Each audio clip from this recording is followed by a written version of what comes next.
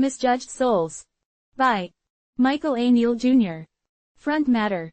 To the quiet observers and the misunderstood souls, to those whose inner worlds are vast landscapes unseen by the casual glance, this collection of stories is offered.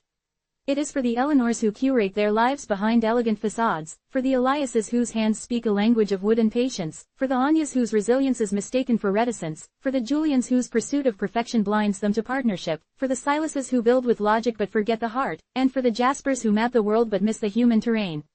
It is for anyone who has ever felt the sting of a misconstrued word, the weight of an unfair assumption, or the loneliness of being seen but not truly understood. May these narratives serve as a gentle reminder that beneath the surface of every interaction, there exists a universe of unspoken thoughts, deeply held beliefs, and complex emotions. May we cultivate the courage to look beyond the immediate, to listen with more than our ears, and to offer the grace of empathy, recognizing that the tapestry of human experience is woven with threads of both brilliance and profound vulnerability. This book is an ode to the subtle, often invisible, battles fought within the human heart, and a testament to the enduring power of genuine connection that can only bloom when we dare to see each other, truly and without prejudice. Chapter 1. The Gilded Cage of Assumption. The late afternoon sun, a gentle, gilded wash, spilled across the manicured lawns of Oakhaven, illuminating each perfectly placed bloom in Eleanor Vance's prize-winning rose garden. From the outside, her life was a masterpiece of pastoral elegance, a scene lifted from the pages of a genteel novel. Her Victorian home, a stately edifice of white clapboard and intricate gingerbread trim, stood as a proud sentinel on Elm Street, a street itself synonymous with affluence and undisturbed tranquility. Oakhaven, as a town, prided itself on its curated perfection, its manicured verges and hushed, tree-lined avenues a deliberate counterpoint to the hurried chaos of the outside world. And Eleanor, with her serene smile, her impeccably tailored linen suits, and her unwavering commitment to good works, was, in the eyes of her neighbors, the very embodiment of Oakhaven's refined spirit. She was a pillar, they whispered over garden fences and during hushed brunches at the Willow Creek Country Club. A benevolent matriarch, a woman whose days were a tapestry woven with the threads of charitable luncheons, volunteer committee meetings, and the quiet cultivation of beauty.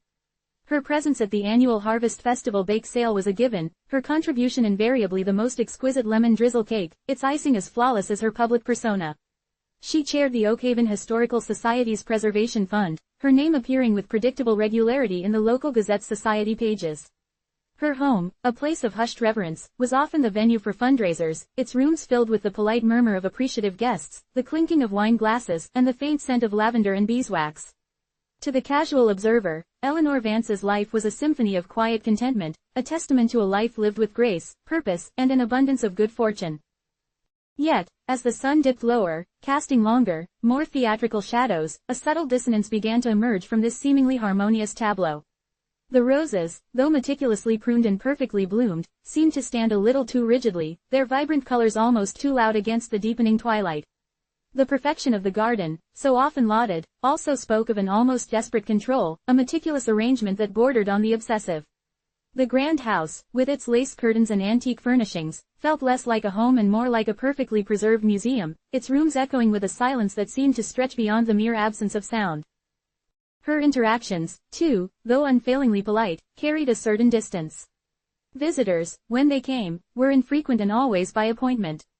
Conversations, while amiable, rarely delved beneath the surface, skirting around the edges of deeper subjects, content to remain on the well-trodden paths of local gossip, weather patterns, and upcoming social events. There was a warmth in her smile, a genuine kindness in her tone, but beneath it all, an almost imperceptible barrier, a carefully constructed wall that kept the world at bay. She was admired, certainly, but rarely truly known. The Oakhaven air, thick with the perfume of blooming jasmine and the unspoken anxieties of its residents, seemed to carry whispers of this subtle isolation, hints of a loneliness that clung to Eleanor like the morning mist to the dewy petals of her roses. The town's very ethos, its unwavering devotion to appearances, amplified this carefully crafted illusion. Oakhaven was a community where the outward presentation of success and happiness was paramount, where the veneer of respectability was meticulously maintained, and where any crack in that facade was swiftly, and often silently, papered over. In such a landscape, Eleanor's poised demeanor and flawless public record were not merely admired, they were expected. She was the embodiment of Oakhaven's ideal, a living, breathing testament to its carefully cultivated sense of order and propriety. The reader, drawn into this idyllic setting, was lulled into accepting this surface reality, this portrait of a woman seemingly blessed with every comfort and a life devoid of significant struggle. It was a scene of quiet perfection, a gilded cage of assumption, where the bars, though invisible, were strong enough to hold a lifetime of unspoken truths. Eleanor's days were, by all outward appearances, a testament to a life well lived. The morning would begin with Arthur, her husband, a quiet man absorbed in his own scholarly pursuits, leaving for his study after a brief, perfunctory breakfast. Then, Eleanor would commence her daily ritual. First, a brisk walk through the dew-kissed streets of Oakhaven, nodding pleasantly to early risers, her presence a comforting, familiar sight. This would be followed by a thorough inspection of her garden, a ballet of pruning shears and watering can, each rose bush, each herbaceous border, receiving its due attention. The meticulousness was not merely aesthetic, it was a form of meditation, a way of imposing order on a world that often felt capricious and unpredictable. By mid-morning, the telephone would begin its gentle chime, signaling the start of her charitable duties. A call from Mrs. Henderson, the president of the Oakhaven Ladies Benevolent Society, to discuss the upcoming fundraising gala. Eleanor, with her innate sense of diplomacy and her impeccable organizational skills, was the society's indispensable asset. She would guide the conversation, subtly steering them towards sensible budget allocations, suggesting elegant yet cost-effective decorations, and invariably volunteering to oversee the catering, a task she executed with precision, ensuring that every canapé was perfectly formed and every glass of champagne impeccably chilled. Her ability to manage these intricate social machinations with such apparent ease cemented her reputation as a capable and selfless pillar of the community. Lunch was often a solitary affair, a light salad or a delicate quiche enjoyed on the sun-drenched patio, the silence punctuated only by the chirping of sparrows and the distant hum of a lawnmower. It was during these quiet hours that the carefully constructed facade might, for a fleeting moment, begin to thin. The vastness of the perfectly kept garden, the stately emptiness of the echoing rooms, the quiet ticking of the grandfather clock in the hall, these elements, bathed in the unwavering sunlight, could sometimes press in, creating a sense of immense, undefined space. But Eleanor was adept at filling this space, her thoughts quickly returning to the next charitable endeavor, the next community project, the next meticulously planned event that would define her days and her worth. Her afternoons were often dedicated to the Oakhaven Historical Society. She would spend hours poring over dusty archives, meticulously cataloging old photographs, and researching the town's founding families. Her knowledge of Oakhaven's history was encyclopedic, a testament to her deep-rooted connection to the town. She saw herself not just as a resident, but as a custodian of its legacy, a guardian of its carefully preserved charm.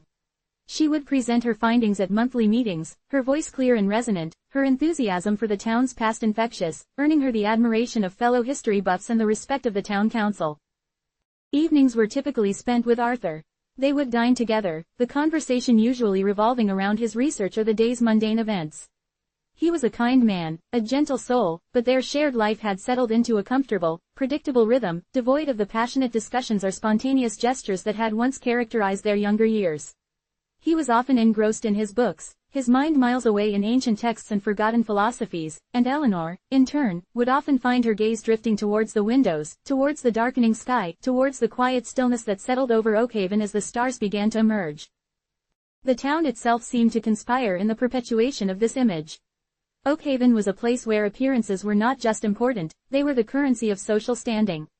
Children were raised with a strong emphasis on politeness and decorum, and adults navigated the social landscape with a keen awareness of who was seen with whom, and what was said, and more importantly, what was left unsaid. Eleanor's adherence to these unspoken rules was flawless, making her a paragon of Oakhaven society. Her home was a testament to this, impeccably decorated, always spotless, exuding an aura of quiet wealth and refined taste. The antique furniture, the Persian rugs, the collection of delicate porcelain, all spoke of a life of cultivated elegance, a life that had, by all accounts, reached its zenith of peaceful fulfillment. Yet, woven into this rich tapestry of seemingly perfect existence were threads of a different color, subtle hues of melancholy that the town, in its collective pursuit of superficial brightness, chose to overlook. The sheer perfection of the roses could also be seen as a desperate attempt to control something beautiful that was, by its very nature, ephemeral. The quietude of the house, while peaceful, could also be interpreted as a profound emptiness, a space waiting to be filled by something more substantial than polite conversation and social obligations. The infrequent visitors, the carefully managed interactions, these were not necessarily signs of a beloved matriarch, but perhaps of someone struggling to maintain a connection, someone holding the world at arm's length, not out of superiority but out of a deep-seated fear of exposure. This gilded cage of assumption was built not only by Eleanor's own careful curation of her life but also by the town's eager acceptance of the narrative she presented. Oakhaven, in its desire for idyllic stability, had readily embraced the image of Eleanor Vance, the benevolent matriarch, the pillar of the community. They saw what they wanted to see, a woman who had achieved the Oakhaven ideal, a life of effortless grace and quiet accomplishment. They were lulled, as the reader was, into accepting this surface reality, unaware of the deeper currents that stirred beneath the placid surface of Eleanor Vance's meticulously crafted life. The reader was invited to admire the polished exterior, to appreciate the carefully arranged garden, to nod in agreement at the neighbors' pronouncements of Eleanor's virtue, all while a subtle unease, a premonition of hidden depths, began to take root. The stage was set, the scene was perfectly framed, and the protagonist, Eleanor, stood at its center, bathed in the flattering light of assumption, an unwitting player in a drama yet to unfold. The late afternoon sun, a gentle, gilded wash, spilled across the manicured lawns of Oakhaven, illuminating each perfectly placed bloom in Eleanor Vance's prize-winning rose garden. From the outside, her life was a masterpiece of pastoral elegance, a scene lifted from the pages of a genteel novel. Her Victorian home, a stately edifice of white clapboard and intricate gingerbread trim, stood as a proud sentinel on Elm Street, a street itself synonymous with affluence and undisturbed tranquility. Oakhaven, as a town, prided itself on its curated perfection, its manicured verges and hushed, tree-lined avenues a deliberate counterpoint to the hurried chaos of the outside world. And Eleanor, with her serene smile, her impeccably tailored linen suits, and her unwavering commitment to good works, was, in the eyes of her neighbors, the very embodiment of Oakhaven's refined spirit. She was a pillar, they whispered over garden fences and during hushed brunches at the Willow Creek Country Club. A benevolent matriarch, a woman whose days were a tapestry woven with the threads of charitable luncheons, volunteer committee meetings, and the quiet cultivation of beauty.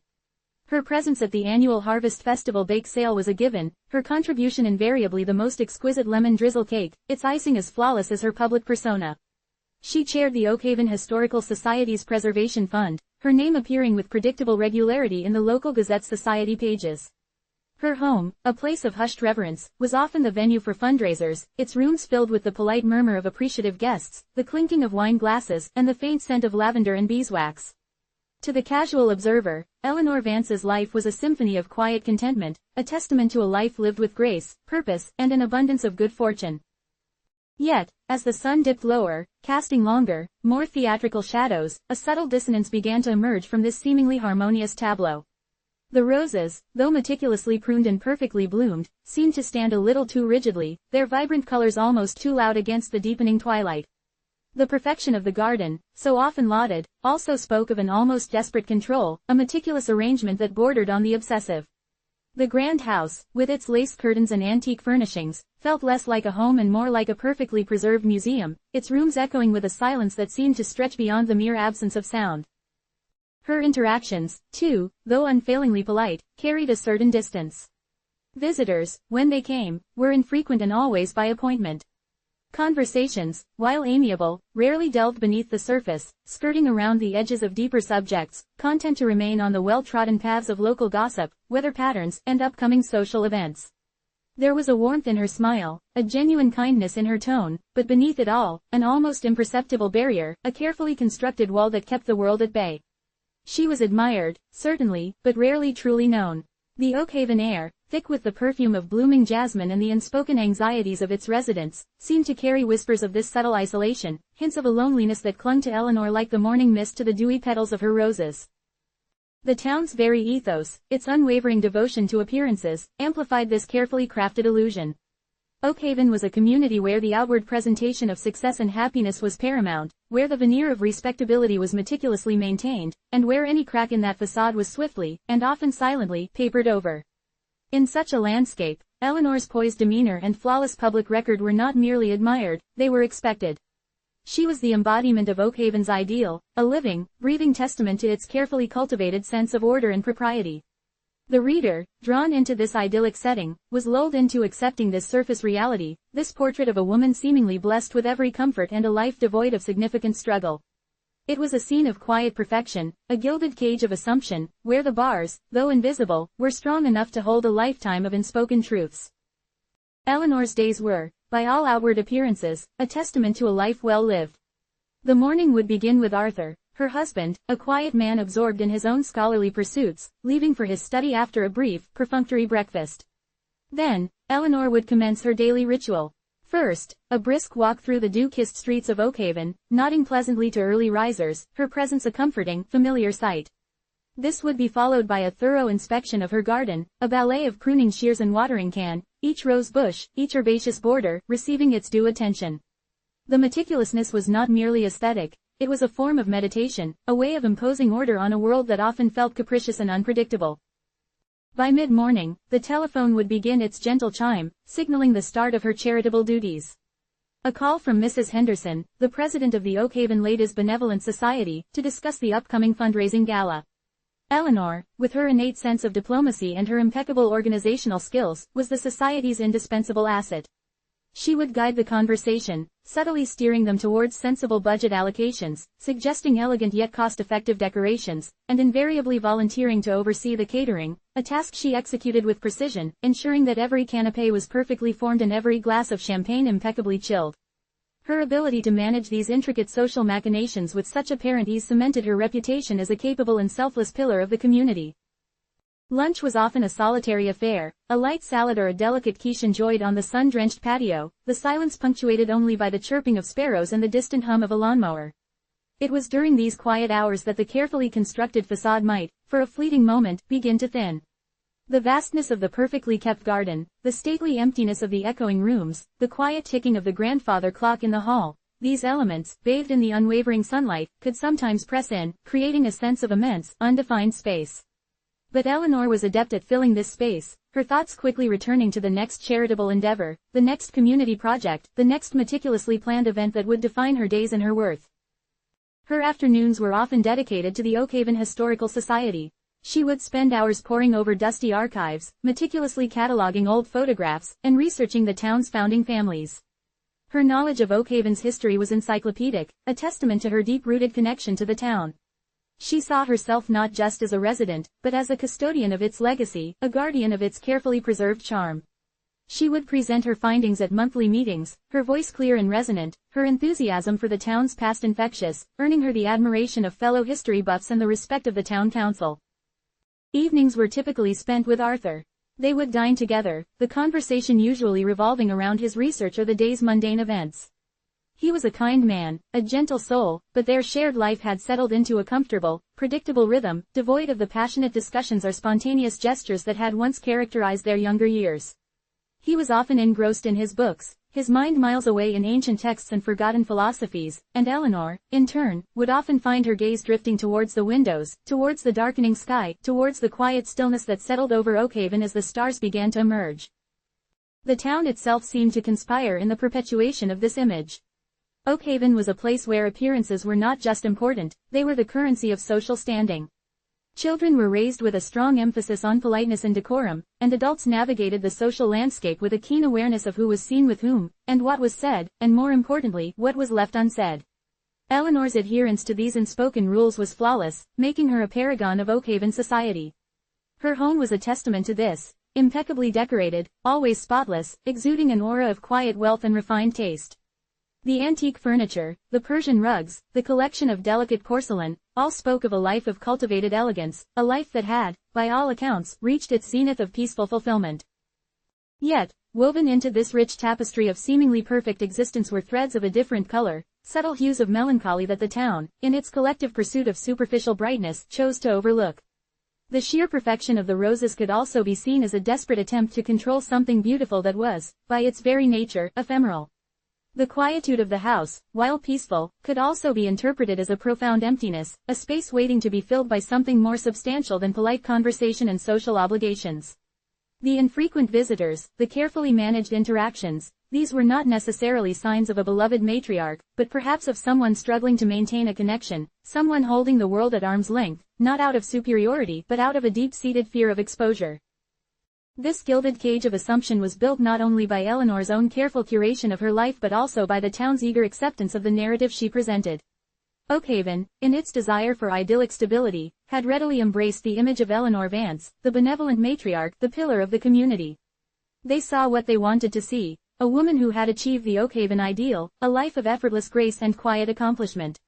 They were lulled, as the reader was, into accepting this surface reality, unaware of the deeper currents that stirred beneath the placid surface of Eleanor Vance's meticulously crafted life. The reader was invited to admire the polished exterior, to appreciate the carefully arranged garden, to nod in agreement at the neighbors' pronouncements of Eleanor's virtue, all while a subtle unease, a premonition of hidden depths, began to take root. The stage was set, the scene was perfectly framed, and the protagonist, Eleanor, stood at its center, bathed in the flattering light of assumption, an unwitting player in a drama yet to unfold. The quiet hum of Oakhaven society continued, a predictable rhythm of garden parties and charity luncheons, of hushed conversations over artisanal cheeses and meticulously prepared hors d'oeuvres. Eleanor navigated these events with her customary grace, her smile a practiced aperture that revealed just enough warmth to placate, but never enough to invite genuine intrusion. She was a constant, a fixture of the Oakhaven landscape, as reliable as the seasonal bloom of the hydrangeas or the annual descent of the autumn leaves. Her days unfolded with a serene predictability, each hour accounted for, each social obligation met with a polite efficiency that bordered on the robotic. She was the architect of her own ordered existence, carefully constructing a life that was, on its surface, a testament to quiet contentment and refined living. Her engagement with the world was a curated exhibition, each interaction a carefully chosen piece displayed for maximum admiration and minimal scrutiny. The subtle currents of her inner life, the unspoken regrets and the lingering sorrows, were buried beneath layers of polished composure and societal expectation, as deeply as Oakhaven itself had buried its own less picturesque histories beneath its manicured facade. The town, in its collective embrace of superficial perfection, had become an accomplice in Eleanor's self-imposed isolation, their shared commitment to appearances creating a silken shroud that muffled any potential discord. It was into this carefully constructed serenity that Leo stumbled, a creature of impulse and unfettered artistic vision. He was an anomaly in Oakhaven, a splash of vibrant, unvarnished color against the town's muted palette. A young art student, recently arrived from the bustling, graffiti-scarred streets of the city, he had sought refuge in Oakhaven's supposed tranquility, lured by whispered tales of its picturesque charm and its seemingly untouched natural beauty.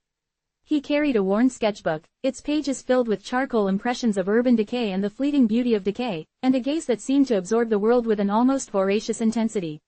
He saw not just the surface, but the textures beneath, the stories etched into weathered brick and the unspoken narratives held within the quiet repose of nature. Oakhaven, to him, was a fascinating study, a peculiar blend of pastoral ideal and underlying, almost palpable, stillness. His encounter with Eleanor occurred at the Oakhaven Gallery, a modest space tucked away on a side street, a place that showcased the work of local artists and the occasional touring exhibition. Eleanor, ever the patron of the arts and a staunch supporter of Oakhaven's cultural endeavors, was a familiar face at such events. She stood before a landscape painting, a depiction of the Oakhaven countryside rendered in soft, impressionistic strokes, her expression one of polite contemplation. Her presence there was as expected as her donation to the annual flower show. Leo, his eyes still adjusting to the gallery's softer light after the glare of the afternoon sun, found himself drawn to her. Not to the painting, not initially, but to the woman who stood before it. There was a stillness about her, an almost sculpted poise that resonated with a peculiar melancholy, a depth that seemed to lie just beneath the surface of her carefully composed features. He approached, not with any intention of conversation, but with the unconscious curiosity of an artist observing his subject. He paused a respectful distance away, his gaze lingering on the subtle lines around her eyes, the almost imperceptible downturn of her lips. He saw, in the way her shoulders held themselves, a certain weariness, a faint tension that belied the serene public facade. It was a fleeting observation, a purely aesthetic assessment, the kind of analysis an artist might apply to a chiaroscuro study or the emotional weight of a sculpted form. He saw the light catching the subtle shadows beneath her eyes and it spoke to him of unspoken burdens, of a quiet, internal landscape that the external world was designed to ignore. He moved on to examine a still life, a vibrant arrangement of fruit and flowers, when he overheard Eleanor's soft voice, a gentle murmur directed at the gallery owner. It was a polite acknowledgement, a fleeting compliment on the artist's technique. He found himself turning back, drawn by an artist's instinct for composition, for the interplay of light and shadow.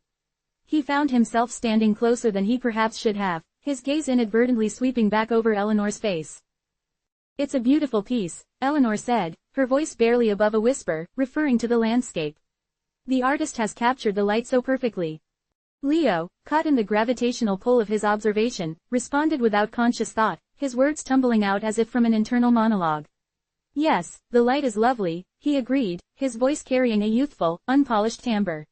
He paused, then added, almost as an afterthought, his gaze still fixed on her, his artist's eye cataloging the subtle nuances of her expression. "But there's a sadness, too. In your eyes, I mean. It's captivating." The words, simple and artless, hung in the air between them, stark and unbidden. He hadn't meant them as a judgment, or an accusation, or even a personal inquiry. It was an observation, a fleeting impression, the kind of thing he might jot down in his sketchbook as a note for a future portrait. He saw it as a feature, an element that added depth and complexity to the visual narrative of her face, a testament to the artist's ability to perceive beyond the superficial. It was purely an aesthetic interpretation, the kind of comment one might offer about the brooding skies in a romantic painting, or the melancholic gaze of a Renaissance subject. He saw it as a testament to the human condition, a universal truth that art often sought to capture and explore.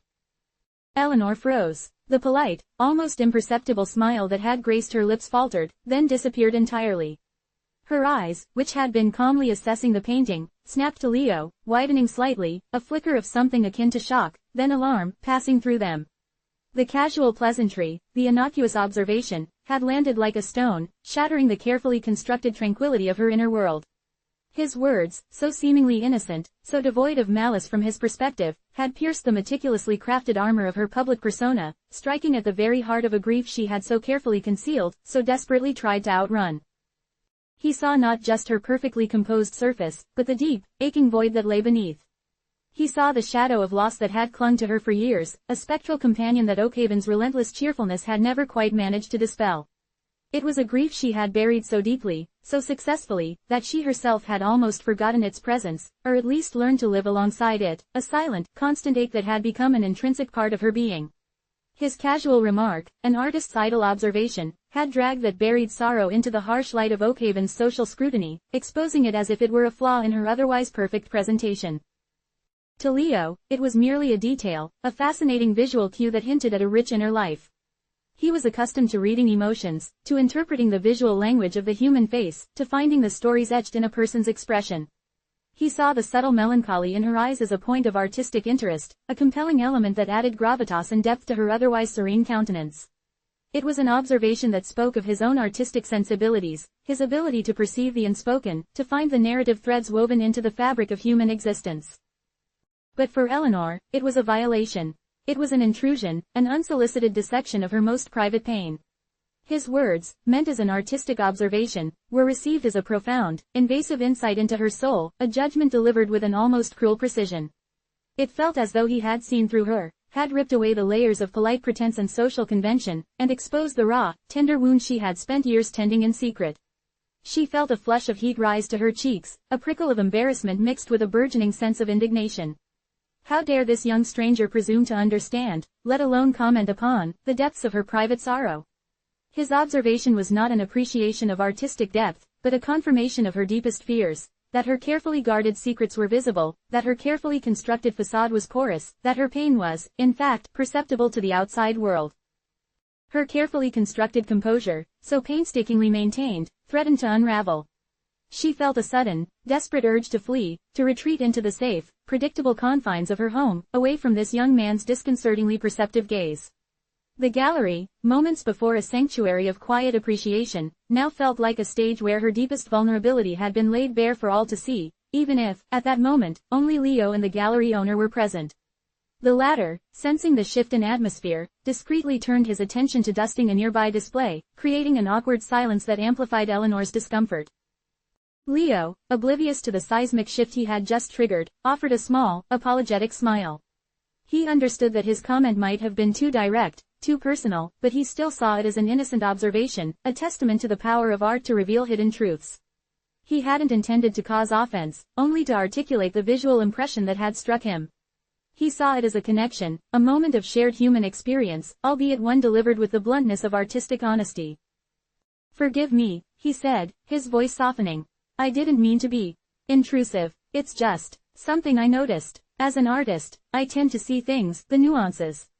He gestured vaguely with his hand, a gesture that encompassed his sketchbook, his artistic sensibilities, and the perceived emotional landscape of the world around him. "It's a beautiful sadness, though. It adds a certain depth, a human element that can be quite compelling." Eleanor managed a strained smile, a pale imitation of her usual serene expression. Her mind raced, replaying his words, trying to reconcile their innocent delivery with the profound unsettling they had evoked within her. She interpreted his insistence on depth, and human element, not as artistic appreciation, but as a veiled commentary on her perceived lack of genuine feeling, a suggestion that her outward composure was somehow artificial, a performance devoid of true emotional substance. His words, she felt, were not merely an observation of sadness, but a subtle indictment of her entire life, a whispered accusation that her carefully curated existence was a hollow shell, lacking the very essence of lived experience that he, with his youthful idealism and unblinking artistic gaze, seemed to so readily perceive and champion. This moment, born of a stranger's idle words and a misconstrued artistic observation, marked the true turning point. The gilded cage of assumption, so expertly crafted and so readily accepted by the town, had been subtly, yet irrevocably, rattled. A single, misplaced remark had lodged itself like a splinter beneath Eleanor's skin, a persistent irritant that would fester and grow, setting the stage for a complex interplay of misunderstanding and unspoken conflict. The carefully constructed dam that held back her grief had sprung a tiny, almost imperceptible leak, and through it, a torrent of long-suppressed emotions threatened to pour forth, forever altering the serene landscape of her Oakhaven existence. The serene facade had cracked, and in that fissure, a nascent drama began to unfurl, propelled by the innocent, yet profoundly disruptive, words of a young artist seeking inspiration. The comfortable equilibrium of Eleanor's world had been disturbed, not by a grand catastrophe, but by the quiet, unexpected intrusion of a stranger's gaze, a gaze that had dared to look beyond the polished surface and perceive the shadow of a hidden pain.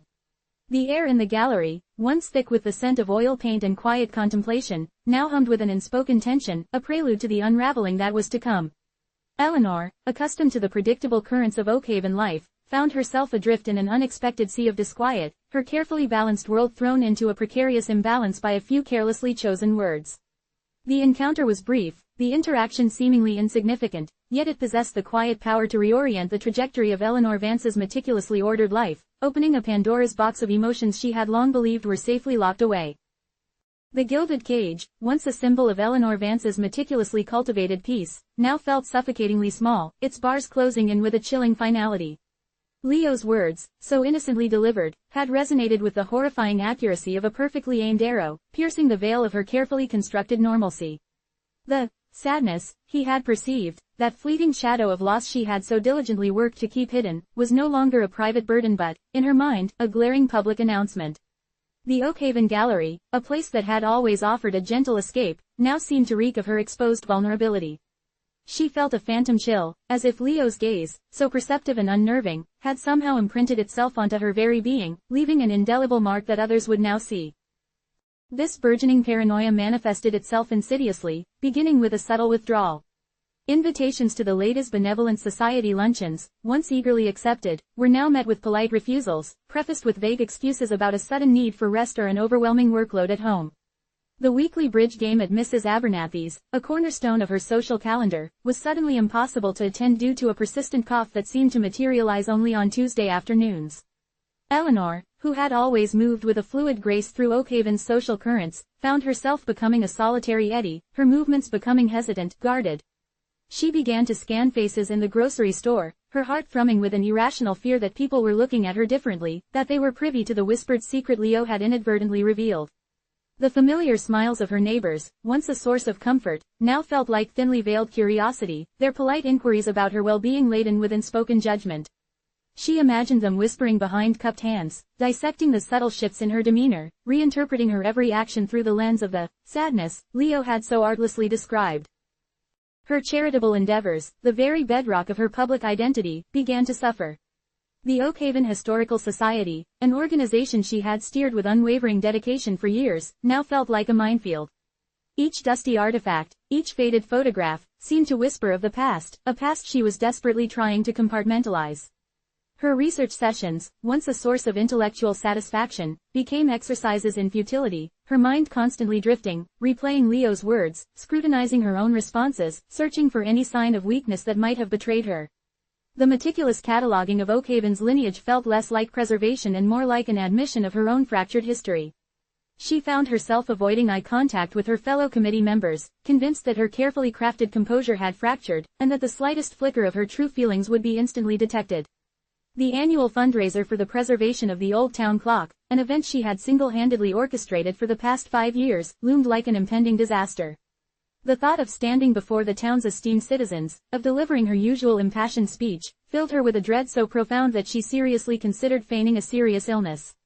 The meticulously planned seating arrangements, the carefully curated silent auction items, the guest list, all of it felt overwhelming, a stage upon which her supposed internal turmoil would be put on public display. The chasm between Eleanor and her husband, Arthur, widened with each passing day. Arthur, a man whose life revolved around the quiet contemplation of ancient texts and the logical progression of academic research, noticed the change in his wife, but his interpretation was, predictably, rooted in his own frame of reference.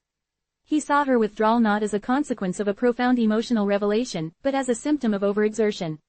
Eleanor was, after all, a woman of many responsibilities, a tireless volunteer whose commitment to Oakhaven was legendary. He would find her staring out of the window for long stretches, her gaze distant, her usual lively engagement absent. "Eleanor, my dear," he would say, his voice a gentle rumble from his study, "you seem rather preoccupied. Is the Historical Society proving more demanding than usual?" Or, after a particularly strained dinner, he might remark, "You're very quiet tonight. I hope your duties with the Benevolent Society aren't taking too much of a toll. Perhaps you should delegate more, allow others to shoulder some of the burden." His concern was genuine, a quiet manifestation of his affection, but it was a concern divorced from the true source of her distress. He saw the symptoms, but completely missed the cause. He believed her quietude stemmed from the pressure of her public roles, the natural exhaustion that came from being so actively involved in community affairs. He could not fathom that the meticulously arranged world of Oakhaven's social calendar, the very structure that had defined her existence, had become the locus of her deepest anxieties. He saw her stress as a product of external demands, not as an internal implosion triggered by a stranger's unsettlingly accurate observation. This misattribution was a subtle but significant barrier. Eleanor, caught in the grip of her own paranoia, felt unable to confide in Arthur. How could she explain the cryptic pronouncement of a young art student, a pronouncement that had, in her mind, unraveled the very fabric of her life? She feared his logical mind would dismiss her fears as fanciful, or worse, that he would not understand the depth of her perceived exposure. She had always prided herself on her ability to manage her emotions, to maintain a stoic exterior, and to confess to being so profoundly shaken by a stranger's casual remark would feel like a confession of utter failure, a dismantling of the very self she presented to the world, and to him. So, she endured his well-intentioned but misguided attempts at comfort, allowing the silence between them to grow, a silent testament to their diverging perceptions of reality. She began to avoid public spaces, the very places that had once been the stage for her social triumphs. The town square, with its cheerful Saturday market, became a place of dread.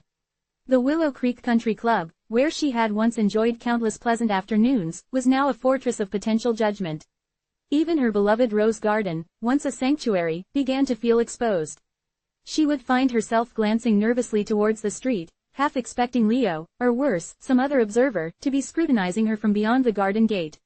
The meticulously pruned roses, their vibrant colors now seeming almost garish, felt like a garish advertisement for a life that was, in reality, far more complex and fragile than Oakhaven's pristine exterior suggested.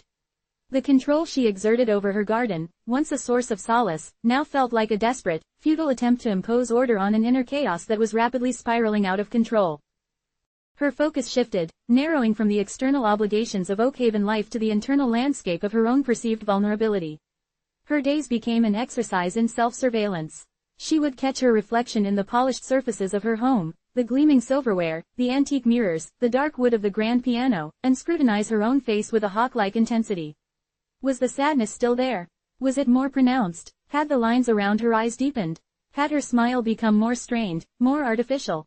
She would stand before the mirror for what felt like hours, her mind a whirlwind of anxious thoughts, dissecting every subtle shift in her expression, every minute movement of her facial muscles, searching for any trace of the vulnerability Leo had perceived.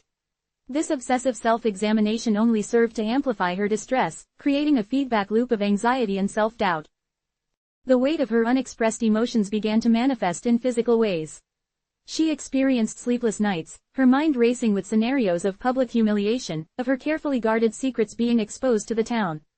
Headaches became a frequent companion, a dull throb behind her eyes that mirrored the persistent ache of her unresolved grief. Her appetite waned, and the delicate quiches and light salads that had once sustained her now felt like leaden weights in her stomach. She was a prisoner within her own body, her physical well-being a casualty of the war she was waging within her own mind. Arthur, observing these outward manifestations of her distress, remained steadfast in his misdiagnosis. He attributed her sleeplessness to the stress of her volunteer work, her headaches to the strain of her increased focus on her home, and her lack of appetite to a general malaise. He would gently suggest she see Dr. Peterson, the town physician, for a checkup, or that she take a week's vacation, perhaps a quiet trip to the coast. His suggestions, though well-intentioned, felt like a further dismissal of her true inner state, a reinforcement of the idea that her suffering was a superficial ailment, easily remedied by rest or medical intervention, rather than a profound existential crisis brought on by the shattering of her carefully constructed reality. The gulf between them, already widening, now threatened to become an unbridgeable chasm, each of them operating within their own distinct and increasingly isolated worlds. Eleanor, trapped in the echo chamber of her own amplified fears, and Arthur, content in his logical, if ultimately inaccurate, assessment of her condition. The gilded cage, designed to protect her, had instead become a solitary confinement, its silken bars now rusted with suspicion and isolation. The subtle shift in Eleanor Vance's social presence did not go unnoticed. Oakhaven, a town that prided itself on its intimate knowledge of its residents' comings and goings, was quick to register the increasing infrequency of her appearances. The usual cheerful wave from her car as she passed Mrs. Gable's meticulously manicured front garden was now a rare occurrence. Her absence from the weekly bridge game at Mrs. Abernathy's, once a matter of surprised discussion, was becoming the norm. These absences, initially met with mild concern and polite inquiries, began to coalesce into something more speculative. Mrs. Gable, a woman whose social currency was directly proportional to the speed and accuracy of her gossip dissemination, found Eleanor's reclusiveness a ripe subject for her particular brand of observation. From her vantage point behind the lace curtains of her sunroom, Eleanor's house, usually a beacon of activity, seemed to be shrouded in an unusual stillness. The absence of Eleanor's familiar presence at the Oakhaven Historical Society meetings, where she had once been a formidable and guiding force, was particularly striking. It wasn't just the absence of Eleanor herself, but the subtle ripple effect it created. The meetings felt less organized, the discussions more meandering, as if the anchor that had kept them steady had been removed. Eleanor's own increasing guardedness, born from her internal anxieties, inadvertently fueled the burgeoning speculation. Her curt replies to the few acquaintances she encountered, her hurried steps through the market, her avoidance of eye contact, all were interpreted through the prism of existing conjectures. She had always been a woman of impeccable composure, her emotions a closely guarded fortress. Now, the slight tremor in her hand as she reached for her purse, the almost imperceptible tightening of her jaw when an unexpected question was posed, these were not seen as signs of inner turmoil but as confirmations of something more sinister. It began, as these things often do, with a seemingly innocuous comment. Leo, the art student whose observation had plunged Eleanor into her current state of disquiet, had mentioned his chance encounter with her at the gallery to a friend, a young woman named Clara who worked as a waitress at the Gilded Spoon, Oakhaven's most popular diner. Clara, in turn, shared the anecdote with her mother, Mrs. Gable, over a cup of lukewarm tea after her shift. He said Mrs. Vance looked so sad, Mother, Clara had reported, her voice tinged with the innocent curiosity of youth. Like she'd lost something precious. He thought she was going to cry, right there in front of that modern sculpture. Mrs. Gable's eyes, usually twinkling with amusement, narrowed with a sharp, assessing glint. Sad, you say, Eleanor Vance. Our Eleanor. The words hung in the air, pregnant with unspoken implication. Eleanor Vance, the pillar of Oakhaven society, the woman who effortlessly presided over countless committees and charity events, was experiencing sadness. The very notion seemed preposterous, almost a defiance of the natural order. But Mrs. Gable had a talent for twisting the ordinary into the extraordinary, for finding the dark thread in the silken tapestry of everyday life. The sadness, Leo had perceived, a fleeting shadow in Eleanor's eyes, a slight downturn of her lips, was immediately amplified, distorted, and imbued with scandal. It was not a fleeting moment of melancholy, but a profound and debilitating sorrow, a sorrow that must surely stem from something significant, something hidden. Perhaps, Mrs. Gable mused aloud, her voice lowering to a conspiratorial whisper, it's something more serious than mere sadness. Perhaps, she's not herself. You know, Clara, her husband is so absorbed in his books, always buried in that study of his. He wouldn't notice if the house caught fire. Perhaps she's been under a great deal of strain. Too much responsibility. It can take a toll on a woman's mind, you know. The notion of Eleanor Vance experiencing a mental decline was a tantalizing prospect for Mrs. Gable. It offered a dramatic narrative, a fall from grace that would captivate Oakhaven's collective imagination. The carefully curated image of Eleanor as the unflappable matriarch was, in Mrs. Gable's estimation, a facade, and the chinks in that armor were finally beginning to show. The whispers began subtly, like the rustling of dry leaves before a storm. A hushed conversation at the post office, a significant glance exchanged over the produce aisle at Miller's Market, a prolonged silence when Eleanor's name was mentioned at the latest Benevolent Society meeting she had managed to attend, albeit briefly. Mrs. Gable, with her keen network of informants, the postman, the grocer's wife, the church organist, ensured that the seeds of speculation were sown far and wide. "Did you see Eleanor at the fundraiser meeting yesterday?" Mrs. Henderson, a woman known for her perpetually pursed lips and her uncanny ability to overhear conversations from across a crowded room, asked Mrs. Gable at the Oakhaven Garden Club luncheon. She was so distracted, barely seemed to hear a word anyone was saying. Kept looking out the window as if she expected someone. "Ah, yes," Mrs. Gable replied, her voice laced with feigned sympathy, "I've heard. Poor dear, it's been a tremendous strain on her, you know. Arthur is so detached. It's a heavy burden for a woman to bear alone. Some say she hasn't been sleeping well at all. Looks quite drawn, wouldn't you agree?" The word, drawn, was a carefully chosen descriptor, vague enough to encompass a multitude of imagined ailments, from the tragic to the scandalous. It implied a deterioration, a fading of the vibrant woman Eleanor had once been, and invited listeners to fill in the blanks with their own worst fears. Clara's innocuous observation about Leo's comment about Eleanor's sadness was quickly transformed. It was no longer the fleeting melancholy of an artist's keen eye, but a profound, soul-crushing despair. Some began to speculate about marital discord, imagining Arthur's quiet academic life as a cold, sterile existence that had driven his wife to the brink. Others, with a more melodramatic bent, whispered of financial ruin, a secret debt that was slowly consuming their carefully maintained facade. A few, the most imaginative and perhaps the most morbid, hinted at a more disturbing truth, a breakdown, a descent into delusion. Eleanor, caught in the tightening web of her own anxieties, became an unwitting co-conspirator in her own defamation. Her increasing avoidance of social interaction, her withdrawn demeanor, her palpable discomfort when confronted with even the most casual of inquiries, these were interpreted not as the symptoms of her internal distress but as evidence of the very scandals being whispered about. Her silence became a canvas upon which Oakhaven's collective imagination painted its most lurid fantasies. When she did venture out, her carefully chosen words were dissected, her every gesture scrutinized. A fleeting smile was deemed forced, a sign of desperation to maintain appearances. A sigh was interpreted as a harbinger of impending collapse. The familiar ease with which she had navigated Oakhaven's social landscape was gone, replaced by a nervous tension that was palpable to those around her. She walked through the town square like a ghost, her gaze fixed on the cobblestones, her ears attuned to the faintest murmur, half expecting her name to be uttered, followed by a knowing glance. The latest Benevolent Society, once a source of comfort and camaraderie, became a gauntlet of veiled questions and averted eyes. During a rare appearance, ostensibly to discuss the upcoming charity bazaar, Eleanor found herself the silent center of attention. The usual chatter ceased when she entered the room, a palpable shift in the atmosphere that made her skin prickle. "Eleanor, darling, we were just saying how we haven't seen you at bridge lately," Mrs. Abernathy began, her voice a little too bright, a little too forced. "Everything quite all right?" Eleanor's heart hammered against her ribs. She could feel the expectant silence, the eager anticipation in the room. "Just a bit tired, Mrs. Abernathy," she managed, her voice thinner than she intended. "Arthur has been keeping me busy with some cataloging at home." She hated the lie, the pathetic excuse, but the alternative, admitting the truth of her fear and paranoia, was unthinkable. "Ah, Arthur," Mrs. Gable chimed in, her voice dripping with a sickly sweetness. "Such a devoted husband, though I do worry he doesn't realize the toll all this takes on a delicate constitution. You must take care of yourself, Eleanor. We need you strong, our Eleanor."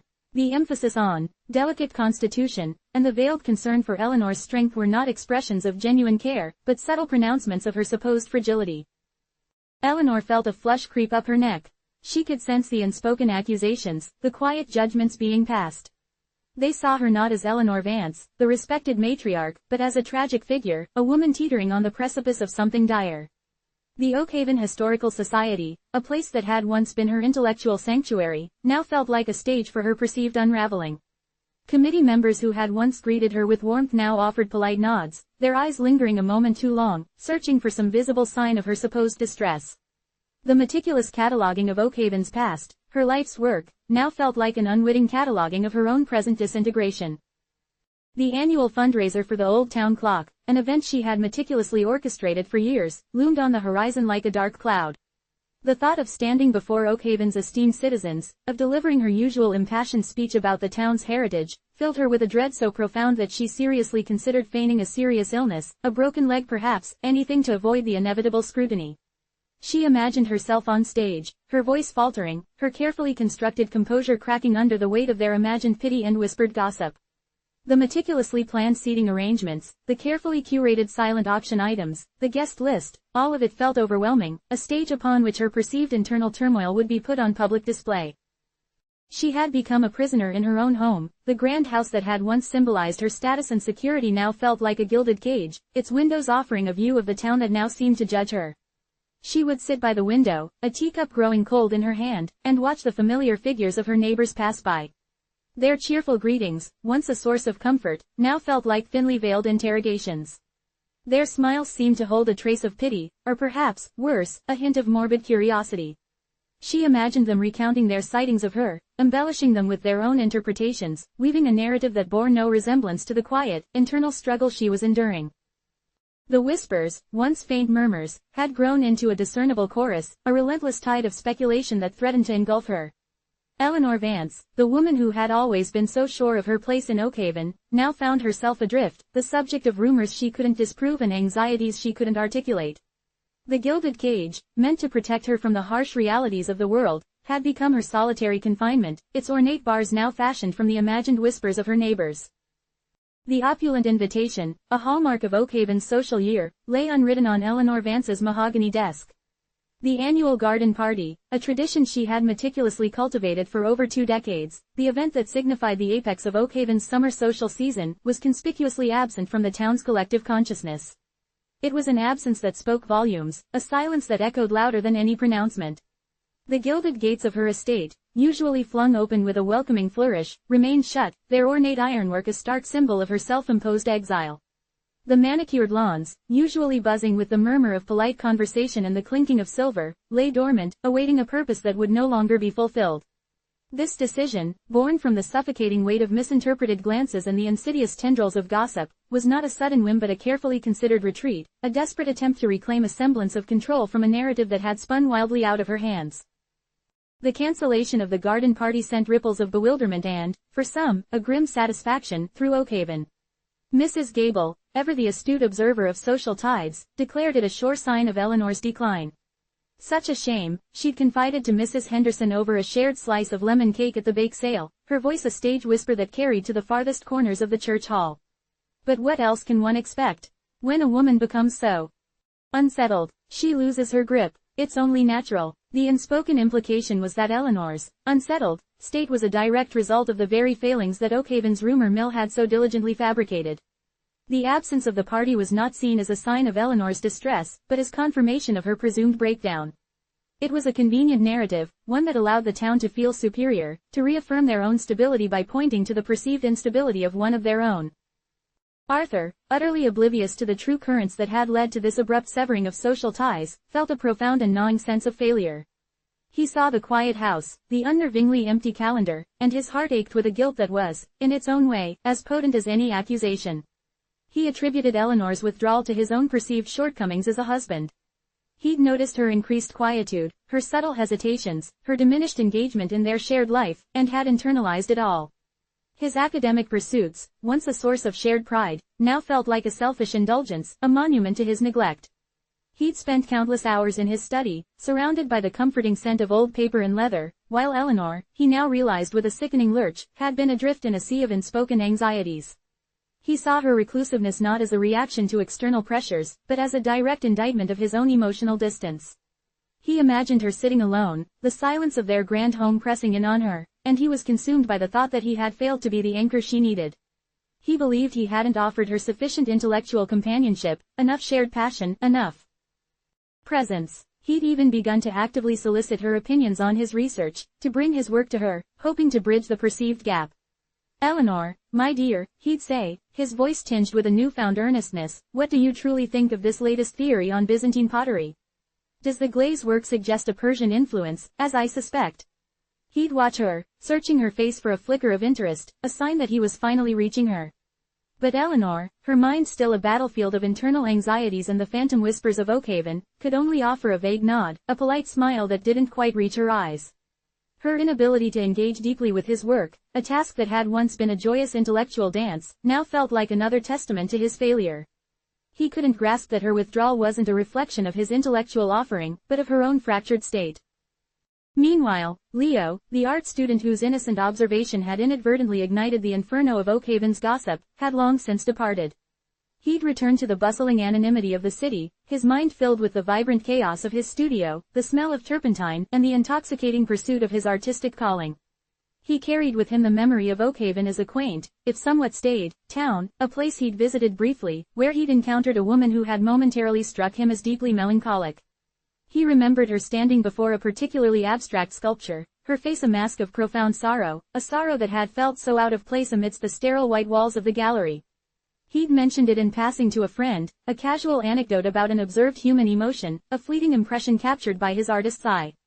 He had no inkling, not even a shadow of an idea, that his observation, a mere fragment of a larger human experience, would be plucked from its context, distorted, and amplified into a scandal that would consume a woman's life. He'd left Oakhaven with the lightheartedness of someone shedding a temporary burden, never realizing the enduring weight of the burden he had, unknowingly, placed upon Eleanor Vance. His departure was a clean break, a severing of ties he never knew existed, leaving Eleanor to grapple with the consequences of his unwitting involvement. The very notion of his comment having such a profound impact would have struck him as absurd, a bizarre twist of fate that defied logic and his understanding of the world. He had simply seen sadness, and that was all. The subsequent unraveling was a phenomenon entirely alien to his experience. Eleanor, ensconced within the vast silence of her home, was now truly alone. The grand house, once a testament to her prosperity and social standing, had become a monument to her isolation. The gilded cage, as it had begun to feel, had finally snapped shut, its bars fashioned from the very assumptions that had suffocated her. She wandered through its opulent rooms, each artifact a silent witness to a life that felt increasingly out of reach. The ballroom, where laughter had once echoed, now held a hollow stillness. The library, Arthur's sanctuary, felt like a foreign land, its dense volumes a symbol of a shared world she could no longer inhabit. Her days were a quiet procession of solitary meals, of staring out of windows at a world that continued without her, of sifting through memories that now seemed tinged with a haunting melancholia. The meticulously curated objects that filled her home, the antique porcelain, the delicate tapestries, the framed photographs of smiling ancestors, all served as a constant, silent reminder of the life she was expected to lead, a life that now felt irrevocably fractured. She would trace the intricate patterns of the Persian rug with her slippered foot, a movement so small, so insignificant, yet it felt like an act of defiance against the grand narrative that had been woven around her. She was a prisoner of perceptions, a victim of the very silence she had tried to maintain. The external world, through its relentless cycle of assumption and gossip, had effectively erased her, replacing the vibrant woman with a phantom, a vessel for Oakhaven's darkest imaginings. The bitter harvest of misperception had been sown and reaped, leaving her in a desolate field of her own making, a desolate field that was, in reality, the creation of others. The elegance of her surroundings became a cruel mockery of her internal desolation, the very luxury of her confinement a stark testament to the depth of her despair. She was a queen dethroned, not by force, but by the insidious whispers that had chipped away at her reign, leaving her with nothing but the empty echo of her former glory. The house, once a source of pride and comfort, had transformed into an echo chamber of her own anxieties, each creaking floorboard and rustling curtain a reminder of her increasing isolation. Chapter 2. The Artisan's Shadow. The air in Elias's workshop was a palpable entity, thick with the sweet, resinous perfume of freshly cut timber and the sharper, more acrid tang of solvents. Sunlight, fractured and diffused by the grimy panes of the high windows, cast a hazy luminescence upon the organized chaos within. Sawdust, fine as powdered gold, coated every surface, the broad planks stacked against the wall, the worn workbench scarred with 1,000 patient cuts, the very air itself seemed to shimmer with its presence. This was Elias's world, a sanctuary carved from the clamor of Veridia, the city that thrummed with an insistent, metallic pulse outside its thick wooden doors. Veridia, a beast of industry and commerce, a place where fortunes were forged and broken on the anvil of relentless competition, was a stark and often brutal counterpoint to the genteel, if superficial, tranquility of Oakhaven. Here, in this cramped space that smelled of honest labor and aged wood, Elias found his solace. He was a man sculpted by his craft. His hands, calloused and strong, moved with an economy of motion that spoke of decades of ingrained practice. Each precise movement, whether it was the careful planing of a length of oak or the delicate inlay of mother of pearl, was a testament to a lifetime dedicated to the pursuit of perfection. His brow was often furrowed in concentration, his gaze intent as he studied the grain of a wood, coaxing from it the latent beauty that only a master artisan could perceive. His face, etched with the fine lines that spoke of long hours spent in focused labor, was typically impassive, a mask that revealed little of the inner world churning beneath. To many, he was an enigma, a craftsman of extraordinary skill whose quiet demeanor was often mistaken for aloofness, even disdain. He spoke sparingly, his words carefully chosen, and the pauses in his conversation were as significant as the utterances themselves. This reticence, born not of arrogance but of a profound interiority, often left others feeling as though they were addressing a distant, unreachable peak. Clients, accustomed to the effusive charm of merchants and the eager obsequiousness of salesmen, found his reserved nature perplexing, even unsettling. They would bring him their commissions, their dreams of heirloom furniture, their visions of elegant dining tables and intricately carved wardrobes, and Elias would listen, his keen eyes absorbing every detail, his mind already dissecting the wood, envisioning the finished piece. He would nod, perhaps utter a low, guttural sound of acknowledgement, and then, with a subtle shift of his weight, convey that the exchange was complete, the silent contract sealed. His workshop was a testament to his philosophy. Unlike the airy, sun-drenched studios of painters or the expansive halls of sculptors, Elias's domain was a place of dense, tangible reality. Shelves overflowed with meticulously sorted tools, each with its designated place, gleaming under the dim light, chisels of varying sizes, planes worn smooth by generations of use, saws with teeth that whispered of sharp intent. Jars of pigments, ground to fine powders, stood in neat rows, their earthy hues promising to imbue wood with a richness that transcended its natural color.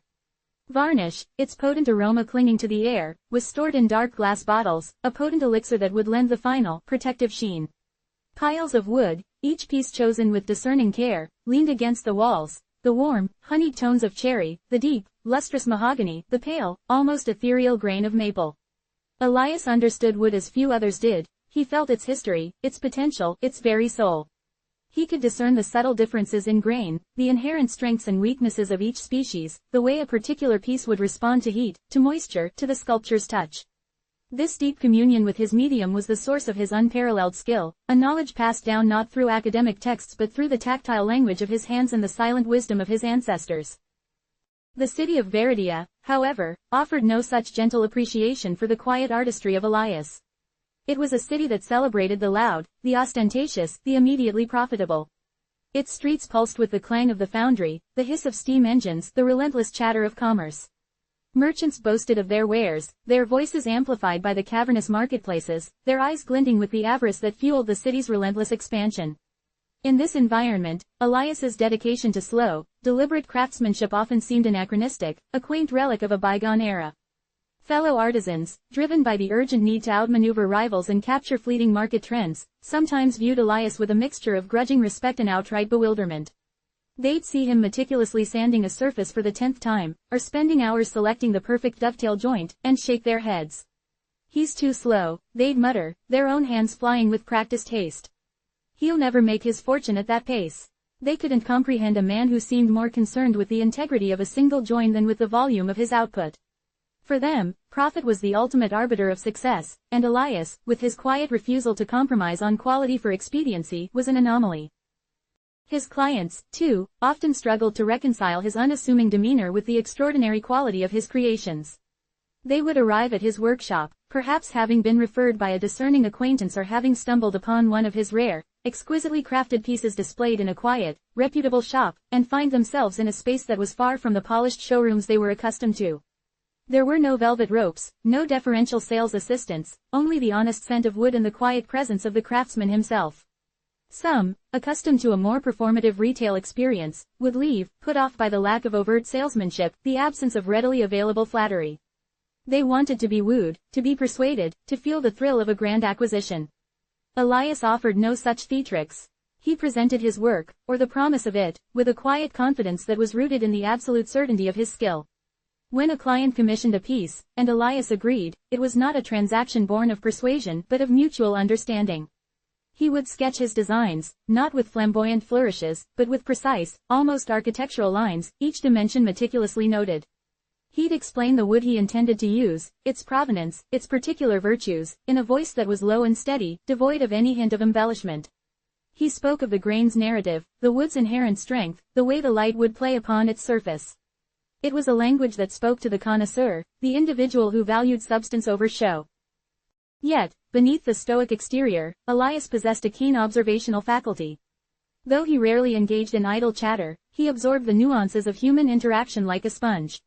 He could sense the unspoken anxieties of a client worried about the cost of a commission, the quiet pride of a patron who had finally saved enough for a truly exceptional piece, the subtle tensions that simmered beneath the surface of even the most polite conversation.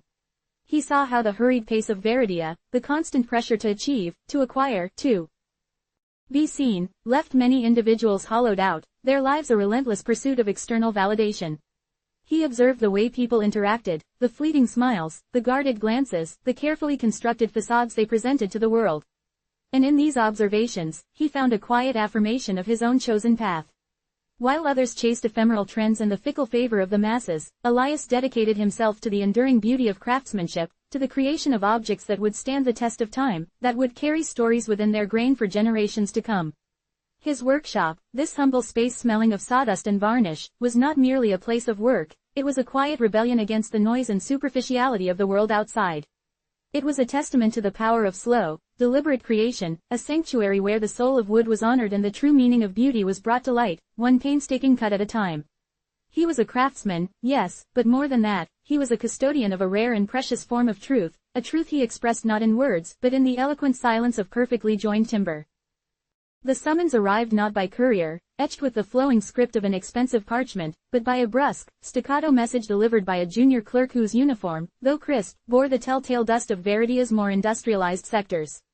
It spoke of Mr. Sterling, a name whispered with a mixture of awe and trepidation in the financial districts, a titan of industry whose factories churned out the very gears and pistons that propelled the city's relentless progress.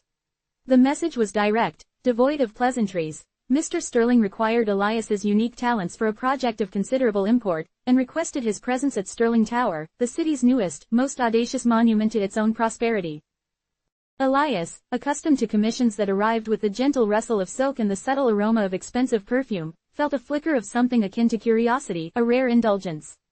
Sterling Tower. The very name conjured images of soaring glass and polished steel, a stark contrast to the warm, earthy embrace of his workshop. He cleaned his hands, wiping away the last vestiges of walnut dust with a practiced motion, and donned a simple, well-worn coat. The journey across Veridia was an exercise in sensory overload. The air grew heavier, thick with the metallic tang of smelting and the exhaust fumes of clattering trams. The cacophony of the streets intensified, the rhythmic clang of hammers, the piercing shriek of machinery, the urgent cries of hawkers. It was a symphony of progress, a brutal, exhilarating testament to humanity's relentless drive. Sterling Tower rose from the urban landscape like an obsidian shard, its sharp angles and gleaming facade seeming to pierce the very clouds. Inside, the opulence was not just evident, but overwhelming. Marble floors, polished to a mirror sheen, reflected the cold, artificial light of 1,000 fixtures. The air, filtered and conditioned, carried a faint, sterile scent, utterly alien to Elias. He was met not by Sterling himself, but by a secretary whose efficiency was as chilling as the surrounding decor. She ushered him into a private elevator, a hushed, velvet-lined capsule that ascended with unnerving speed, the city unfolding beneath them like a sprawling, intricate map. Mr. Sterling's office was not merely a room, but a statement. It occupied an entire floor, its panoramic windows offering a breathtaking, almost dizzying, vista of Veridia. The furnishings were severe, minimalist, the few pieces of art chosen for their abstract boldness rather than any discernible warmth. Sterling himself was a figure of formidable presence. He was a man in his late 50s, his silver hair impeccably styled, his suit tailored with an understated precision that spoke of immense wealth. His eyes, a sharp, piercing blue, seemed to catalogue everything they surveyed, missing no detail, no perceived weakness. He did not rise to greet Elias, but gestured to a chair with a decisive flick of his hand. Elias, Sterling's voice was a low baritone, resonant and commanding. I'm told you are the finest wood craftsman in this city. Perhaps in the region. It was not a question, but a declaration, a statement of fact as he understood it. Elias inclined his head. I endeavor to be, sir. Good. I have no time for mediocrity. I am building a new corporate headquarters. A symbol of Sterling Industries' ascendance. And I require a desk. Not just any desk. The desk, the centerpiece of my executive suite. Sterling leaned forward, his gaze intense. It needs to command respect. It needs to exude power. It needs to be unforgettable. He spoke of the dimensions, the approximate scale, but his words were more about intent than specification. He wanted mahogany, deep and dark, reflecting the gravitas of his empire. He wanted inlaid metal, perhaps brass or bronze, to speak of the industrial might he commanded. He spoke of a certain heft, a solidity that would convey permanence. Elias listened, his mind already at work, not just on the aesthetics, but on the structural integrity, the wood's innate characteristics, the subtle interplay of light and shadow. And the design, Sterling prompted, his impatience a tangible presence in the room. Have you sketched anything? I trust you've already envisioned it. You artisans, you see these things, don't you? In a flash of inspiration. Elias blinked, a slow, deliberate movement. The flash of inspiration Sterling envisioned was a far cry from the meticulous, iterative process that defined his own approach. Mr. Sterling, he began, his voice calm, a piece of this significance requires careful consideration. I need to understand the space it will occupy, the flow of the room, the intended daily use. I also need to select the finest timber, to feel its grain, to understand its story. Sterling's jaw tightened almost imperceptibly. Timber's story? Elias, I'm commissioning a desk, not a historical document. I need a finished product. A piece that reflects decisive action, not contemplation. He tapped a manicured finger on the polished surface of his own, rather uninspired, executive desk. This is what decisiveness looks like. It's here, it's functional, it's impressive. I don't need you to commune with the trees. I need you to build me a desk. Elias felt a familiar, quiet tightening in his chest. The disconnect was profound. Sterling, a man who built his empire on swift, often ruthless, decisions, saw Elias's thoroughness as indecision. He mistook the deep well of knowledge and the careful deliberation required for true craftsmanship as a lack of capability. Mr. Sterling, Elias said, choosing his words with care, the wood itself has inherent qualities. Its grain, its density, its natural coloration. To force a design upon it, rather than coaxing it forth, would be a disservice to the material, and ultimately, to the piece. A desk of this caliber must not only be visually striking, but structurally sound, balanced, and responsive to its environment. This requires not a flash of inspiration, but a deep understanding of both the material and the art of its manipulation. I will need to take measurements of the intended space, to feel the light in the room, to understand how it will be used.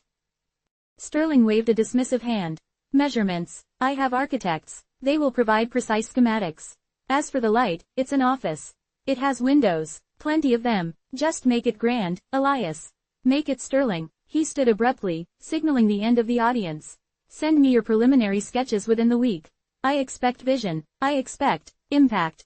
As Elias was escorted back to the elevator, he felt a peculiar blend of frustration and a grudging respect for Sterling's sheer force of will. The man was a builder, a conqueror of industries, and he approached art with the same utilitarian mindset. He saw only the finished product, the outward manifestation of power, and had no appreciation for the intricate, often painstaking, journey that led to its creation. Yet, the challenge itself was compelling. To create something that could, perhaps, even momentarily, bridge the chasm between Sterling's world of decisive action and Elias's world of patient, considered creation. To forge a piece of wood and metal that could speak of power, yes, but also of enduring quality, of a silent strength that transcended mere assertion. The shadow of Sterling's impatience, however, was already falling across his workshop, a subtle but persistent pressure. He knew this commission would test him, not just in skill, but in his resolve to remain true to his own meticulous process in the face of such demanding, and fundamentally uncomprehending, expectations. The weight of Sterling's gaze, even from across the city, felt surprisingly heavy. The stark, almost brutal efficiency of Sterling Tower had left Elias with a lingering unease. It wasn't merely the opulent sterility or the palpable aura of power that permeated its walls, it was the underlying philosophy it represented. A philosophy of speed, of decisive action, of immediate results. He'd felt it in Sterling's piercing gaze, in the clipped cadence of his voice, in the almost palpable impatience that radiated from the man. Sterling, a colossus of industry, operated on a different temporal plane, one measured in quarterly reports and market fluctuations, where delay was anathema and contemplation a sign of weakness. Back in his workshop, surrounded by the comforting scent of wood shavings and the gentle hum of his own quiet tools, Elias tried to reacquaint himself with his familiar rhythm. The grain of a particularly fine piece of mahogany, destined for Sterling's desk, beckoned him. He ran his fingers over its surface, feeling the subtle undulations, the hidden patterns that whispered stories of growth, of sunlight and rain, of seasons past. This was a language he understood, a dialogue he had honed over decades. To rush this conversation, to force his will upon the wood before truly listening to it, would be a betrayal. He began to sketch, not the grand, sweeping pronouncements Sterling expected, but a series of detailed studies. He mapped out the grain's flow, noting where it would best accent the structural lines, where it might require careful bending or joining. He considered the joinery, mortise and tenon, dovetails, the hidden splines that would lend strength and elegance. These were not mere techniques, they were the bones and sinews of the desk, requiring precision, patience, and an intimate knowledge of wood's properties. He thought of the inlays Sterling desired, the brass or bronze that would speak of industry. How would they be integrated? Not merely pressed into place, but painstakingly fitted, their metallic gleam a counterpoint to the wood's warm depth, each element designed to enhance the other. A week crawled by, a mere blink of an eye in Sterling's world, but a significant passage of time in Elias's. He had produced a series of detailed technical drawings, a narrative of the desk's construction rather than a superficial sketch. He had explored various inlay patterns, each meticulously rendered, and had identified specific trees from which the primary timber would be sourced, detailing their age and character. He had even begun to consider the finishing, the meticulous sanding, the application of oils and waxes, the gradual buildup of a lustrous patina that would take months, if not years, to fully mature. The summons came again, this time with an edge of thinly veiled irritation. A curt message, delivered by a different clerk, whose brisk demeanor suggested a pressing schedule. Mr. Sterling expected the preliminary sketches. He was under the impression that Elias had them, and was awaiting delivery with a growing impatience that was beginning to border on suspicion. When Elias arrived at Sterling Tower, the atmosphere felt even more charged. The metallic tang of the city's progress seemed to have seeped into the very air of the executive suites. Sterling's blue eyes, usually sharp and appraising, now held a glint of annoyance. He didn't offer Elias a seat this time, but gestured towards a large, empty expanse of polished floor near his own desk. Elias, Sterling's voice was tight, devoid of its previous resonant charm. You were to deliver preliminary sketches. I have received nothing. I trust there's a reason beyond. Artistic temperament. The words, artistic temperament, were laced with a sarcasm that stung. Elias remained outwardly calm, though a knot of frustration tightened in his stomach. He held out a thick portfolio, its cover unadorned. Mr. Sterling, he began, his voice measured, I have not provided sketches in the way you might envision. I have provided detailed construction plans, material specifications, and design considerations that take into account the longevity and integrity of the piece. He opened the portfolio, revealing not whimsical drawings, but precise architectural renderings, cross-sections of joinery, and detailed specifications for the wood's moisture content and curing process. There were samples of wood grain patterns, meticulously documented, and studies of how the light would fall on different surfaces. He pointed to a section illustrating a complex dovetail joint. This joinery, sir, will ensure the desk's stability for generations. It is not merely decorative, it is structural. To rush this would compromise the entire piece. Sterling stared at the documents, his expression unreadable. He picked up a page detailing the precise dimensions of the mahogany planks. Generations. Elias, I need a desk for this decade. A desk that reflects the dynamism of Sterling Industries now. Not some dusty heirloom for your great-grandchildren. He tapped a manicured finger on the page. These specifications. This level of detail. It's excessive. I asked for a sketch, something to give me a visual impression. I expected to see the shape, the impact. Not a blueprint for a battleship. The impact, Mr. Sterling, Elias countered, his voice gaining a quiet firmness, is in the enduring quality, the flawless execution, the subtle elegance that only comes from meticulous craftsmanship. A desk built for speed will be a desk that crumbles with time. A desk built with patience, with understanding of its materials, will stand as a testament to its purpose. The strength is in the unseen, in the joinery, in the balance, in the very soul of the wood. Sterling let out a short, sharp laugh, devoid of humor. The soul of the wood. Elias, I deal with balance sheets, not bibliographies of botanical folklore. I need a desk that commands my boardroom, that projects authority. I need it to be finished. And frankly, your process strikes me as a deliberate delay. Are you trying to inflate the price? Or is this simply how you artisans operate? Slow, painstaking, forever tinkering. The accusation hung heavy in the air. Elias felt a familiar pang of disappointment. It was the same misunderstanding he encountered from clients who valued speed over substance, who saw his dedication as an impediment, his thoroughness as a defect. "Mr. Sterling," he said, his voice steady, "my price reflects the quality of the materials, the skill involved, and the time it takes to achieve a result that is, in itself, a form of enduring value. Rushing this desk would mean compromising the joinery, accepting imperfections in the wood, a hasty finish. It would be a betrayal of the material and of my own principles. This piece will be the centerpiece of your executive suite. It will be seen, touched, used daily. It must be perfect, and perfection, sir, cannot be hurried." "Perfection," Sterling scoffed, turning away to gaze out at the sprawling cityscape, a monument to his own relentless drive. "Perfection is a marketing slogan, Elias.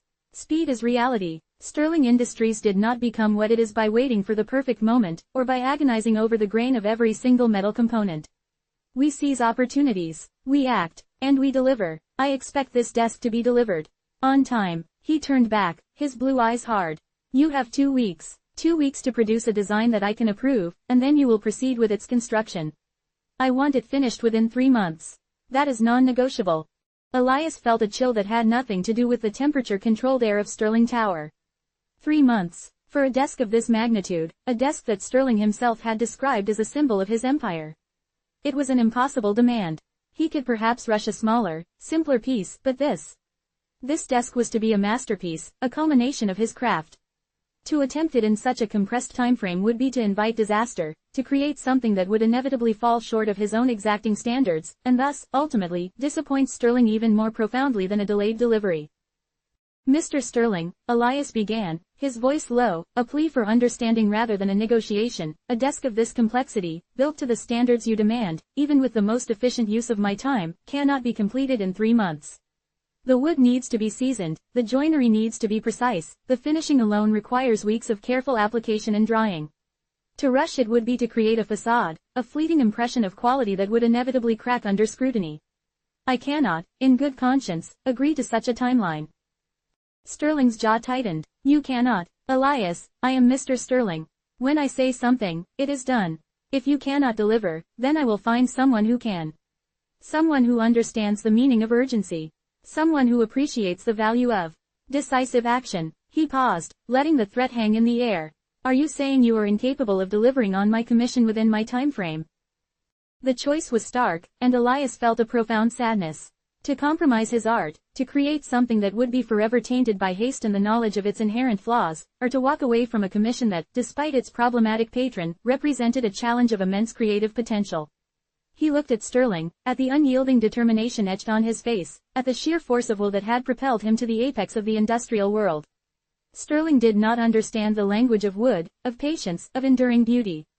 He understood only the language of victory, of progress, of getting things done. "I am saying, Mr. Sterling," Elias replied, his voice barely a whisper, yet carrying the weight of conviction, "that the pace of perfection is not the speed of business.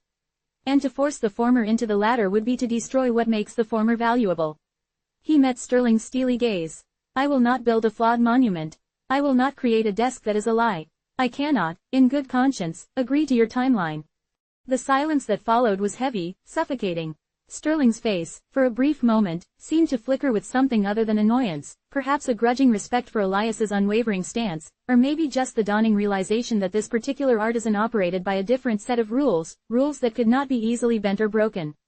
Then the mask of industrial resolve snapped back into place.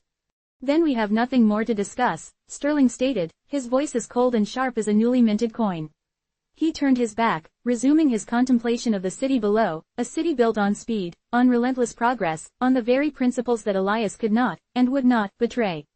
Elias felt the shadow of Sterling Tower lengthen, not as a threat, but as a stark reminder of the vast, irreconcilable gulf that separated their worlds. He left Sterling's office, the scent of sterile air clinging to his clothes, the echo of Sterling's impatient decree ringing in his ears. He knew, with a heavy certainty, that the true artisan's shadow was not cast by the demands of industry, but by the unwavering adherence to the integrity of one's craft. And for Sterling, that integrity was a foreign country, a land of slow, deliberate journeys that could never arrive at the destination of instant gratification. The opulent, glass and steel edifice of Sterling Tower, a monument to its creator's relentless drive, seemed to press down on Elias even after he had left its sterile confines. The encounter with Sterling had left a residue of unease, a dissonance that echoed the clash of their opposing philosophies. Elias, a man who found solace and meaning in the unhurried dialogue with wood, with the very essence of materials, had found himself adrift in Sterling's world of temporal acceleration. He returned to his workshop, the familiar scent of sawdust and linseed oil a balm to his frayed nerves, the rhythmic rasp of his plane a comforting counterpoint to the aggressive cadence of Sterling's pronouncements. The mahogany destined for Sterling's desk, a piece of exceptional quality he had personally selected, seemed to hum with a quiet defiance against the very notion of haste. Its grain, a intricate tapestry woven by decades of sun and rain, spoke of a history that could not be abbreviated, of a character that demanded to be understood, not dictated to. Elias immersed himself in the familiar rituals of his craft. He spent days studying the mahogany, tracing the subtle undulations of its grain, envisioning how its natural patterns would complement the planned form of the desk. He sketched not ephemeral impressions, but intricate technical drawings, detailing every joint, every inlay, every planned curve. He explored joinery techniques, the robust strength of mortise and tenon, the delicate precision of dovetails, the subtle artistry of hidden splines, each chosen not for speed, but for its contribution to the desk's enduring integrity. He considered the metallic accents Sterling desired, envisioning how bronze, meticulously shaped and fitted, would create a dialogue with the wood, a counterpoint of industrial gleam against organic warmth. His process was a deliberate unfolding, a conversation where the material led and Elias followed, guided by an intuition honed over a lifetime. He documented the wood's moisture content, its curing time, the meticulous sanding and oiling that would build a patina of unparalleled depth over months, even years. This was not merely building a desk, it was coaxing a masterpiece into existence. A week later, Sterling's impatience manifested as another summons, this time delivered by a clerk whose brisk efficiency seemed to mock Elias's deliberate pace. The message was curt, the expectation palpable. Mr. Sterling, it seemed, had grown weary of waiting. When Elias arrived at Sterling Tower once more, the air in the executive suites felt even more charged, the metallic tang of the city's relentless progress a tangible presence. Sterling's blue eyes, usually sharp and appraising, now held a distinct glint of annoyance. He offered no pleasantries, no gesture of hospitality, merely a curt nod towards the polished expanse of floor near his own imposing desk. Elias, Sterling's voice was tight, stripped of its earlier veneer of geniality. You were to deliver preliminary sketches. I have received nothing. I trust there is a more substantial reason than artistic temperament. The words dripped with a sarcasm that Elias found deeply unsettling. He remained outwardly composed, though a knot of frustration tightened in his stomach. He presented a thick portfolio, its cover unadorned. Mr. Sterling, he began, his voice carefully modulated, I have not provided sketches in the conventional sense. Instead, I have prepared detailed construction plans, material specifications, and design considerations that prioritize the longevity and integrity of the piece. He opened the portfolio, revealing not airy drawings but precise architectural renderings, cross-sections illustrating complex joinery, and meticulous specifications for the wood's moisture content and curing process. There were detailed studies of grain patterns, analyses of how light would interact with the wood's surface, and a detailed rendering of a complex dovetail joint. This joinery, sir, Elias explained, gesturing to the illustration, is designed to ensure the desk's structural stability for generations. It is not merely decorative, it is fundamental to the piece's endurance. To compromise on this would be to undermine the entire structure. Sterling's gaze swept over the documents, his expression a carefully guarded mask. He picked up a page detailing the precise dimensions of the mahogany planks. Generations, he scoffed, the sound devoid of humor. Elias, I require a desk for this decade, a desk that embodies the dynamism of Sterling Industries today. Not some relic for your great-grandchildren's antique collection. He tapped a manicured finger on the page. These specifications, this level of detail, it's excessive. I asked for a sketch, something to give me a visual impression.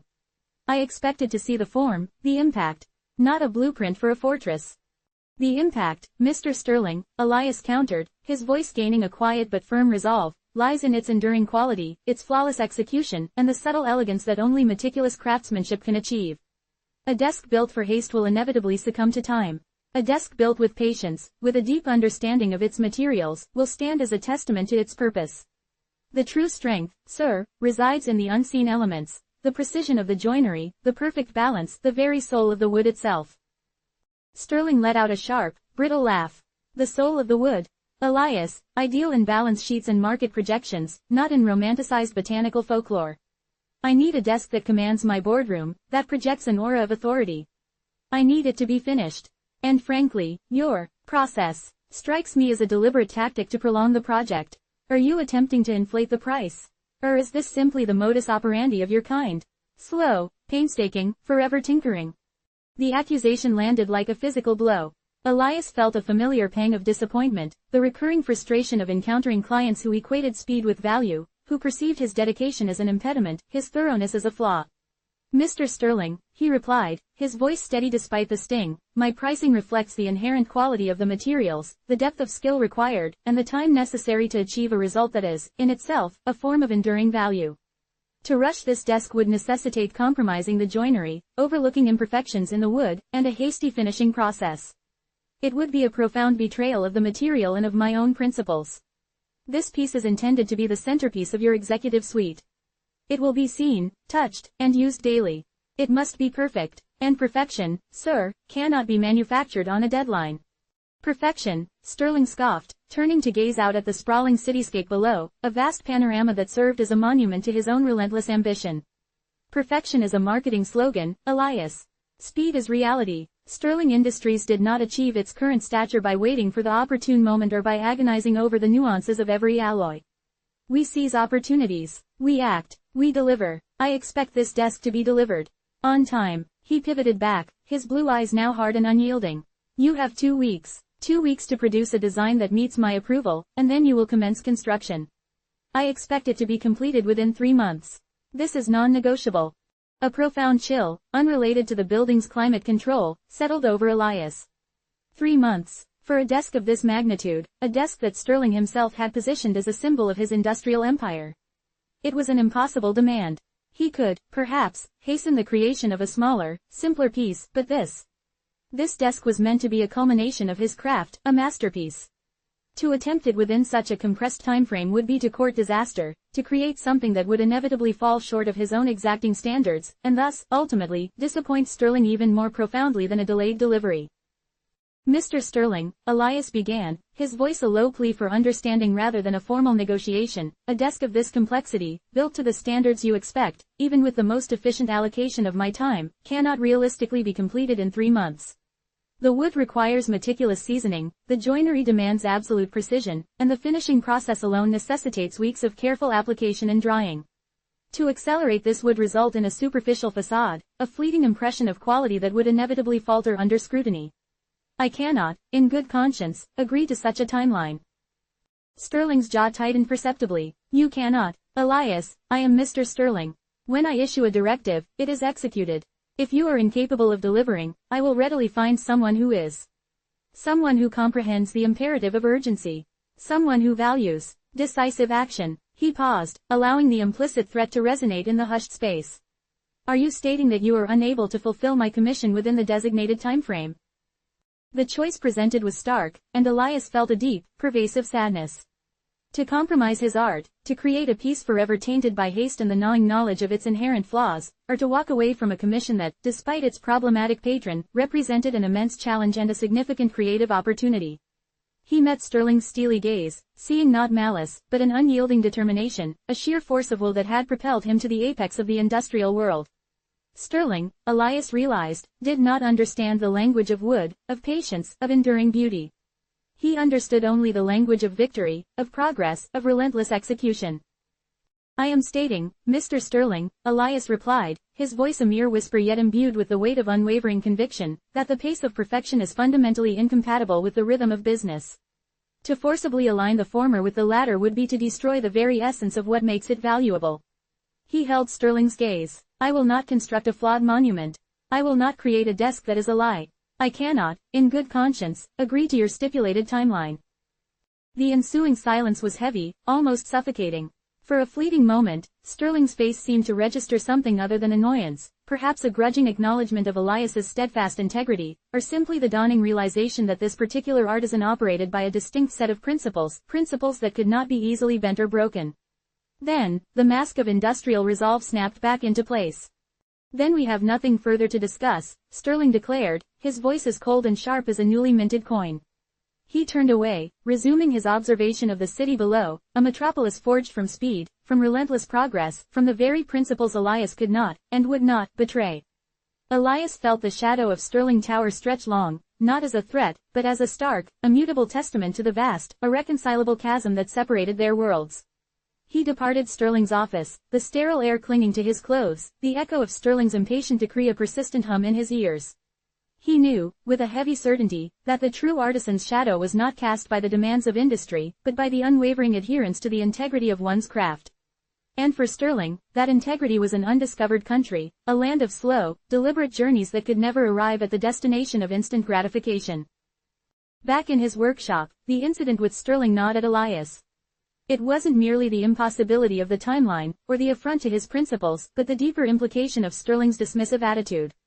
Stirling's frustration, his perception of Elias's meticulous process as mere tinkering, was a sentiment Elias had encountered before, though never with such stark implications. He confided in Clara, his most trusted assistant, a woman whose keen mind and steady hands were as vital to his operation as his own. He sees it as a failing, Clara, Elias said, his voice heavy with concern as he ran a calloused thumb over a piece of aged oak. He sees my care as delay, my precision as incompetence. It's as if he believes the excellence of a piece should be measured by how quickly it can be produced, not by how well it is made. Clara, meticulously sanding a chair leg, paused and looked up, her brow furrowed. Mr. Stirling is a man of immense influence, Elias. His words carry weight. If he begins to sow seeds of doubt, others will listen. Her words hung in the air, heavy with unspoken consequence. The elite circles of the city, the very patrons who commissioned Elias's most significant works, were inextricably linked. Stirling, a titan of industry, moved within those circles with effortless authority. His pronouncements, even casually delivered, could ripple outwards, shaping perceptions. Elias pictured Stirling, perhaps at a club, or during a private dinner, recounting his frustration with the difficult artisan, implying that Elias was struggling to meet demands, that his legendary craftsmanship was perhaps a relic of a bygone era, no longer capable of meeting the exigencies of the modern world. He spoke of decisive action, Elias mused aloud, more to himself than to Clara. He sees my adherence to the integrity of the material, to the time-honored methods, as a weakness, an inability to adapt. He believes that because he operates at lightning speed, any artisan who does not mirror his pace must be inherently inferior. Clara nodded grimly. It's a dangerous narrative, Elias. Stirling's frustration could easily be reframed as evidence of your inadequacy. Imagine him telling someone like Mr. Albright, or Mrs. Davenport, clients who already have a somewhat modern view of design, that you're proving difficult, that your timelines are unreasonable. They might interpret that as you being unable to deliver, or worse, that your work simply isn't up to par anymore. The thought sent a shiver down Elias's spine. Years of dedicated craftsmanship, of building a reputation brick by painstaking brick, could be undermined by a few careless words from a man who understood business but not art. Stirling's impatience, his inability to grasp the intrinsic value of Elias's methods, was not just a personal slight, it was a potential threat to his livelihood, to the very survival of his workshop. He pictured the city's discerning patrons, swayed by Stirling's pronouncements, their own demands for speed amplified by his influence. They would see Elias not as a master craftsman, but as a bottleneck, a slow-moving impediment in their fast-paced lives. The whispers, Elias knew, would start subtly, a raised eyebrow, a hushed conversation, a shared glance of knowing concern. It's the perception that matters to men like Stirling, Elias said, his voice tinged with a weariness that went beyond the immediate encounter. They want tangible results, immediate satisfaction. They don't understand that true craftsmanship is a dialogue, a collaboration with time and material. They see a delayed delivery not as a commitment to quality, but as a personal failing. And if Stirling suggests I'm failing, he trailed off, the implications too stark to articulate fully. Clara stepped closer, her expression one of genuine concern. We must be careful, Elias. We cannot afford for these rumors to take root. Your reputation is your most valuable asset. It has been built on trust, on the unwavering quality of your work. We cannot let Stirling's impatience tarnish that. Elias looked around his workshop, at the carefully arranged tools, the stacks of perfectly seasoned wood, the half-finished pieces that spoke of dedication and skill. He saw not idleness, but a profound engagement with the act of creation. He saw the culmination of decades of learning, of understanding the subtle language of wood, of metal, of form. Yet, he knew, with a sinking heart, that to a man like Stirling, this was simply inefficiency, a resistance to progress. The true danger, Elias realized, lay not in Sterling's personal dissatisfaction, but in his capacity to weaponize that dissatisfaction. Sterling's associates, his business partners, his social acquaintances, they were all potential conduits for his skewed perspective. Elias could almost hear the conversations. Sterling's desk is taking forever, you know. That artisan, Elias, some old-fashioned sort, probably can't keep up anymore. Or perhaps, more insidiously, Sterling mentioned he's having trouble with his commission. Seems the craftsman is struggling. Pity, I always heard he was good, but perhaps that was before he got too slow. These whispers, though unsubstantiated, carried the insidious power of suggestion. In a city that valued dynamism, speed, and forward momentum, the label of slow, or outdated, could be a death knell for a business built on precision and timelessness. Elias had always prided himself on his integrity, on never cutting corners, on allowing each piece to evolve at its own natural pace. But now, that very integrity was being twisted into a perceived deficiency. It was a cruel irony, a testament to how easily established excellence could be undone by the swift, careless stroke of judgment. The artisan's shadow, he now understood, was not just cast by his own unwavering commitment to his craft, but by the misinterpretations and prejudices of those who judged him from the outside, particularly those who wielded considerable influence. Sterling, in his relentless pursuit of immediate results, was inadvertently casting a long, dark shadow over Elias's carefully cultivated reputation, threatening to obscure years of dedication and artistry with a cloud of doubt. The air in Elias's workshop, usually a comforting symphony of wood shavings and linseed oil, now felt heavy with an unspoken finality. Sterling's ultimatum, 2 weeks for a design, 3 months for completion, had been a death knell for the mahogany desk, a piece that had begun to whisper its secrets to Elias in the quiet language of grain and form. The commission, once a beacon of creative challenge, had dissolved into a bitter aftertaste of compromise and misunderstanding. Elias had walked away from Sterling Tower not just with his pride bruised, but with a gnawing certainty that the man he had met, a titan of industry, was fundamentally incapable of appreciating the slow, deliberate dance of true craftsmanship. Sterling's world was one of immediate gratification, of quantifiable results, where time was a commodity to be conquered, not a partner in creation. Elias's world, however, was one of patience, of understanding the inherent rhythm of materials, of allowing beauty to unfurl at its own, unhurried pace. The two orbits were destined to collide, and Elias, the artisan, had been the one to be flung into the void. Clara's concern, though expressed with characteristic quietude, echoed the same apprehension that had settled in Elias's own gut. The seed of doubt, once sown, had a way of germinating and spreading, particularly in the fertile soil of a city that prided itself on its forward momentum. Elias could visualize it. Sterling, in his opulent office, perhaps during a discussion with associates, a dismissive wave of his hand accompanying his words.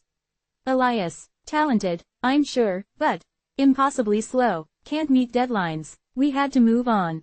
Found someone who understood the urgency, you see. Sterling Industries doesn't wait for oak to season. The words, simple and seemingly factual, would carry the weight of Sterling's considerable influence, transforming Elias's unwavering commitment to quality into a perceived inability to deliver. It was a narrative that played directly into the city's obsession with speed, with rapid progress, with the dazzling veneer of the new. The days that followed were a study in quietude, punctuated only by the rhythmic rasp of Elias's tools. He had returned to his other projects, the chairs for Mrs. Davenport, the inlaid table for Mr. Albright, pieces that, thankfully, operated on a more forgiving timeline, a timeline that respected the inherent nature of wood and the demands of meticulous execution. Yet, a part of him remained tethered to the phantom of Sterling's desk.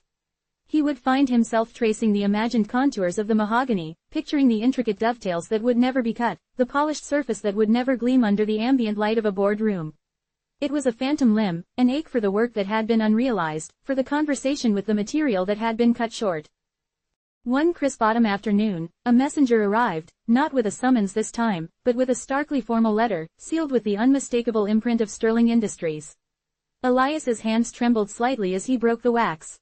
The letter was brief, devoid of any personal sentiment, stating, in cold, corporate language, that Sterling Industries had decided to pursue alternative avenues for the executive desk. It cited budgetary reallocations and a need for expedited delivery as primary reasons for their decision. Elias recognized the sterile euphemisms for what they were, a polite dismissal, a calculated severance from a commitment that had proven inconvenient. The letter concluded with a statement that they would, of course, not be proceeding with any payment for Elias's time and consultation, as no finalized design had been agreed upon. The finality of it was a physical blow, a crushing weight that settled deep within his chest. The financial loss, though significant, was secondary to the profound sense of being misunderstood, of having his dedication branded as obstinacy, his art as an impediment. Within a week, the city's grapevine, a notoriously efficient network in the upper echelons of commerce and society, began to hum with the news. Sterling's swift resolution was lauded as a stroke of business acumen. The narrative that began to circulate was not one of artistic refusal, but of Elias's inability to meet the demands of a modern, fast-paced business. Whispers transformed into hushed pronouncements. Elias was becoming obsolete, his craftsmanship a relic of a bygone era. "He's too slow," Elias overheard one of Sterling's associates remark at a gallery opening, a casual dismissal that carried the weight of widespread opinion. Sterling needed a desk. Now, not in 6 months. He found a firm that could deliver. Sterling Industries doesn't deal in delays. The implication was clear. Elias was no longer relevant, his once vaunted skills now framed as a hindrance. The rival firm Sterling eventually commissioned was a large-scale operation, a well-oiled machine that specialized in modular furniture and rapid assembly. Elias knew their work, efficient, functional, entirely devoid of the soul and character that he poured into every piece. He pictured Sterling's new desk, likely a sleek, mass-produced imitation, its veneer thinly applied, its joinery likely relying on screws and glue rather than the robust, time-tested methods Elias employed. It would be a desk that projected an image of corporate efficiency, but it would lack the subtle resonance, the enduring beauty, the silent testament to human skill that defined his own creations. Sterling, Elias knew, would be pleased. He would have his desk, delivered within his arbitrary timeframe, a tangible symbol of his control and his unwavering belief in progress. He would likely never consider the intrinsic difference, the profound qualitative gap between a hastily assembled product and a handcrafted masterpiece. He had chosen speed over substance, convenience over character, and in doing so, he had unknowingly rejected the opportunity for true artistry. The defamation of his skill was the most painful aspect of the fallout. Elias, who had dedicated his life to honing his craft, to understanding the nuanced language of wood, to coaxing beauty from raw material, was now being branded as mediocre, as incapable. It was a deeply personal wound, a twisting of his very essence. He remembered the proud, determined set of Sterling's jaw, the dismissive flick of his wrist as he rejected Elias's meticulously detailed plans. Sterling saw the world in terms of efficiency and output, and Elias's commitment to the integrity of his craft was, to him, merely a bottleneck. He had, in his haste to acquire a functional object, inadvertently cast a long, dark shadow over Elias's reputation, a shadow of doubt that threatened to obscure the years of dedication and artistry. Elias found himself drawn back to the unfinished mahogany. It sat in the corner of his workshop, a silent, brooding presence. The rough, unfinished surface seemed to hold a poignant testament to the unrealized potential, the interrupted conversation. He ran his hand over the smooth, cool wood, feeling the faint undulations of the grain, the subtle imperfections that he had come to know and respect. It was a symbol of the quiet tragedy of being misunderstood, of having one's deepest intentions misinterpreted and dismissed. Sterling had sought a desk that commanded authority, a piece that projected an aura of power. But what Elias had envisioned was a desk that spoke of a different kind of power, the quiet, enduring strength of honest craftsmanship, the subtle elegance of materials treated with respect and understanding. He picked up a chisel, its sharp edge glinting in the afternoon light. He looked at the mahogany, its purpose now irrevocably altered. The desk for Sterling would never exist.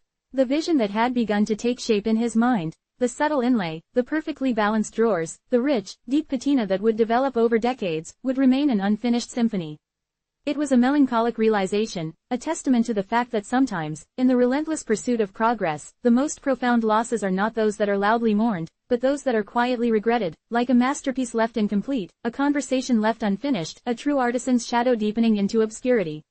The city, with its insatiable appetite for the new and the fast, would likely forget Sterling's aborted commission within months.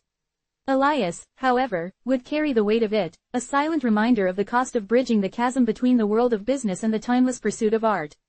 The unfinished mahogany would serve as a constant, somber reminder of the unrealized potential, a stark symbol of the quiet tragedy that befell those who dared to operate by a different rhythm, a rhythm that the world of Sterling Industries had no desire to comprehend. Chapter 3. The Weight of a Single Glance. Anya moved through the hushed aisles of the Mariners Reach Public Library with a practiced grace, her footsteps barely disturbing the stillness that clung to the stacks like a gentle fog. The scent of aging paper and leather binding was her familiar balm, a stark contrast to the briny, often raucous, air of the port city that pulsed just beyond the thick stone walls. Here, among the quiet communion of stories, Anya found a sanctuary, a place where the clamor of the world outside faded into a distant hum. Her role as librarian was not merely a job, it was a carefully cultivated equilibrium, a bulwark against the sharp edges of a past she rarely allowed herself to revisit. The port, with its boisterous merchants, its rough-and-tumble sailors, and its ever-present cacophony of commerce, was a world that Anya observed more often than participated in. Her nature was introspective, a deep well of quiet observation rather than a gushing fountain of outward expression. This was a trait that, in the boisterous embrace of Mariner's Reach, was frequently misconstrued. The hearty laughter of fishermen, the sharp bartering of vendors, the easy camaraderie that flowed like ale in the taverns, these were the currency of the port, and Anya, with her reserved demeanor and her tendency to hold her thoughts close, often found herself on the periphery of this vibrant, often overwhelming, social tapestry. Her silences, though often filled with a rich inner world, were perceived by many as aloofness, a deliberate distancing, perhaps even a hint of suspicion. They sought the easy warmth of a shared joke, the quick affirmation of a nod, the outward displays of confidence that Anya, by nature and by experience, seldom offered. Life had etched its lessons upon Anya with a firm hand. The years had been a relentless tide, washing over her with challenges that had forged a resilience that was as deep as it was unspoken. There had been a period, a brief and turbulent chapter, when she had allowed herself to be drawn into the orbit of another, a relationship that had promised a harbor but had instead become a storm. It had been a tempest of unmet expectations and a painful revelation of how readily vulnerability could be exploited. The scars of that time, though no longer raw, remained, a constant reminder of the precariousness of emotional trust. It was this unspoken history, this quiet accumulation of hurt and caution, that had cemented her preference for the predictable comfort of printed pages. Books offered narratives that, while sometimes fraught with drama, were ultimately contained, their arcs understood, their endings, however tragic or triumphant, ultimately knowable. People, on the other hand, were often a labyrinth of shifting intentions and unpredictable reactions, and Anya, having navigated such treacherous terrain, found herself instinctively seeking the calmer, more navigable waters of literature. She found a peculiar satisfaction in the meticulous organization of the library. The Dewey Decimal System, with its precise classifications and its ordered logic, was a mirror to her own internal desire for structure. Each book had its designated place, its history, its unique identity within the larger collective. There was a profound beauty in this order, a sense of control that was both comforting and deeply reassuring. In the quiet rustle of turning pages, in the rhythmic stamping of due dates, Anya found a sense of purpose that was entirely her own. The stories on the shelves were a vast, interconnected universe, and she, the silent guardian, was privy to their secrets, privy to the boundless worlds they contained. She would often trace the titles with a fingertip, a silent acknowledgement of the journeys held within each binding, a quiet celebration of the minds that had birthed them. The port city itself, Mariner's Reach, was a character in its own right, a place of stark contrasts. Its docks were a testament to relentless industry, a symphony of creaking ropes, shouting stevedores, and the rhythmic clang of hammers. The air was thick with the scent of salt, fish, and the exotic spices that arrived on ships from distant lands. Yet, just a few blocks inland, the atmosphere shifted. Cobblestone streets wound their way through a maze of narrow alleyways, leading to more modest homes and the occasional grander establishment of a successful merchant. It was a city that lived by the ebb and flow of the tides, its fortunes tied to the bounty of the sea and the trade routes it served. And Anya, with her quiet presence, was a part of this intricate, often chaotic, ecosystem, a silent observer in the bustling theater of life. Her days were a predictable rhythm of shelving, cataloging, and assisting patrons. The regulars knew her by her quiet efficiency, the way she could locate a specific volume with an uncanny accuracy, her gentle, almost imperceptible, smile when she handed over a well-loved novel. There was old Mrs. Gable, who came every Tuesday for her weekly dose of historical romance, her face crinkling with delight as Anya produced the latest offering from her favorite author. There was young Thomas, perpetually with his nose in a book about seafaring adventures, his eyes wide with the vicarious thrill of imagined voyages. Anya observed them all, their joys and their quiet sorrows, their fleeting interactions within the hushed sanctuary of her domain. She was a silent witness to the unfolding narratives of their lives, much as she was a silent witness to the narratives bound within the pages surrounding her. There were moments, however, when the boisterousness of the port threatened to breach the library's tranquil facade. A group of boisterous sailors, flushed with drink and tales of the sea, might burst through the doors, their laughter echoing jarringly off the high ceilings. Anya would feel a familiar tightening in her chest, a subtle bracing for the inevitable disruption. She wouldn't raise her voice, wouldn't engage in confrontation. Instead, she would simply wait, her gaze steady, her presence a quiet anchor in the storm of their exuberance. More often than not, the sheer weight of the library's stillness would begin to permeate their boisterousness, their voices softening, their movements becoming more circumspect, until they, too, were subsumed by the pervasive calm. It was a testament to the subtle power of her sanctuary, a power that Anya wielded with an almost unconscious mastery. The whispers about Anya, however, persisted. In the taverns, over mugs of dark ale, she was the quiet one, the woman who kept to herself. Some saw her reserve as a sign of pride, a haughty disdain for the common folk. Others, perhaps projecting their own insecurities, saw it as a secretive nature, a woman with something to hide. She never smiles properly, one fisherman might grumble, his face ruddy from the sea air. Always got that look, like she's judging you. Another would nod in agreement, aye, and who knows what she's read in all those books. Dangerous knowledge, that. These were the murmurings of a community that valued open, uninhibited expression, and Anya's quietude was an anomaly they struggled to comprehend, an enigma that often bred suspicion. Yet, beneath Anya's reserved exterior lay a profound depth of empathy, a silent understanding that often surprised those who took the time to truly see her.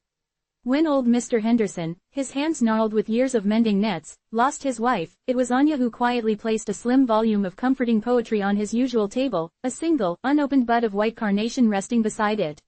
She didn't offer platitudes or forced condolences, she offered a silent acknowledgement of his grief, a gentle gesture of shared humanity.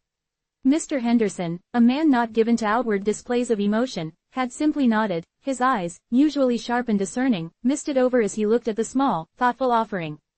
It was in these quiet acts of compassion that Anya's true resilience, her deep well of unspoken kindness, revealed itself, a gentle counterpoint to the louder, more demonstrative world of Mariner's Reach.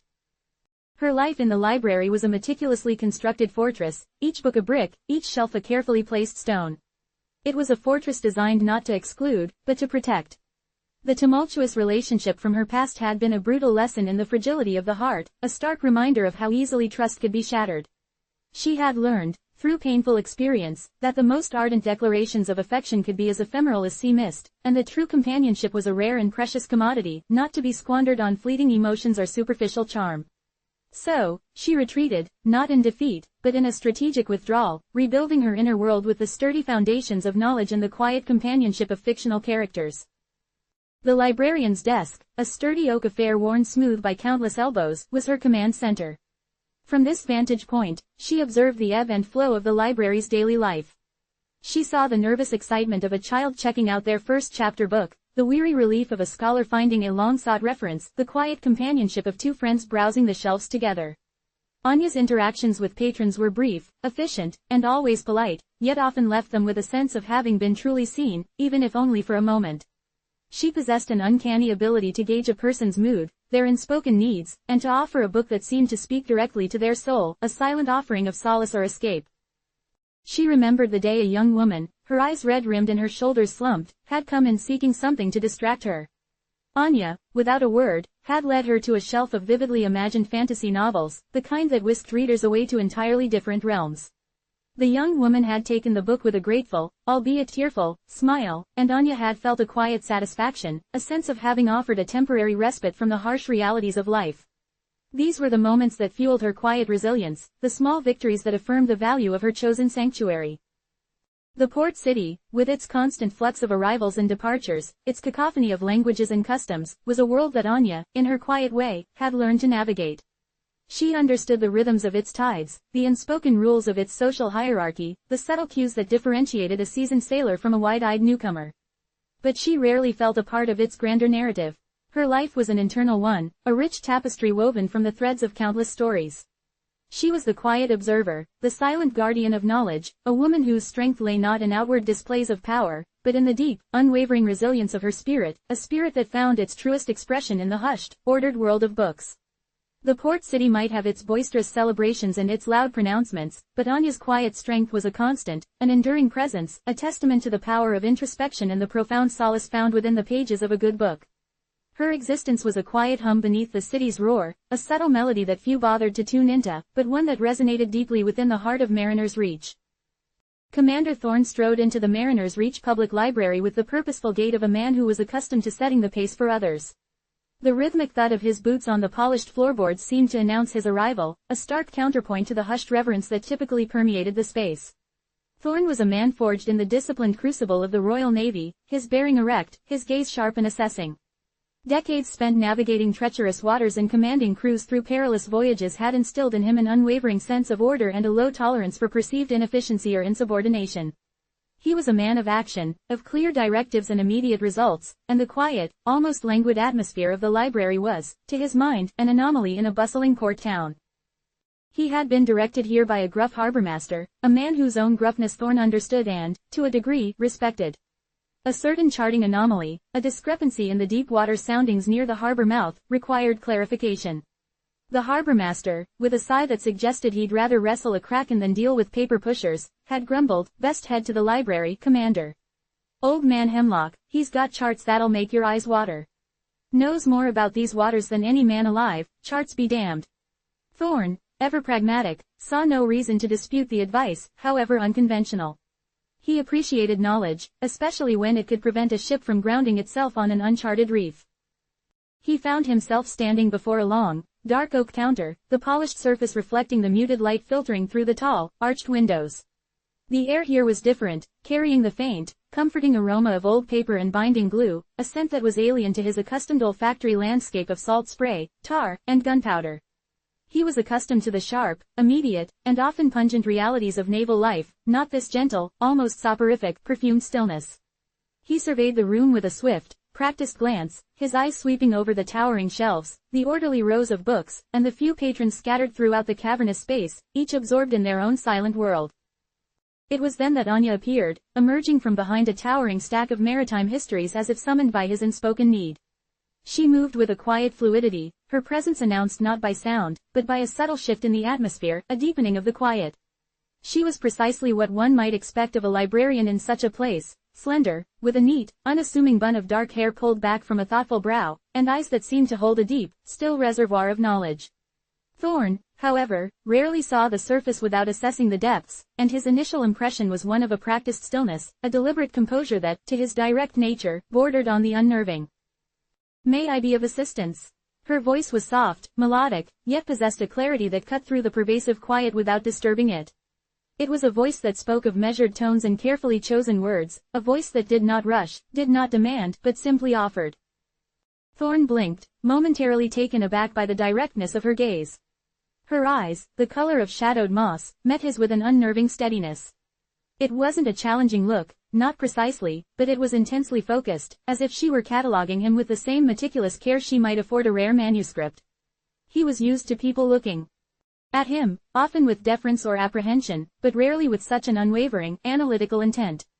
It was a glance that seemed to penetrate the uniform, to bypass the rank, and to see something else, something he wasn't accustomed to revealing, or even acknowledging.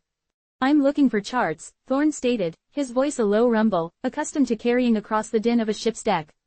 "Specifically, any detailed surveys of the approach to Mariner's Reach, particularly the inner channel. There are discrepancies." He found himself elaborating more than he normally would, the directness of her gaze seemingly prompting a more thorough explanation, a need to justify his presence and his request. He felt a subtle, unwelcome pressure to be clear, to be precise, as if any vagueness would be noted and filed away. Anya's expression remained placid, her gaze unwavering as she processed his words. She didn't immediately turn to a ledger or a filing cabinet, didn't offer a hurried suggestion of where to look. Instead, she simply absorbed the information, her head tilted almost imperceptibly. This pause, this deliberate moment of quiet consideration, struck Thorn as an affront to his sense of urgency. In his world, time was a precious commodity, and delays, even brief ones, could be costly. He interpreted her stillness not as thoughtful consideration, but as a subtle reluctance, a passive resistance to his direct approach. "Discrepancies," she echoed softly, the word hanging in the air. It wasn't a question, but a statement of fact, as if she were acknowledging the presence of an inconvenient truth. Thorn affirmed, his impatience beginning to prickle at the edges of his composure. "Unreliable soundings. Needs verification." He felt a familiar urge to take charge, to direct the process himself. This woman, with her quiet intensity, was making him feel oddly managed. He was used to managing others, not the other way around. Anya's gaze shifted, not away from him, but towards a section of shelving further down the aisle, her eyes seeming to linger on a particular cluster of leather-bound volumes. It was a subtle gesture, a silent redirection, but Thorne interpreted it as a dismissal of his immediate presence. Her attention, he felt, had already moved on to the task, leaving him momentarily suspended. He felt a flicker of annoyance, a sensation he rarely afforded himself. This wasn't insubordination, not in the traditional sense, but it felt like a subtle form of disrespect, a quiet undermining of his authority. Her professional demeanor, her careful approach, was, in his eyes, a veiled form of disdain. The older surveys are generally more accurate in their detail, though perhaps less comprehensive in their scope, she began, her voice still soft, yet now carrying a different weight, a subtle instruction. We have a collection of Admiralty charts, dating back to the late 18th century, and a more recent compilation from the Regional Hydrographic Office. The discrepancies you mention might be best cross-referenced between these. Thorne found himself nodding, absorbing her words, but his mind was still caught on that initial, fleeting glance. It had been so brief, so seemingly innocuous, yet it had lodged itself in his consciousness like a burr under a saddle. He had seen in her eyes a depth, a quiet assessment that had made him feel exposed, as if she had seen through the polished veneer of his rank and uniform to the man beneath. And he had, in turn, reacted with a defensive assumption, a quick judgment that her steady gaze was a subtle challenge, a silent critique of his abruptness, his perceived lack of patience. He followed her as she moved towards the designated section, her movements economical and precise. She didn't chatter, didn't offer extraneous information, which Thorne, in his own way, appreciated. But the silence between them felt charged, filled with his unspoken assumptions and her quiet, professional competence. He found himself watching her hands as she carefully withdrew a heavy, vellum-bound volume from the shelf. Her fingers were long and slender, her movements devoid of any unnecessary flourish. "This collection," she said, her voice hushed as she laid the book on a nearby reading table, "contains the original surveys commissioned by Captain Broadbent." His attention to detail was legendary. He charted every nuance of the seabed, every subtle shift in the currents. She gestured towards the open pages, revealing intricate, hand-drawn lines and meticulously noted depths. Thorne leaned closer, his gaze falling upon the aged paper. The detail was indeed remarkable, far more intricate than the newer, printed charts he was accustomed to. He traced a finger along a particularly complex contour line, his brow furrowed in concentration. Anya watched him, her expression unreadable. She was observing his reaction, waiting to see if the information would resonate, if the charts would provide the answers he sought. Broadbent, Thorne murmured, the name registering. He was a figure from naval lore, a man known for his obsessive dedication to cartography. Yes, I recall hearing mention of his work. Ahead of his time. He believed that every inch of the sea held its own story, Anya said softly, her gaze drifting over the charts as if she were privy to their ancient secrets. And that it was the cartographer's duty to record it faithfully. This statement, so simple yet profound, seemed to strike a chord within Thorne. He, too, believed in the importance of accurate charting, of understanding the terrain, whether it be the vast expanse of the ocean or the complex currents of human interaction. Yet, in this moment, he felt a disconnect. His belief was rooted in practical necessity, in the prevention of disaster. Hers, it seemed, was born from a deeper, more philosophical appreciation for the knowledge itself. He found himself wondering, with a prickle of irritation, if her quietude masked a subtle judgment of his own more utilitarian approach. He spent the next hour poring over the charts, Anya remaining nearby, a silent, unobtrusive presence. She would occasionally offer a quiet observation when he seemed to pause for a significant length of time, pointing out a specific marker or a change in symbology. Her assistance was invaluable, her knowledge of the library's collection, and seemingly of the history contained within its pages, profound. Yet, Thorne found himself increasingly distracted by her very presence. He felt a subtle tension whenever her gaze met his, a feeling of being under scrutiny that was both irksome and, he had to admit, strangely compelling. He registered her professionalism, her efficiency, the almost preternatural calm that surrounded her. But he also registered the way she seemed to anticipate his needs, the way she offered information with an understated confidence that felt, to him, like a subtle challenge. He was a man who operated on clear commands and direct feedback. Her quiet competence, her indirect guidance, felt like a departure from the expected, a deviation from the norms he understood. It was as if she were speaking a language he hadn't fully learned, a language of subtle cues and unspoken understandings. As he finally began to gather his papers, the discrepancies of the modern charts beginning to align with the meticulous detail of Broadbent's work, he looked at Anya again. Her expression was still serene, her eyes calm. He felt a strong, almost involuntary, urge to articulate his appreciation, to acknowledge the value of her assistance. But the words caught in his throat. He found himself returning to that initial, fleeting impression. The way her gaze had held his, the subtle intensity that had felt like a challenge, like a quiet assessment of his impatience, his perceived brusqueness. "Thank you," he managed, the words feeling stiff and inadequate. He offered a curt nod, a gesture he used with subordinates when a formal acknowledgement was required, but which often conveyed a sense of finality. Anya inclined her head, a faint, almost imperceptible smile touching her lips. It was a smile that didn't quite reach her eyes, a fleeting acknowledgement that, in Thorne's mind, only served to deepen his sense of unease. He interpreted it as a sign of polite dismissal, a confirmation that her task was complete, and that he was no longer of particular interest. He felt a strange, unexpected sense of disappointment, a feeling he immediately catalogued as illogical and irrelevant. He turned and walked away, his boots echoing on the floor once more, the sound seeming louder now, more intrusive, as he exited the hushed sanctuary. The weight of Anya's single, steady glance, however brief, lingered with him. It was a glance that had planted a seed of unease, a subtle animosity that, he suspected, would take root and grow with each subsequent, inevitable encounter. He had come seeking charts, but he had left with a disquieting impression of the woman who guarded them, a woman whose quiet intensity had, in the space of a single, fleeting moment, registered as a subtle, unacknowledged challenge. He was Commander Thorne, a man accustomed to command, and he had the distinct, unsettling feeling that, in the quiet halls of the Mariners' Reach Public Library, he had just been quietly assessed, and perhaps, found wanting. The impression was not one of outright defiance, but of something far more insidious, a silent, almost passive, disagreement with his very presence, his very bearing. It was a feeling he found deeply, and unexpectedly, disquieting. The following weeks unfolded with a relentless, almost predictable rhythm, each day weaving new threads into the tapestry of Thorne's growing suspicion. Mariners Reach, a town he had initially viewed as merely a waypoint, a necessary inconvenience on his path to understanding the harbor's charting anomalies, began to feel like a cage, its bars fashioned from the repeated, unavoidable encounters with Anya. He found her presence in the most mundane of circumstances, a recurring ripple in the otherwise ordered current of his days. It started with small things, easily dismissed as coincidence. A chance meeting at the baker's, where he'd reached for the last loaf of crusty sourdough just as her hand, slender and pale, was about to grasp it. He'd hesitated, a flicker of annoyance crossing his features. Her gaze, when it met his, held that familiar, unnerving stillness. "Oh, Commander," she'd murmured, her voice barely a breath.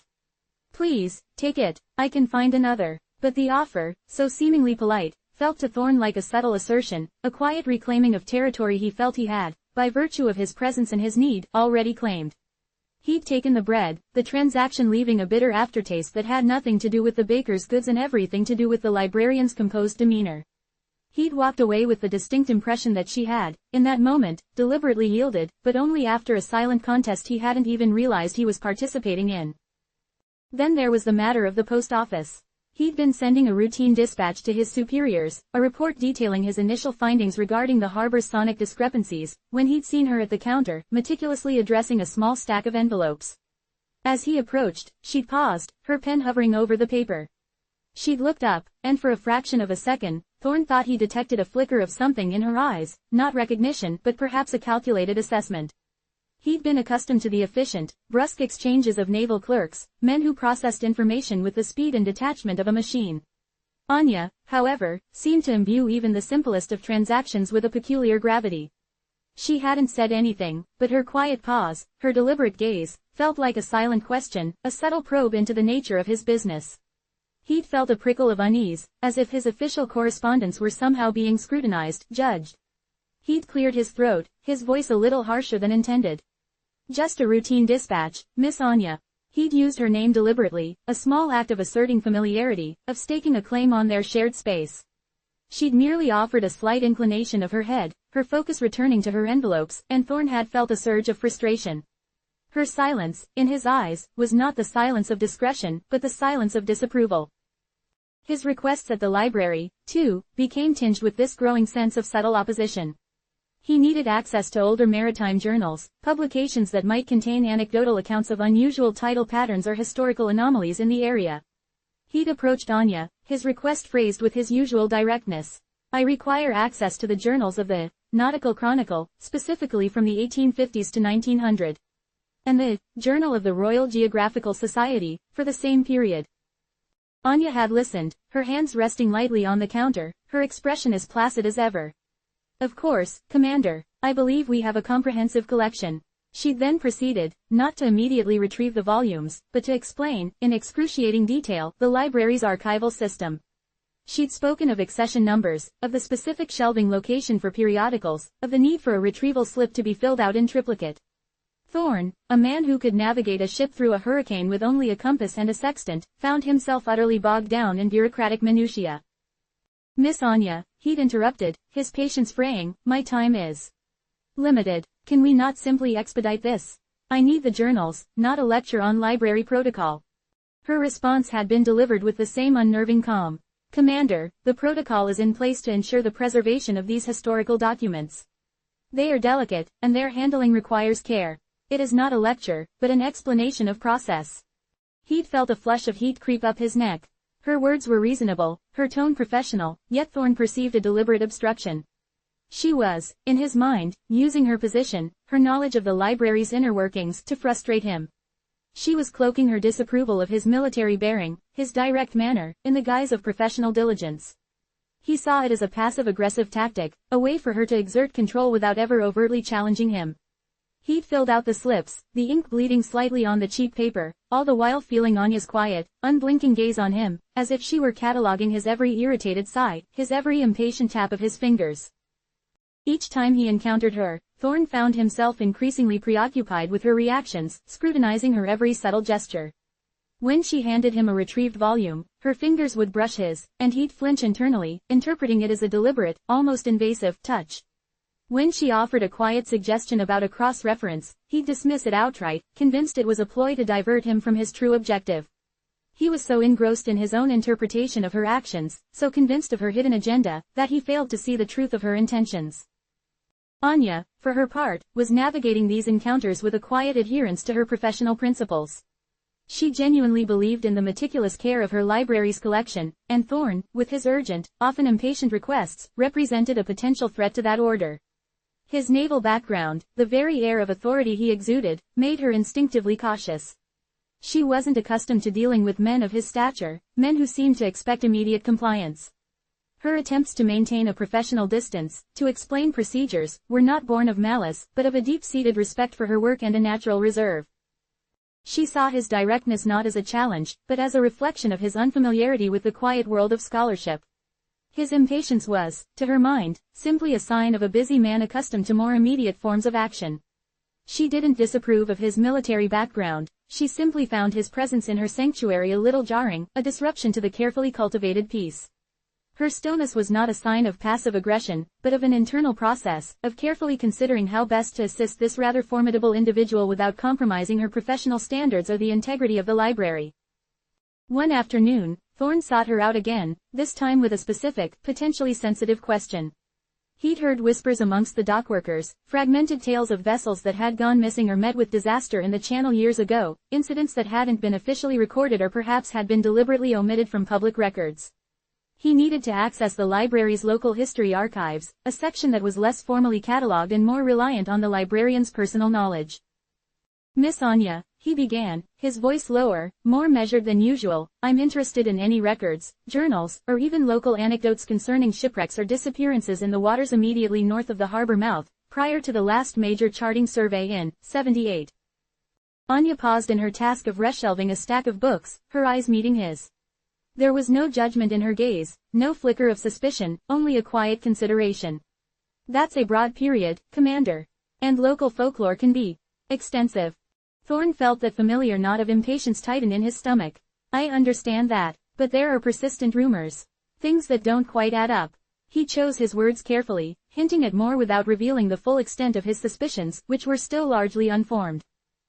Anya nodded slowly. The local history section is a bit more organic, less formally structured than the maritime collection. It's largely based on donations and personal accounts. Much of it isn't indexed in the main catalog. She gestured vaguely towards a dimly lit corner of the library, where rows of unadorned shelves held a jumble of binders, boxes, and loose papers. It requires a different approach. Thorne felt a surge of something akin to triumph. This was it, the opening he'd been waiting for, a a section where her meticulous adherence to protocol might be less of a hindrance. Then perhaps you could assist me directly. Guide me through it. Anya hesitated for a moment, her gaze drifting towards the archives. I can show you where to begin, Commander. But much of it requires careful sifting. Personal diaries, old newspaper clippings, anecdotal accounts. They can be misleading. She was reiterating her caution, her ingrained habit of presenting all sides of a situation. Thorne, however, heard only a veiled warning, a subtle attempt to discourage him, to make the task seem more arduous than it needed to be. I am not afraid of arduous tasks, Miss Anya, Thorne stated, his voice hardening slightly. I am accustomed to them. Lead the way. As she led him into the dimly lit alcove, Thorne observed her closely. She moved with a practiced ease, her fingers tracing the spines of various folders and binders. She would occasionally pull one out, flip through a few pages, and then replace it with a quiet sigh, as if admitting that it wasn't what he was looking for. Thorne interpreted these actions as a deliberate charade, a way to prolong the search, to make him wait, to demonstrate the inconvenience he was causing her. He imagined her thinking. This man, with his booming voice and his brusque manner, has no patience for the delicate art of historical inquiry. This binder, she said, her voice hushed as she pulled out a thick, manila folder, its edges frayed with age, contains accounts from the late 19th century. Shipwrecks, primarily, but much of it is hearsay, passed down through generations. The details are often embellished. She opened it carefully, revealing brittle newspaper clippings and handwritten notes. Thorne peered at the contents, his eyes scanning the faded ink. He saw names, dates, fragments of stories, a fishing trawler lost in a squall, a merchant vessel that ran aground, a small schooner that simply vanished.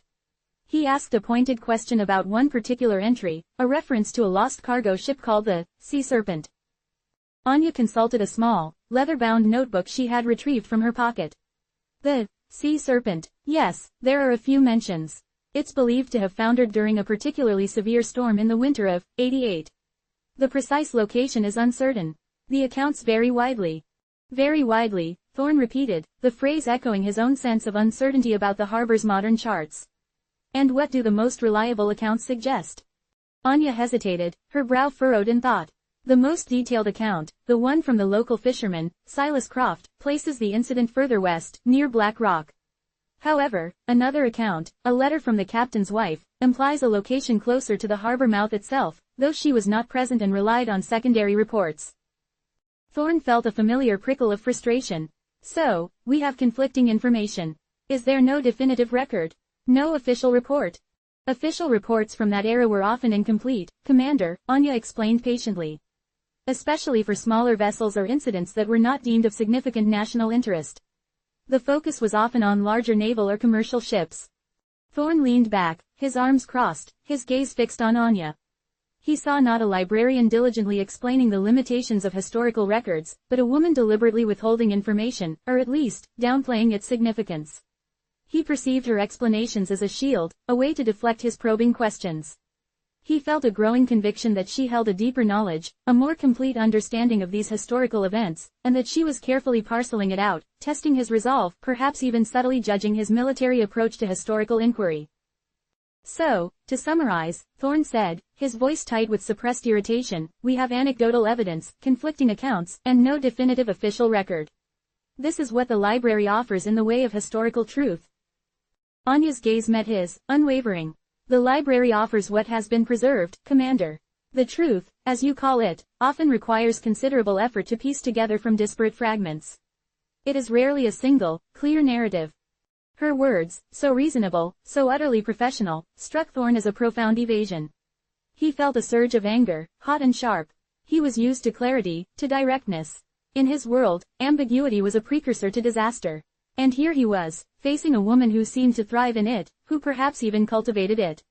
He saw her calm demeanor not as composure, but as a subtle smugness, a silent assertion of her intellectual superiority. He saw her meticulousness not as diligence, but as a deliberate impediment. Thank you for your time, Miss Anya, Thorne said, the words clipped and devoid of warmth. He turned abruptly, the rustle of his uniform a stark contrast to the library's hushed atmosphere. He left her standing there, a picture of serene efficiency, and walked back out into the bustling port town, the weight of his unanswered questions now compounded by a deepening, and increasingly personal, sense of resentment towards the librarian who seemed to hold the keys to so much knowledge, and yet, in his eyes, offered so little of it freely. Each interaction, he was convinced, was a deliberate act of subtle defiance, a quiet yet persistent undermining of his authority, all masked by a veneer of professional courtesy. He was no longer just investigating charts, he was now waging a silent, deeply personal war against the enigmatic librarian of Mariner's Reach. The salt-laced air of Mariner's Reach was a constant conduit for whispers, a bustling marketplace of hushed tones and speculative glances. Thorne, accustomed to the blunt pronouncements of naval command, found himself navigating a more insidious form of communication, one that coiled and struck in the shadowed corners of the dockside taverns and the sun-drenched squares. He began, subtly at first, to articulate his frustrations with Anya, not as personal pique but as professional concern. His carefully chosen words, laced with a feigned weariness, painted a picture of a librarian whose meticulousness bordered on obstruction, whose reserve was a thinly veiled recalcitrance. "She's particular," he'd confided to Lieutenant Davies one evening, swirling the amber liquid in his glassette, the salty siren. The tavern was a cacophony of clinking tankards and boisterous laughter, but Thorne's voice, though low, carried an undeniable weight. "Extremely particular. Almost to a fault. When one requires swift information, historical data crucial for understanding navigational hazards, for instance, one expects a degree of cooperation. Instead, one finds oneself wading through an ocean of protocol. Fill out this form, that form, obtain this signature, then wait." He sighed, a theatrical exhalation that drew Davies's sympathetic nod. "It's as if she actively impedes progress. A constant, quiet resistance." Davies, a man who valued Thorne's pragmatic approach, readily absorbed the narrative. "A difficult sort, then. We've had them before, officers who can't get their reports filed because some clerk is having a bad day." "It's more than that, Davies," Thorne insisted, leaning forward slightly, his gaze earnest. "It's a deliberate positioning, as if she believes her domain, her little collection of dusty tomes, is somehow more important than the safety of the fleet, or the accuracy of our charts. She doesn't understand the urgency, the need for decisive action." He paused, letting the implication hang in the air. "She's young, perhaps a bit overwhelmed by the demands of a working court. But her incooperativeness is becoming a genuine impediment." This carefully cultivated perception began to seep into the town's consciousness like bilge water into a hull. Thorne, with his crisp uniform and the unquestioned authority of his rank, was a man whose pronouncements were taken seriously. Sailors, eager to solidify their standing with the visiting officer, and merchants, ever mindful of the potential for future patronage, listened intently. Anya, once a quiet, almost invisible fixture of Mariner's Reach, became a topic of hushed conversations. At the market, where she'd always moved with a quiet grace, her interactions with vendors became scrutinized. A brief exchange with Old Man Hemlock at the fish stall, where she'd purchased her usual modest portion of cod, was interpreted as an unnaturally long delay. "Look at her," someone would murmur, nudging their companion. "Takes her an age to buy a fish. Probably got some complicated request, demanding the scales be arranged in alphabetical order." At the docks themselves, the atmosphere shifted subtly. Thorne had made a point of mentioning his difficulties to Captain Mallory, a gruff, seasoned mariner who commanded one of the larger trading vessels. Mallory, in turn, shared Thorne's observations with his crew. Soon, the dockworkers, men whose lives were dictated by the efficiency of loading and unloading, began to regard Anya with a wary eye. If Commander Thorne, a man of action and purpose, found her difficult, then she must be a problem.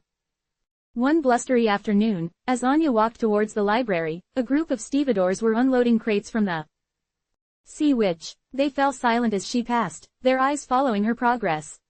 One of them, a burly man named Silas, who had always offered Anya a gruff but friendly nod, now averted his gaze, his expression unreadable. The unspoken message was clear. Her presence, once innocuous, was now viewed with suspicion, as if she herself were some kind of navigational hazard, an unknown reef beneath the surface of their familiar waters. The local tavern, the Drunken Barnacle, became a hotbed of these evolving narratives. Thorne, nursing a solitary drink in a shadowed booth, would occasionally overhear snippets of conversation. I heard from the commander himself," a fisherman named Finnegan would boast, his voice thick with ale. "He says she's a stubborn one, that librarian. Won't give him the charts he needs. Says she's holding things back." "Holding things back," another voice would chime in, laced with a newfound indignation. "That's not right. What's she got to hide?"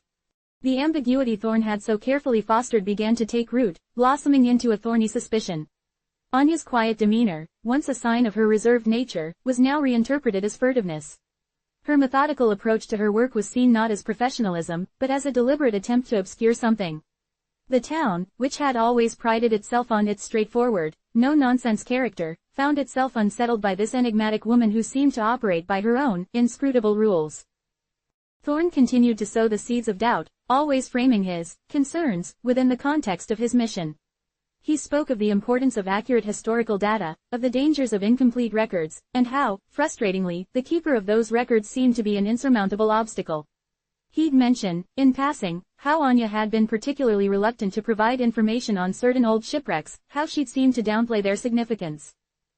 It's almost as if she doesn't want certain events to be remembered, he'd remarked to the harbormaster, a man named Silas Croft, ironically sharing a name with the fisherman Anya had consulted. Croft, a man who valued efficiency above all else, found Thorn's frustration understandable. Can't have the town's reputation being dragged down by old sea tales, can we, Commander? Croft had grumbled, polishing a brass fitting. If there are unpleasant stories to be kept under wraps, best they stay that way. Especially if they might affect trade. This sentiment, echoed by others who had their own vested interests in maintaining Mariner's Reach's outward appearance of order and prosperity, further isolated Anya. Her solitary walks, once a peaceful communion with the sea air, now felt like an exercise in navigating a gauntlet of averted eyes and whispered judgments. She would feel the weight of their gazes, the subtle shift in the town's collective mood, but the reason, the underlying cause, remained a mystery to her. Thorn's carefully constructed narrative had become the prevailing truth, and Anya, the quiet librarian, found herself ostracized by a town that no longer understood her, but only the distorted reflection of her character as presented by the respected Commander Thorn. Her very presence became a source of unease, her silence interpreted as guilt, her reserve as a calculated concealment. The weight of a single glance, Thorn had learned, could indeed be a heavy burden, and he was skillfully ensuring that Anya bore the brunt of it. The air in Mariner's Reach had become thick with a subtle tension, a palpable shift in the town's collective consciousness that Anya felt acutely, though she couldn't quite place its origin. The friendly nods from dockworkers had become hesitant, the market vendors' smiles seemed strained, and the usual hum of easy familiarity had been replaced by a low murmur of veiled scrutiny. Thorn's carefully orchestrated campaign of insinuation had begun to bear fruit, its insidious tendrils wrapping around the town's perception of her. She attributed it to the general unease that often accompanied the presence of naval officers on extended visits, a temporary disruption of the predictable rhythm of their lives. She was wrong, of course. The disquiet was far more personal, far more deliberate, and its architect was closer than she could possibly imagine. The incident that would ultimately shatter her quiet existence in Mariner's Reach began, as so many things did, with a simple document and a misplaced comma. Thorn, ever the pragmatist and increasingly convinced of Anya's obstructive nature, had requested access to the harbormaster's logbook, specifically entries pertaining to the departure of the Sea Serpent 3 months prior. He suspected, with a growing certainty fueled by his own biased narrative, that Anya had deliberately omitted or altered information in the library's archives that might shed light on the ship's unusual trajectory. He believed she was hiding something, a secret that connected her to the ship's mysterious voyage, a voyage he was convinced had something to do with clandestine operations or perhaps even smuggling. He found Anya in her usual place, surrounded by the comforting scent of aging paper and binding glue, her brow furrowed in concentration as she catalogued a new acquisition. The afternoon sun, slanting through the high-arched windows, illuminated motes of dust dancing in the air, creating an almost ethereal glow around her. Thorn's presence, however, was anything but ethereal, it was a jarring intrusion, a heavy shadow falling across the tranquil space. "Librarian," he began, his tone clipped, devoid of any of the polite preamble he had previously employed. "I require the harbormaster's logbook. The entries for the departure of the Sea Serpent." Anya looked up. Her eyes, usually so calm and steady, held a flicker of surprise at his abruptness. She had grown accustomed to his increasingly imperious manner, a subtle escalation that she had dismissed as the natural arrogance of his rank. "Commander Thorn," she replied, her voice soft but firm. "I believe you have the wrong department. The harbormaster's official logs are kept at the docks, under the jurisdiction of Master Croft." Thorn's jaw tightened. "I am aware of that, librarian. However, I was under the impression that you, in your capacity as the town's keeper of records, might have access to duplicate copies, or at the very least, notes pertaining to significant maritime events. The departure of the Sea Serpent was, as you well know, a matter of some consequence." Anya rose from her stool, her movements graceful and unhurried. She walked over to a sturdy oak desk where several ledgers lay open. "I do maintain records of significant events, Commander, for historical purposes. However, these are derived from official sources, cross-referenced and verified. If the harbormaster's log is the definitive record, then that is where you must seek it. She paused, a thoughtful expression crossing her face. I recall the sea serpent's departure. It was an unusually swift event, and there was some discussion regarding the precise time. If I am not mistaken, Master Croft himself expressed some confusion about the exact minute it cleared the harbor. Thorne's eyes narrowed. Confusion, or deliberate misdirection? Anya blinked, uncomprehending. I don't understand, Commander. Of course, you don't, he scoffed, stepping closer, his voice dropping to a low, menacing tone. You wouldn't. You are merely a functionary, a clerk. You deal in ink and parchment, not in the realities of maritime commerce and security. Now, the logbook. As I said, Commander, it is at the harbormaster's office, Anya reiterated, her patience beginning to fray. However, she added, a faint glimmer of an idea forming in her mind, I may have a preliminary transcription of the initial departure manifest that was submitted to my office for archival purposes. It was noted that the manifest indicated a departure time of precisely 7 o'clock hours. But Master Croft later corrected it, stating that the ship had departed closer to 6:47. I made a note of this discrepancy, of course, as it was unusual. She turned to a small, leather-bound notebook, her fingers tracing the faded entries. Thorne watched her, his gaze fixed and intense, his mind already twisting her words into a confession of complicity. He saw not a diligent librarian correcting an error, but a strategist deliberately obscuring the truth. A discrepancy. Thorne's voice was dangerously soft. And this discrepancy, this correction, was it properly documented? Was it officially noted in your records, or was it merely a fleeting observation you made to yourself, easily dismissed? Anya found the relevant entry. It was noted in my personal log, she admitted, her voice growing smaller. As a point of interest to be cross-referenced later. The official correction was to be made by the harbormaster's office directly into their log. She looked up at Thorne, a hint of concern now clouding her features. I pointed out the initial manifest's inaccuracy to the clerk who submitted it, a young man named Thomas.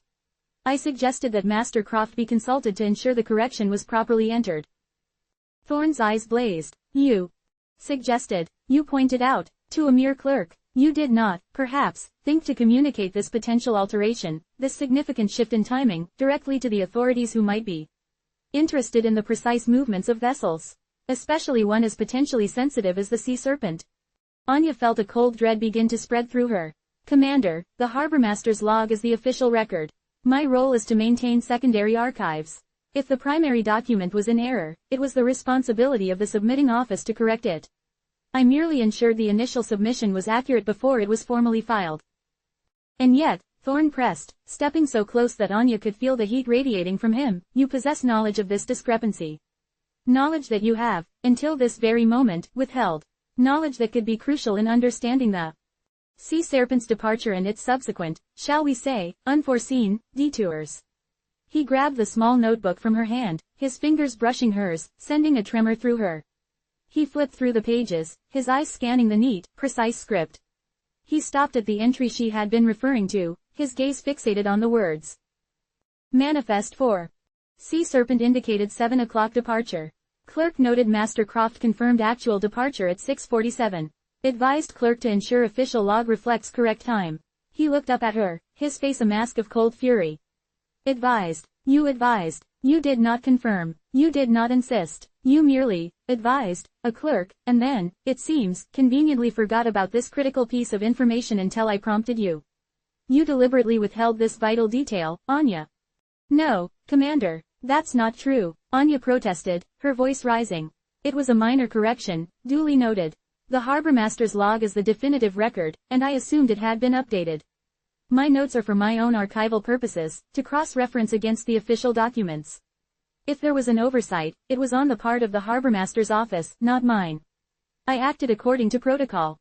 Protocol. Thorne's laughter was harsh and disbelieving. Your protocol has jeopardized a naval investigation, librarian. Your meticulousness, your so-called concern for accuracy, has blinded you to the larger picture. You have deliberately obstructed my inquiries. You have knowingly withheld information that could be vital to understanding the movements of a vessel suspected of illicit activities. He slammed the notebook shut, his eyes boring into hers. This is not mere oversight, Anya. This is calculated obstruction. This is a direct challenge to my authority. Before Anya could form a coherent response, Thorn turned and strode towards the library's main door, his boots echoing on the wooden floor. He paused at the threshold, his hand on the heavy oak, and looked back at her, his expression one of profound disappointment and cold resolve. "By order of Commander Thorn, United Kingdom Naval Service," he announced, his voice resonating through the silent library, carrying out into the street. "Anya Petrova, librarian of Mariner's Reach, is hereby detained for obstruction of naval justice.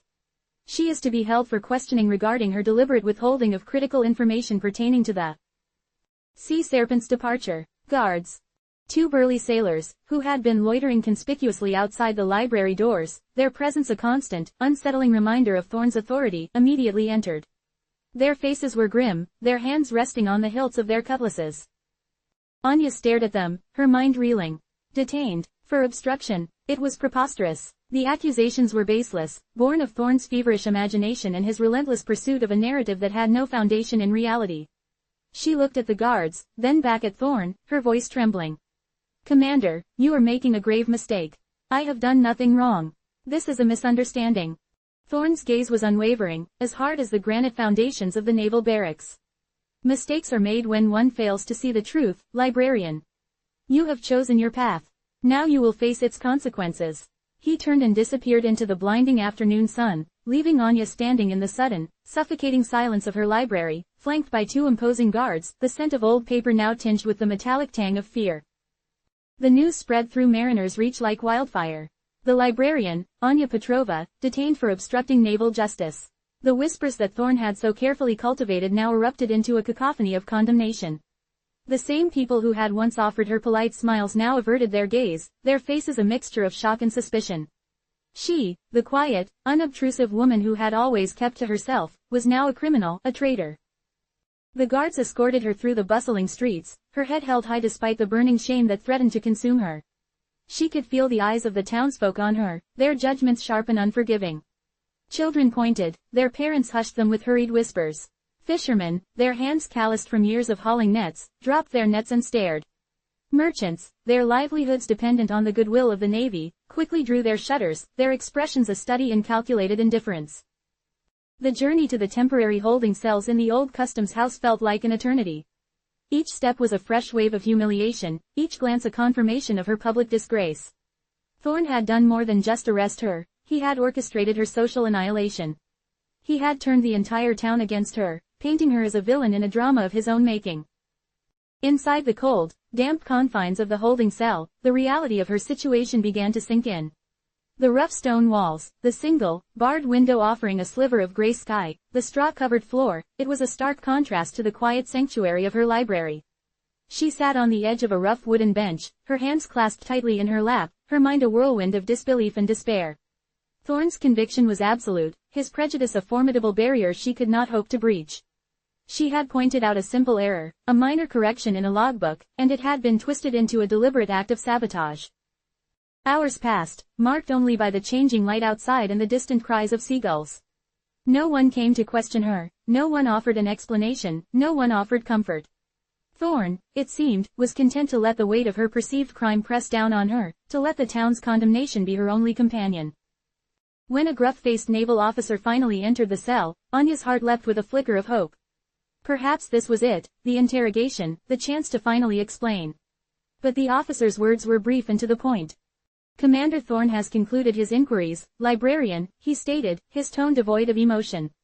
"He finds your explanation unsatisfactory. You are to be released, but you are to leave Mariner's Reach immediately. You are no longer welcome here." Anya stared at him, numb. Released, but accused, marked. "But, I am innocent," she whispered, her voice raspy from disuse and despair. The officer merely shrugged, a gesture that conveyed utter indifference. "That is not for me to judge. The commander's decision is final. You have 24 hours to depart the town. Failure to comply will result in further proceedings." 24 hours. 24 hours to pack her meager belongings, to say goodbye to a life she had built, to disappear from a place that had, until recently, felt like home. She was a pariah, an outcast, driven from town not for a crime, she knew, but for Thorn's misjudgment, his unyielding belief in her guilt. She walked out of the customs house into the pale twilight, the weight of the day pressing down on her. The streets were quieter now, the judgmental gazes replaced by an eerie silence. She could feel the ghost of Thorn's accusations clinging to her, a stain that no amount of time or distance could easily wash away. She returned to the library one last time, the place that had been her sanctuary, her solace. The guards were gone, but the echo of their presence lingered. She gathered her few personal items, her gaze falling on the small leather-bound notebook, the instrument of her downfall. She picked it up, then, with a deep, shuddering breath, she placed it carefully back on the desk. It was a symbol of her meticulousness, her dedication, and now, of her tragic misunderstanding. As she walked away from Mariner's Reach, the salty air that had once invigorated her now felt like a shroud. She carried with her not just her few possessions, but the indelible mark of Thorn's prejudice, the bitter understanding that sometimes, a single glance, a single misconstrued word, could be enough to tear a life apart. Thorn, meanwhile, stood on the docks, watching the horizon, a grim satisfaction settling upon him. He had, in his own mind, successfully navigated treacherous waters, having apprehended a saboteur. He saw himself as a victor, a protector of the realm, blind to the quiet devastation he had wrought upon an innocent woman, a woman who had simply done her job with unwavering integrity, a woman whose only crime was to be caught in the crosshairs of his misguided conviction. Anya Petrova was gone, a footnote in the grand narrative of his mission, leaving behind only the quiet hum of unanswered questions and the enduring weight of his terrible mistake. Chapter 4. The Weaver of Illusions.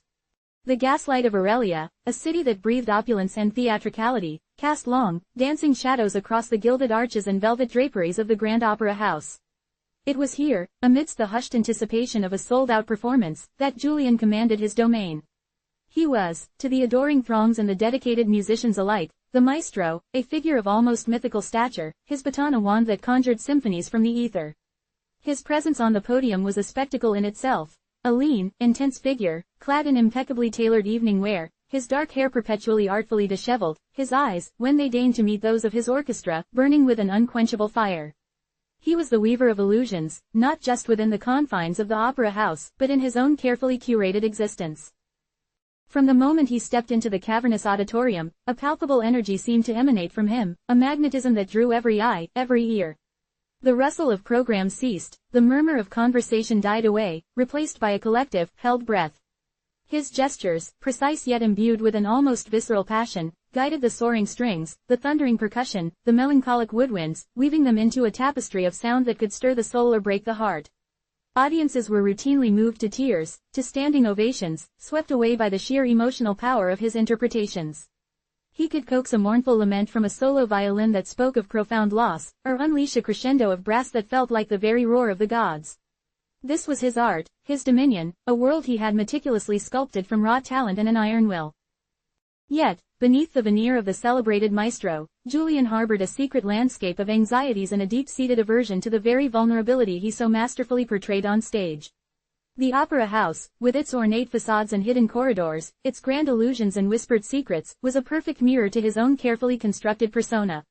He was a maestro of disguise, not in the theatrical sense of donning a costume, but in the far more profound art of concealing the fragile core of himself beneath layers of artistic brilliance and demanding discipline. The applause, the accolades, the awestruck gazes, these were the bricks and mortar of his fortress, built high to keep the world, and more importantly, himself, at bay. His orchestra saw him as brilliant, yes, but also as a formidable presence, a demanding genius whose eccentricities were, for the most part, tolerated, even revered, in exchange for the transcendent musical experiences he provided. Rehearsals were often grueling affairs, marked by Julian's exacting standards. A misplaced note, a hesitant entrance, a moment of insufficient emotional commitment from a section, any deviation from his envisioned perfection could earn a sharp reprimand, a glacial stare, or, at best, a weary sigh that spoke volumes of disappointment. He pushed them relentlessly, driving them towards a shared ideal, a sonic nirvana that existed, perhaps, only in his own mind. He rarely offered praise, and when he did, it was always couched in terms of how much more there was to achieve, how much closer they could be to the true expression of the music. No, no, no, he would cry out, his voice, amplified by the acoustics of the rehearsal hall, cutting through the air like a blade. He would stalk towards the errant musician, his eyes narrowed in a mixture of frustration and a strange, almost pained intensity. You are playing the notes, but you are not feeling them. Where is the anguish? Where is the desperate yearning? This is not a mere exercise in rhythm and pitch, it is the lament of a lost soul. Feel it, live it.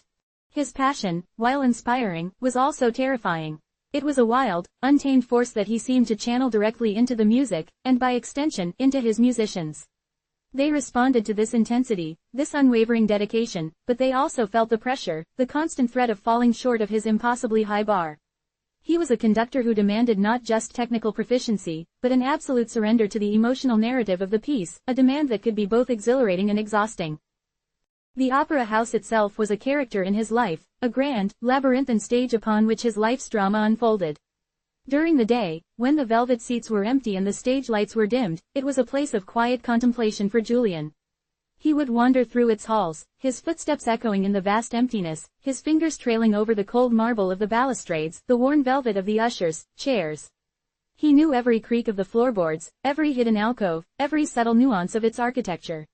It was a place he had mastered, a controlled environment that offered a stark contrast to the unpredictable chaos of human emotion, particularly his own. His private study, tucked away behind a heavy oak door off his office, was a sanctuary of order. Stacks of scores, meticulously organized by composer and opus number, lined the walls. Each score was a testament to his obsessive dedication, marked with a profusion of annotations, corrections, and interpretive notes in his precise, almost calligraphic hand. Here, the illusion of control was absolute. No spontaneous outburst, no accidental tear, no trembling hand could breach the sanctity of this space. It was here that he would wrestle with the demons of perfection, not to conquer them, but to tame them, to channel their destructive energy into the polished facade he presented to the world. His public persona was a carefully constructed edifice, a masterpiece of controlled brilliance. He cultivated an aura of detached genius, a man so consumed by his art that the mundane concerns of everyday life, the messy intricacies of personal relationships, seemed to elude him. This detachment was, in part, a defense mechanism. To engage too deeply, to allow genuine connection, would be to expose the chinks in his armor, to risk the vulnerability that he so desperately sought to conceal. He was polite, even courteous, to patrons and performers alike, but there was always a subtle distance, an invisible barrier that kept intimacy at bay. He was the maestro, a title that served as both his shield and his throne. The patrons of the Grand Opera were, for the most part, a predictable breed. Wealthy merchants, aristocratic families, aspiring artists, and critics with sharpened quills, they came seeking not just entertainment but an experience. They sought to be transported, to be moved, to be reminded of the heights of human artistic achievement. Julian understood this hunger, this desire for transcendence, and he fed it with a relentless precision. He knew which composers would elicit gasps of awe, which arias would bring tears to the eyes, which finales would ignite the applause. He was a craftsman of emotional journeys, and his clientele were his willing passengers. However, his perfectionism was a double-edged sword. While it drove him to achieve unparalleled artistic heights, it also bred a profound fear of failure. The thought of a performance not meeting his impossibly high standards, of a single flaw marring the otherwise flawless tapestry of sound, was a constant source of anxiety. This fear manifested in his meticulous planning, his exhaustive rehearsals, his almost paranoid attention to detail. He would spend sleepless nights poring over scores, anticipating every potential pitfall, every note that might falter, every solo that might crack. This internal struggle was largely invisible to the outside world. They saw the triumphant conductor, the man who held audiences spellbound, the embodiment of artistic triumph. They saw the maestro, the celebrated artist, but they did not see Julian, the man wrestling with his own internal demons, the man who lived in constant fear of the mask slipping, of the illusion shattering. He was a maestro of the opera house, a conductor of symphonies, but most importantly, he was a virtuoso of self-deception, a man orchestrating a life built on a foundation of carefully constructed artifice. The stage was his refuge, the music his language, and the applause his only true solace, a fleeting balm on the wounds of a soul perpetually on the precipice of vulnerability. His life was a grand opera, and he was its solitary, brilliant, and tragically isolated star. The opera house, by its very nature, was a realm of illusion. The soaring melodies could transport one to mythical lands, the dramatic narratives could explore the deepest human passions, and the visual spectacle, the elaborate costumes, the breathtaking sets, the dramatic lighting, all conspired to create a reality far removed from the mundane. Julian, as its conductor, was the ultimate impresario of this fabricated world. He understood the power of suggestion, the artistry of misdirection. He could use the crescendo of an orchestra to mask a moment of tension on stage, or the delicate swell of a flute solo to underscore a fleeting expression of tenderness. His relationship with his orchestra was a complex dance of authority and mutual reliance. They depended on his vision, his ability to elicit performances that transcended their individual capabilities. He, in turn, depended on their skill, their discipline, their willingness to follow his lead, even when that lead pushed them to their absolute limits. He cultivated a sense of shared purpose, a notion that they were all part of something greater than themselves, a collective endeavor to create beauty and evoke emotion. But this shared purpose was underscored by an unspoken hierarchy, a clear understanding of who was the ultimate arbiter of artistic truth. The legato must be seamless, as if one breath flows into the next. He'd instruct the string section, his voice a low, resonant hum that commanded attention. Think of water, flowing over smooth stones, never breaking, always moving. There is no room for hesitation, no space for hesitation. Every note is a drop, contributing to the great river of sound. He would demonstrate with a fluid, almost hypnotic movement of his hands, his body conveying the very essence of what he sought. To the brass, he was often more direct, more forceful. Your entrance must be a clarion call, a declaration. Not a timid whisper. Project confidence, project power. You are the voice of destiny here, not a hesitant observer. He demanded precision, a sharpness that could cut through the orchestral texture, yet always tempered with musicality. His eccentricities were legendary, whispered about in hushed tones backstage and in the dimly lit bars frequented by the opera house staff. The insistence on a specific brand of imported mineral water being chilled to precisely 4 degrees Celsius. The pre-performance ritual of walking the entire perimeter of the stage barefoot, as if absorbing its very essence. The habit of speaking to his baton as if it were a sentient being, muttering instructions and encouragements to the polished wooden horsehair. These were the quirks that defined him in the eyes of many, the charming, if bewildering, eccentricities of a genius. But for Julian, these were not mere quirks. They were anchors, small rituals that provided a semblance of order and control in a world that often felt overwhelming. They were the tiny, familiar islands in the vast, turbulent ocean of his inner life. The perfectly chilled water was a small victory against the unpredictable temperature of his own emotions. The barefoot walk was an attempt to ground himself, to feel the solid reality of the stage beneath his feet, a stark contrast to the ephemeral nature of his music and his own self. And his conversations with his baton. Perhaps it was a way of externalizing the constant internal dialogue, of giving voice to the conductor that resided within him, always planning, always anticipating, always striving for that elusive perfection. He saw the opera house not merely as a building, but as a living, breathing entity, a vessel for the stories and emotions that poured forth from its stage. He felt a profound responsibility to its legacy, to the great composers whose works he brought to life, and to the audiences who sought solace and inspiration within its walls. This sense of responsibility was a heavy burden, one that he carried with an almost stoic resolve. It fueled his relentless pursuit of excellence, but it also contributed to his isolation. To be solely responsible for such a grand artistic endeavor meant that he could not afford the luxury of shared burdens, of seeking comfort or advice from others. His public performances were the culmination of weeks, sometimes months, of intense preparation. The premiere of a new production was always a particularly fraught occasion. Julian would be a knot of nerves, his usual composure replaced by a palpable tension that even his most seasoned musicians could sense.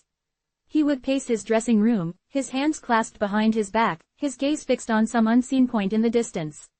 He would replay entire movements in his mind, imagining every possible sonic texture, every subtle dynamic shift. The slightest deviation from his meticulously crafted vision could send him into a spiral of anxiety. The audience, he once confided to his longtime concertmaster, a stoic violinist named Alara, they are not just watching a performance, they are experiencing a communion. They are opening themselves up to the music, to the emotions. My duty is to ensure that what they receive is pure, unadulterated truth, distilled through the composer's intent and my own interpretation. Anything less, it feels like a betrayal. Alara, a woman of quiet wisdom and immense musicality, understood Julian's burden perhaps better than anyone. She had seen him at his most brilliant and at his most brittle. She knew that his demanding nature stemmed not from malice, but from an almost agonizing commitment to his art. She had learned to navigate his moods, to anticipate his needs, and to offer a steadying presence in the storm of his artistic ambition. Maestro, she would say, her voice calm and reassuring, during those pre-performance jitters, we are with you. We have walked this path with you through every rehearsal. Trust us. Trust yourself. The music will flow. Julian would nod, a faint, almost imperceptible acknowledgement. He appreciated Alara's steadfastness, her unwavering belief in their shared endeavor. But even her reassurance could not entirely banish the shadow of doubt that always loomed, the fear that despite all his efforts, the illusion might falter, the maestro might falter, and the world would glimpse the man behind the mask, a man terrified of his own imperfections. He was the enigmatic maestro, a conjurer of grand emotions, a master of illusion, forever bound to the gilded cage of his own making, where perfection was the only currency and vulnerability a forbidden melody. The air in the Grand Opera House, usually charged with Julian's commanding presence, now thrummed with a different kind of energy. It was the vibrant, almost startling, clarity of a new voice, one that cut through the familiar orchestral tapestry with the brilliance of a perfectly cut gem. Isabel had arrived, a whisper in the corridors that quickly blossomed into a roar of admiration from the chorus, the apprentices, and even the seasoned chorus master. Her voice, they said, was unlike anything they had heard in years. It possessed a raw, untamed power, a liquid silver that could carry the weight of a sorrowful lament and then, with effortless grace, ascend to the dazzling heights of a triumphant aria. There was a visceral honesty to her singing, an unvarnished emotion that bypassed the intellect and struck directly at the heart. Julian, initially, dismissed the burgeoning buzz as the usual effervescence that accompanied any new addition to the roster. New talent, especially young and eager, often sparked a temporary wildfire of excitement. He had seen it before, the fleeting infatuation with a fresh face, a promising timbre. His focus remained resolutely on the demanding rehearsals for the upcoming premiere of La Traviata, on ensuring every nuance of Verdi's poignant score was wrung dry of its emotional truth. He had little time for the ephemeral enthusiasms of his musicians, their susceptibility to novelty. Yet, the name, Isabel, persisted, a recurring motif in the backstage chatter, a persistent, almost insistent, murmur. It was during a particularly trying rehearsal for the Act II duet that Isabel's voice finally arrested Julian's attention. The soprano slated to perform Violetta, a singer whose technical prowess Julian respected but whose emotional depth he found wanting, was struggling. Her phrasing was impeccable, her notes accurate, but the passion, the exquisite suffering, the desperate defiance that Verdi had so painstakingly etched into the music, was absent. Julian, his face a mask of controlled frustration, had brought the orchestra to a halt for the third time. The silence that descended was heavy, suffocating. No, no. Ancora, he commanded, his voice a low, dangerous rumble. Where is the fire? Where is the heart breaking? You are singing the words, Madame Dubois, but you are not living them. This is not a recitation, it is a confession of the soul. It was then, from the wings, where a small group of singers had gathered to observe, that Isabel's voice, unbidden, rose. It was a soft, almost tentative hum at first, a pure, unadorned echo of Violetta's despair, but it carried an immediate, arresting resonance. It was not an imitation, it was an embodiment. She sang not for an audience, not for Julian's approval, but as if she were Violetta herself, caught in the agonizing throes of her fate.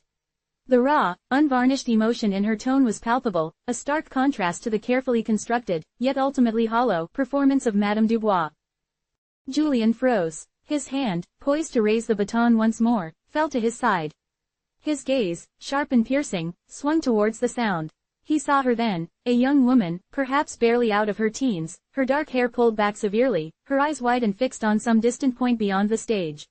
She was not seeking attention, she was simply singing, and in that moment, her voice was a revelation. It was a force of nature, pure and untamed, brimming with an emotional honesty that Julian hadn't encountered in years. It was the sound of a soul laid bare. The orchestra, too, fell silent, mesmerized. They had heard many singers, many voices, but this was different. There was a vulnerability in her tone, a raw, exposed nerve that vibrated with an intensity that made the hair on their arms stand on end. It was the sound of 1,000 unspoken sorrows, a lifetime of yearning compressed into a few exquisite phrases. When Isabel finally fell silent, the hush in the opera house was profound. It was a silence pregnant with unspoken admiration, a collective recognition of extraordinary talent. Julian, his usual composure visibly shaken, finally lowered his baton completely. He walked slowly towards the wings, his eyes never leaving Isabel. He saw not just a voice, but a potential. A dangerous, captivating potential. Who was that? He demanded, his voice surprisingly devoid of its usual sharpness, replaced by a curious, almost unnerving, quiet. The chorus master, a stout man with a perpetually harried expression, scurried forward. That, maestro, is Isabelle Dubois, our new soprano. She joined us only last week. Julian's gaze remained fixed on Isabel. He saw her slight tremor, the way she lowered her head, as if suddenly aware of the attention she had inadvertently drawn. He saw the flush rising on her cheeks. And in that moment, a flicker of something dark and unwelcome stirred within him. It was the echo of a ghost, the phantom touch of a past betrayal. He remembered another young soprano, years ago, with a voice like spun moonlight and an ambition that burned just as fiercely. A protégé he had nurtured, a talent he had championed, only to be ultimately wounded by her ruthlessness. Her ascent had been swift, her adoration of him a carefully crafted performance, a means to an end. Her eventual departure had left a scar, a deep-seated suspicion that had never quite healed. He saw Isabel's ardent gaze, her evident admiration for his conducting, and he felt a chill that had nothing to do with the drafty opera house. He saw her eagerness to learn, her almost desperate desire to please, and it struck him as a chillingly familiar echo of that past ambition. He recognized the fire in her eyes, the hunger for recognition, and instead of seeing genuine aspiration, he saw a weapon being honed. He saw a mirror reflecting not his own artistic ideals, but the image of his past deceiver. Dubois, he repeated, the name tasting foreign on his tongue. He looked at Madame Dubois, the principal Violetta, who stood beside him, her face a thundercloud of displeasure. He saw the rivalry, the unspoken tension that Isabel's spontaneous outburst had ignited. And in that charged atmosphere, Julian's carefully constructed walls began to reassert themselves. She has a strong voice, Julian said, his tone now measured, carefully neutral. He turned to Madame Dubois. But the role requires a nuanced understanding, a maturity that perhaps is still developing. He paused, his gaze drifting back to Isabel. You have a gift, young lady. But gifts can be a heavy burden if not wielded with wisdom. Be careful. The words hung in the air, a veiled warning disguised as paternalistic advice. Isabel looked up, her expression one of confusion, then a dawning hurt.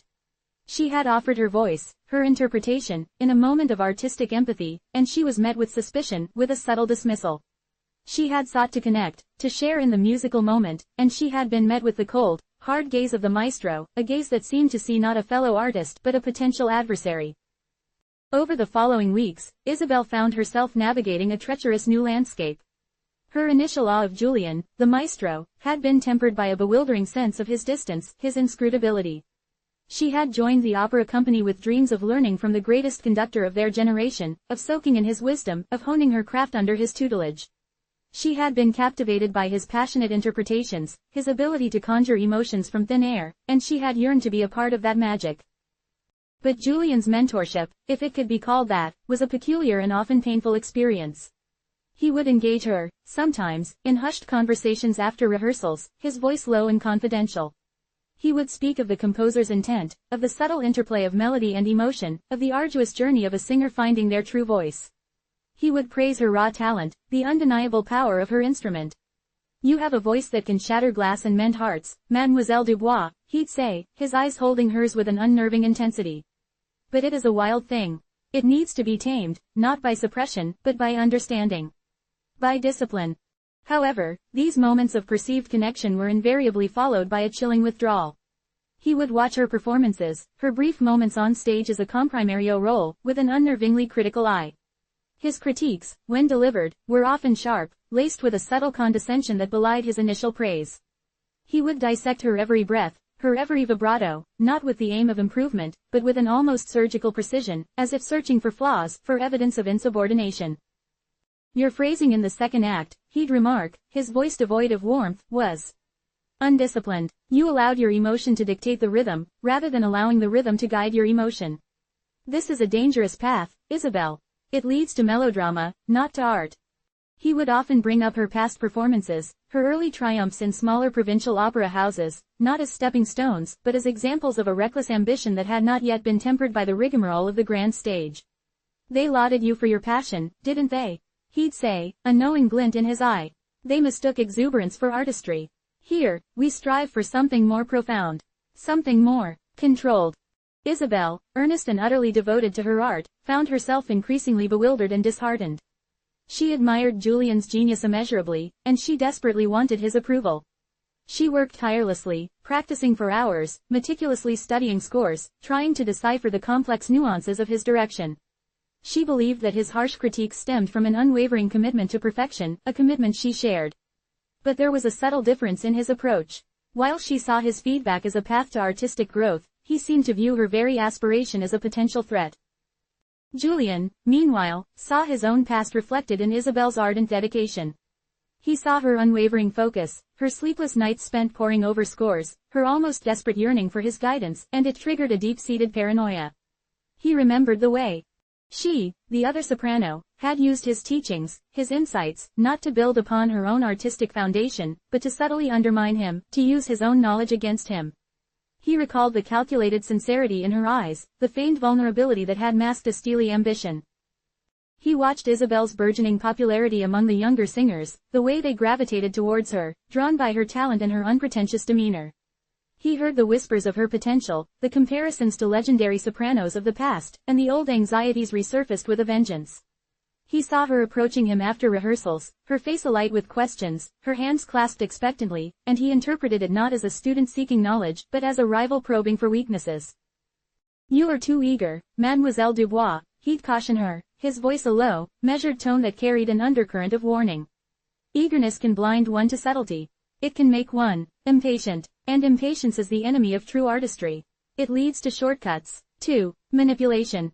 He never explicitly accused her of anything, but his words, his guarded demeanor, his subtle criticisms created an atmosphere of distrust. He would assign her minor roles, roles that showcased her vocal ability but offered little dramatic scope, and then scrutinize her every move, dissecting her performances with an almost obsessive focus.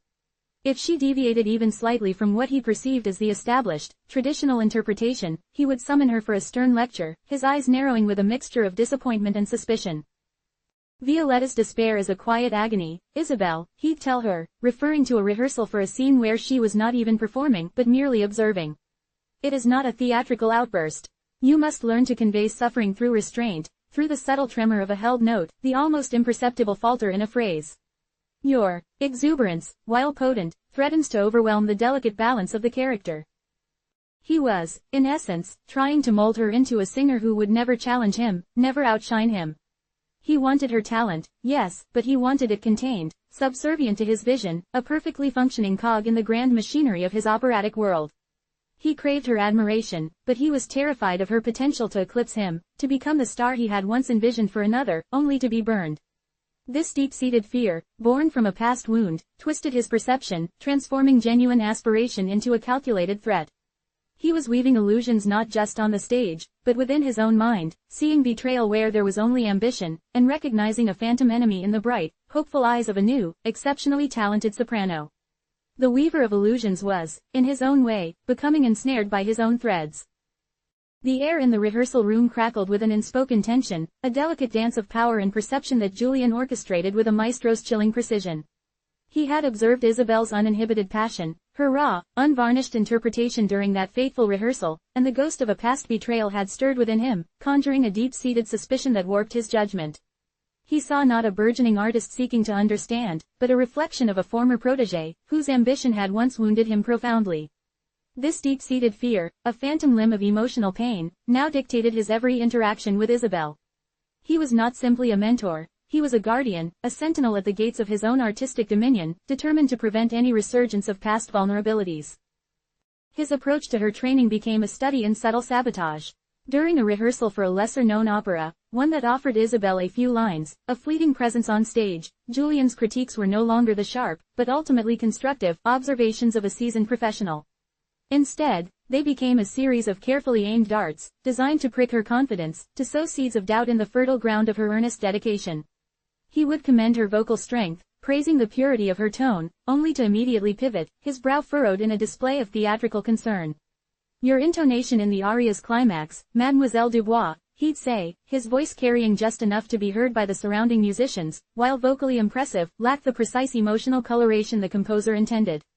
It was almost too bright, too assured. Such clarity can sometimes betray a lack of inner turmoil.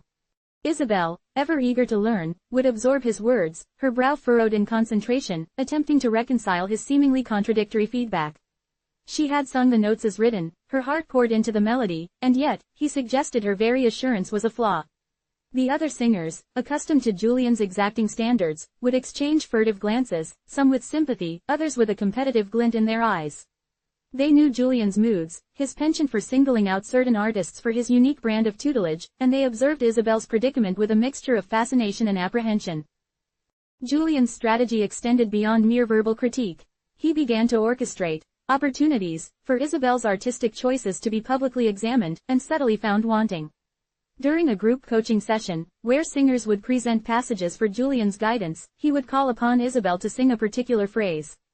"Sing it as you feel it, Mademoiselle Dubois," he'd encourage, his tone deceptively gentle. She would sing, her voice imbued with the emotional resonance she genuinely felt, only for Julian to turn to the assembled singers, a look of almost pained disappointment on his face. "You see," he'd address them, gesturing towards Isabelle.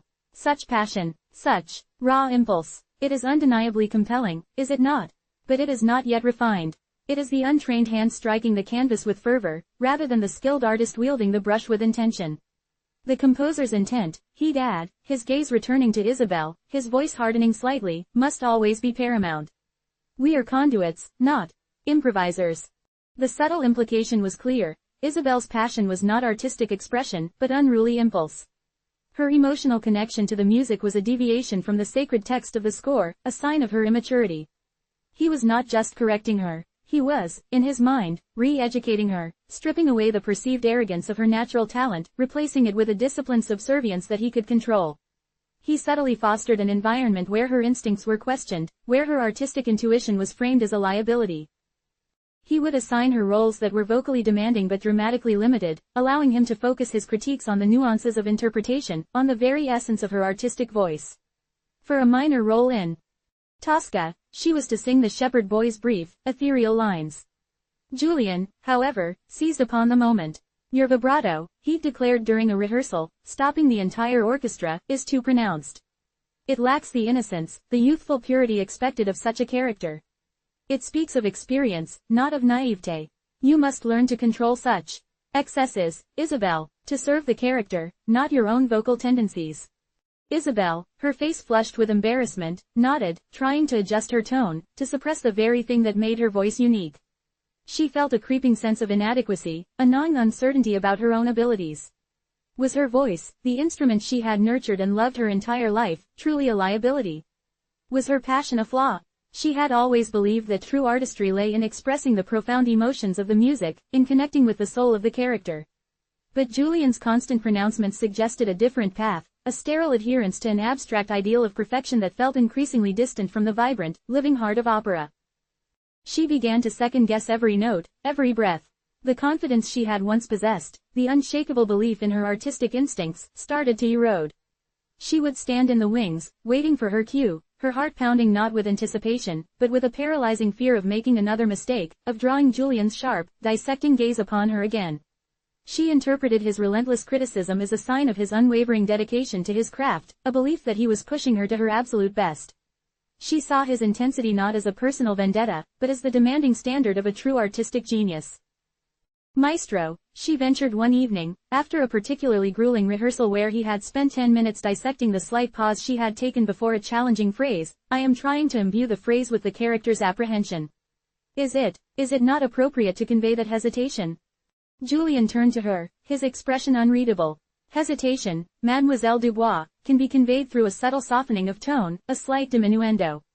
It is not a mechanical pause. Your approach," he sighed, a theatrical sound of weariness, "suggests a lack of understanding of the dramatic arc. You are thinking of the emotion, and neglecting the technique. The technique is the emotion, when wielded correctly." He then proceeded to demonstrate, his hands carving the air, his voice a low, authoritative rumble, showing her how he expected the passage to be sung. His demonstration was flawless, technically impeccable. But it felt cold, devoid of the very soul he claimed to champion. Isabelle listened, absorbing his words, but a quiet rebellion began to stir within her.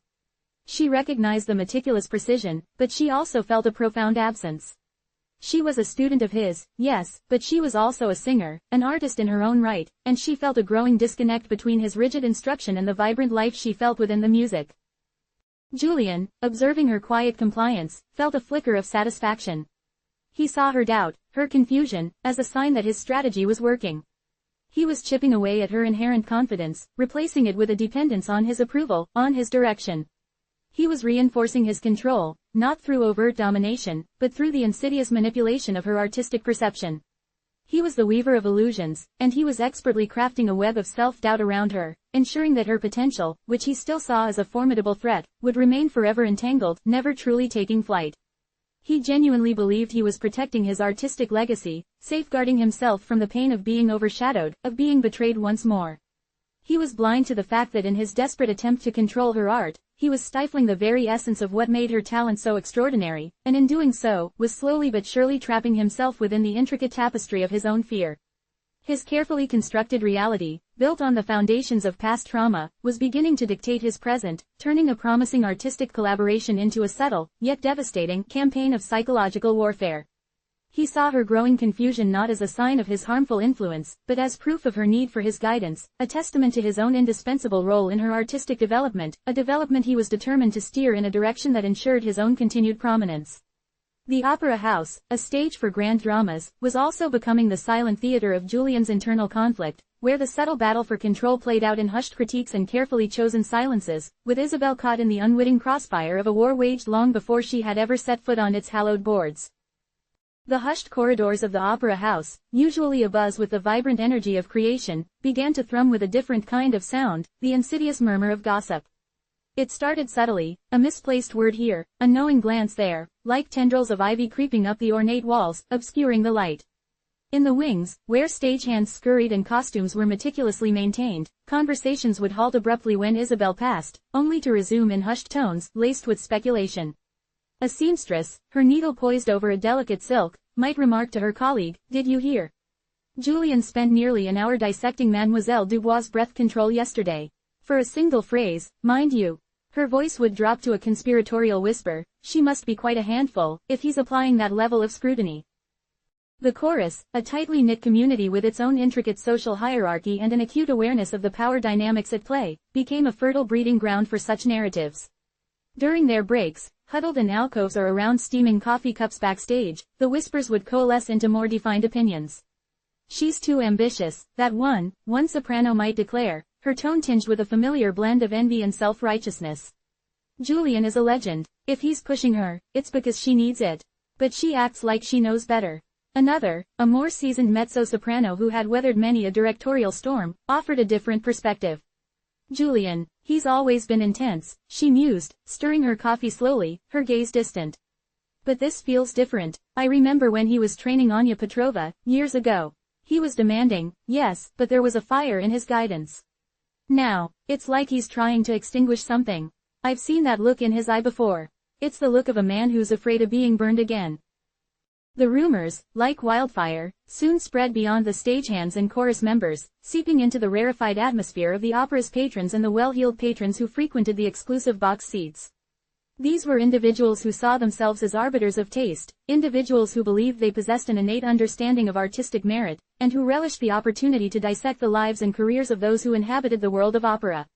Over champagne during intermissions, their conversations would turn to the latest developments, their pronouncements delivered with an air of absolute authority. "My dear, have you noticed Isabelle Dubois?" one dowager duchess would inquire, dabbing her lips with a lace napkin. "Such a shame, such a promising voice, but utterly undisciplined. Julian, bless his meticulous soul, is trying to mold her, but she seems so resistant, quite unprofessional, I'm afraid." Conversely, a few, those who were either more attuned to the subtle shifts in Julian's demeanor or who had a deeper understanding of his past, offered more nuanced interpretations. An elderly music critic, his sharp eyes missing nothing from his regular seat in the orchestra stalls, confided in a colleague, "Julian's paranoia is showing. He mistakes Isabel's earnestness for defiance. He's projecting his own past trauma onto a young artist who is merely trying to find her voice. It's a tragedy in the making." Another patron, a wealthy industrialist with a known soft spot for genuine talent and a keen intellect, observed with a frown, "I've seen Julian at his best, and this isn't it. He's always been a perfectionist, but this feels personal. He's deliberately creating obstacles for her, and the whispers are starting to paint her as the villain. It's a dangerous game he's playing, and Isabel is the pawn." Julian, for his part, was acutely aware of the shifting currents of opinion. He did not actively participate in the gossip, his aloof demeanor ensuring that he remained above such base machinations. Yet, he cultivated them, subtly, through his public interactions with Isabel. He would offer her praise, only to immediately follow it with a pointed critique, his voice carrying just enough to be overheard. "Magnificent power, Mademoiselle Dubois," he might say, his gaze sweeping across the room, acknowledging the presence of eavesdroppers. "Truly commanding, but the emotional arc, it faltered in the bridge. A slight dissonance of intent, perhaps. One must always be mindful of the composer's precise intention, not merely the raw emotional impulse. These pronouncements, designed to highlight her perceived flaws while acknowledging her undeniable talent, served a dual purpose. They reinforced his image as the discerning, exacting maestro, and they provided fuel for the rumors, allowing others to draw their own conclusions about Isabel's supposed artistic deficiencies. Isabel, caught in this insidious web, found herself increasingly isolated. The very people who had once offered her encouragement now looked at her with a mixture of pity and veiled judgment. She could feel the weight of their gazes, the unspoken questions hanging in the air. Was she truly as difficult as the whispers suggested? Was her dedication to her art being misinterpreted as stubbornness? The constant scrutiny, the relentless self-doubt that Julian had so expertly cultivated, began to manifest physically. Her sleep became fitful, her appetite waned, and a perpetual shadow of anxiety seemed to cling to her. During rehearsals, her movements became more hesitant, her vocal delivery occasionally faltering under the immense pressure. She would catch the exchanged glances between Julian and the other musicians, interpreting them as confirmation of her perceived inadequacies. The once exhilarating experience of making music was slowly being replaced by a gnawing dread, a constant fear of judgment. She started to question her own instincts, the very core of her artistic identity. If Julian, the revered maestro, saw flaws in her every interpretation, then perhaps there were flaws. Perhaps her passion was indeed untamed, her emotional connection a sign of immaturity. The rumors, while damaging, also served to shield Julian. The narrative being spun was that he was a victim of a difficult, ungrateful artist, a genius attempting to nurture a talent that was proving recalcitrant. This perception allowed him to continue his campaign of subtle manipulation without overt censure. The opera house, a place of public performance, had become a stage for a far more private, psychological drama, and Isabel, despite her burgeoning talent, was finding herself cast in the role of the antagonist, her reputation a casualty of a war she had not even realized she was fighting. Her artistic spirit, once so vibrant and promising, was beginning to wither under the relentless pressure, the air thick with the unspoken accusations and the chilling silence of those who chose to believe the whispers. The balcony, where patrons once gathered to observe the spectacle below, had become a symbolic perch for judgment, and from its vantage point, the opera house was busily constructing a narrative that threatened to undo Isabel's very future.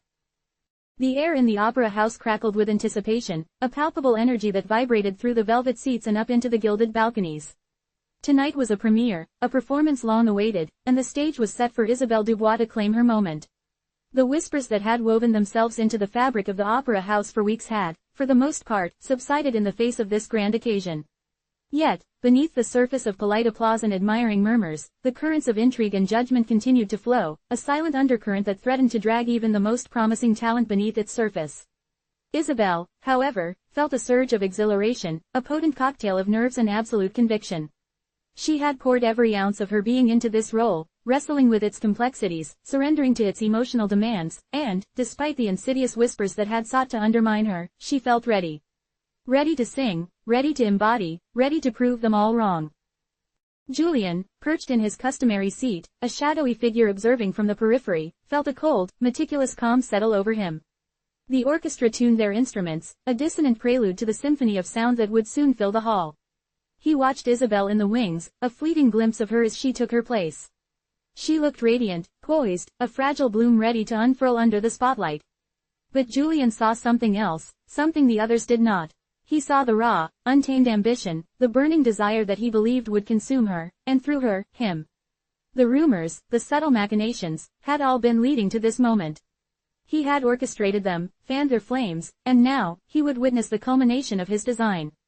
His heart, a chamber long accustomed to the echo of his own solitude, beat a steady, unyielding rhythm. He was not here to witness art, he was here to ensure control. The overture began, a majestic swell of strings and brass that swept the audience into the narrative. Isabel's entrance was met with a hush, then a wave of applause. She moved with an ethereal grace, her costume a cascade of moonlit silk, her face a mask of serene composure. The first notes of her aria soared, pure and resonant, filling the vast space with a breathtaking beauty. For a fleeting moment, Julian allowed himself to feel a flicker of pride, a vestige of the artist he once was, the artist who had recognized her potential. But the flicker was quickly extinguished, replaced by the familiar, icy resolve. This was not the time for sentiment. This was the time for execution. As the aria progressed, a subtle shift began to occur. A note held a fraction of a second too long, a slight hesitation before a crucial entrance, a minuscule deviation from the meticulously rehearsed stage blocking. To the untrained ear, these might have passed as artistic interpretation, the natural ebb and flow of a live performance. But Julian heard them, saw them, with the acute sensitivity of a conductor who knew every beat, every breath, of the music. He saw the subtle glances exchanged between the singers, the almost imperceptible widening of eyes in the pit orchestra. He knew, with a chilling certainty, that Isabel was faltering. But this was not mere faltering, this was a deliberate unraveling. The carefully constructed edifice of her performance began to crumble. A missed cue, a misplaced step that brought her perilously close to the edge of the stage, a vocalization that cracked under the strain of unspoken pressure. The audience, initially captivated, began to stir. Whispers, once confined to the backstage shadows, now rippled through the rows of seats. Puzzlement turned to concern, then to a growing unease. Isabel, caught in a maelstrom of her own making, or rather, of Julian's making, was a ship lost at sea, her compass broken, her sails ripped asunder. Her eyes, wide with a dawning horror, darted towards the conductor's podium, searching for a lifeline, for a sign of recognition, for anything but the cold, impassive mask that Julian presented. He saw her desperation, her burgeoning panic, and a perverse sense of satisfaction bloomed in his chest. This was the consequence of defiance, of ambition unchecked. He had tried to guide her, he would tell himself later, but she had refused to listen. She had presumed to know better, to dictate her own path. And now, the path had led her to this precipice, this public unraveling. He leaned forward, his baton poised, his gaze fixed on her. He could have offered a reassuring nod, a subtle cue to guide her back to the intended path. But that was not his intention. His intention was to witness the complete, utter demolition of her confidence, to ensure that the operatic world would see her not as a prodigy, but as a liability. The climax of her aria arrived, a moment that should have been a triumphant surge of power and emotion. Instead, it was a jagged, fractured cry, a desperate plea lost in the vastness of the hall. Her voice, usually so clear and potent, wavered, then died. A profound silence fell over the audience, a silence more damning than any boo or hiss. Isabel stood frozen, exposed, the spotlight an accusatory glare. Her cheeks flushed with a humiliation so profound it seemed to leach the color from her very soul. She could feel the weight of every eye in the theater, the collective judgment a suffocating blanket. The dream, so vivid and tangible moments before, had shattered into a million glittering, painful shards. The ensuing moments were a blur of awkward applause, forced smiles, and averted gazes. The curtain fell, not with a triumphant flourish, but with a sigh of relief from those who had endured the spectacle. Backstage, the murmurs of concern were mingled with a cruel schadenfreude. The narrative had shifted irrevocably. Isabelle Dubois, the rising star, was now the cautionary tale, the diva who had choked under pressure, the artist who had dared to challenge the established order and paid the ultimate price. The seamstresses, the chorus members, even the patrons in the balconies, all had their pronouncements ready, their judgments solidified by the evidence of the stage. She was too ambitious, too temperamental, too much. Julian, however, remained detached, an observer of the wreckage. He had not moved from his seat, the phantom applause of his own design echoing in the cavernous space. He had silenced the perceived threat, the independent spirit that had dared to challenge his authority. He had reaffirmed his control, his power. But as the house lights flickered on, and the audience began to disperse, a profound emptiness settled upon him. The opera house, once a sanctuary of artistic creation, now felt like a tomb, its silence amplifying the hollowness within him. He had achieved his victory, but it was a victory won at the cost of genuine artistry, of collaborative spirit, and of any semblance of human connection. He walked back to his office, the grand space now feeling oppressively silent. The accolades that adorned his walls, the awards that spoke of a celebrated career, seemed to mock him with their gilded emptiness. He sat at his polished mahogany desk, the only sound the ticking of the ornate clock on the mantelpiece. He had orchestrated the downfall of a promising talent, a talent he himself had once championed. He had woven a web of deceit and manipulation, and in its intricate design, he had ensnared himself. The applause he had heard was not for his genius, but for his ruthlessness. And in the echoing silence of his isolation, Julian finally confronted the chilling realization that in his quest to control the art, he had destroyed the artist within himself, leaving only the hollow shell of a man consumed by his own illusions. The performance was over, the audience had gone home, but Julian remained, trapped in the desolate theater of his own making, the phantom echo of his victory a bitter testament to his profound and devastating failure. He had silenced Isabel, yes, but in doing so, he had also silenced the last vestiges of his own humanity, leaving him adrift in an ocean of his own creation, with no shore in sight, only the endless, desolate expanse of his own profound isolation. The night, which had begun with the promise of a dazzling artistic triumph, had dissolved into a testament to the destructive power of fear and the devastating consequences of a heart that had long since forgotten how to feel. The silence in his office was not merely an absence of sound, it was a tangible presence, heavy with the weight of his choices, a stark reminder of the true cost of his victory. He was the weaver of illusions, and in the end, he had become the most profound illusion of them all. Chapter 5. The Architect of Misfortune. Silas's name was synonymous with the stark, angular silhouette that now punctuated the weathered charm of Greyhaven. His buildings, a rebellion against the rolling, sea-battered cottages and salt-bleached fishing huts, stood like geometric pronouncements against the perpetually grey sky. They were monuments to an unforgiving logic, constructed from concrete and glass, their lines so sharp they seemed to cleave the very air. To the townsfolk, these edifices were not homes or businesses, they were intrusions, alien forms that spoke of a world utterly divorced from their own. They called his designs skeletal, a whispered epithet that hinted at a deeper unease, a sense that Silas's creations stripped away the comforting flesh of tradition, leaving only the bare, unyielding bones of utility. This perception was not entirely unfounded. Silas himself was a man forged in the crucible of necessity, his early years a stark testament to the unforgiving nature of existence. The Greyhaven orphanage, where his childhood unfolded, was a place of echoing halls and rationed warmth, where sentimentality was a luxury none could afford. Every object, every space, was judged by its function, its ability to shelter, to feed, to endure. There was no room for adornment, no allowance for whimsy. His cot was a place to sleep, his bowl a vessel for sustenance, the rough wool blanket a bulwark against the gnawing chill. This austere upbringing had etched itself onto his very being, creating a man who saw the world through a lens of pure, unadulterated pragmatism. Beauty, in his eyes, was a byproduct of efficiency, and comfort was an indulgence that often led to weakness. His architectural philosophy was a direct extension of this worldview. He believed that structures should serve their purpose with an unflinching clarity. Walls were for enclosure, windows for light and ventilation, roofs for protection. Anything beyond these fundamental requirements was, in his estimation, a wasteful embellishment. The swooping gables of the fishermen's homes, the intricate carvings that adorned the public buildings, the very curves of the cobblestone streets, these were all, to Silas, an affront to good sense. They were concessions to emotion, vestiges of a past that had no place in the relentless march of progress. His own designs, therefore, were stripped bare, their forms dictated by the most direct and economical execution of their intended function. The Greyhaven Maritime Museum, his most ambitious project to date, was a prime example. A long, low rectangle of polished concrete and smoked glass, it jutted out over the harbor like a stern pronouncement. Its entrance was a seamless aperture, its interior a series of starkly lit galleries devoid of any ornamentation save for the exhibits themselves. The locals, accustomed to buildings that echoed the organic shapes of waves and sails, saw only a tomb, a place where the spirit of the sea had been cruelly extinguished.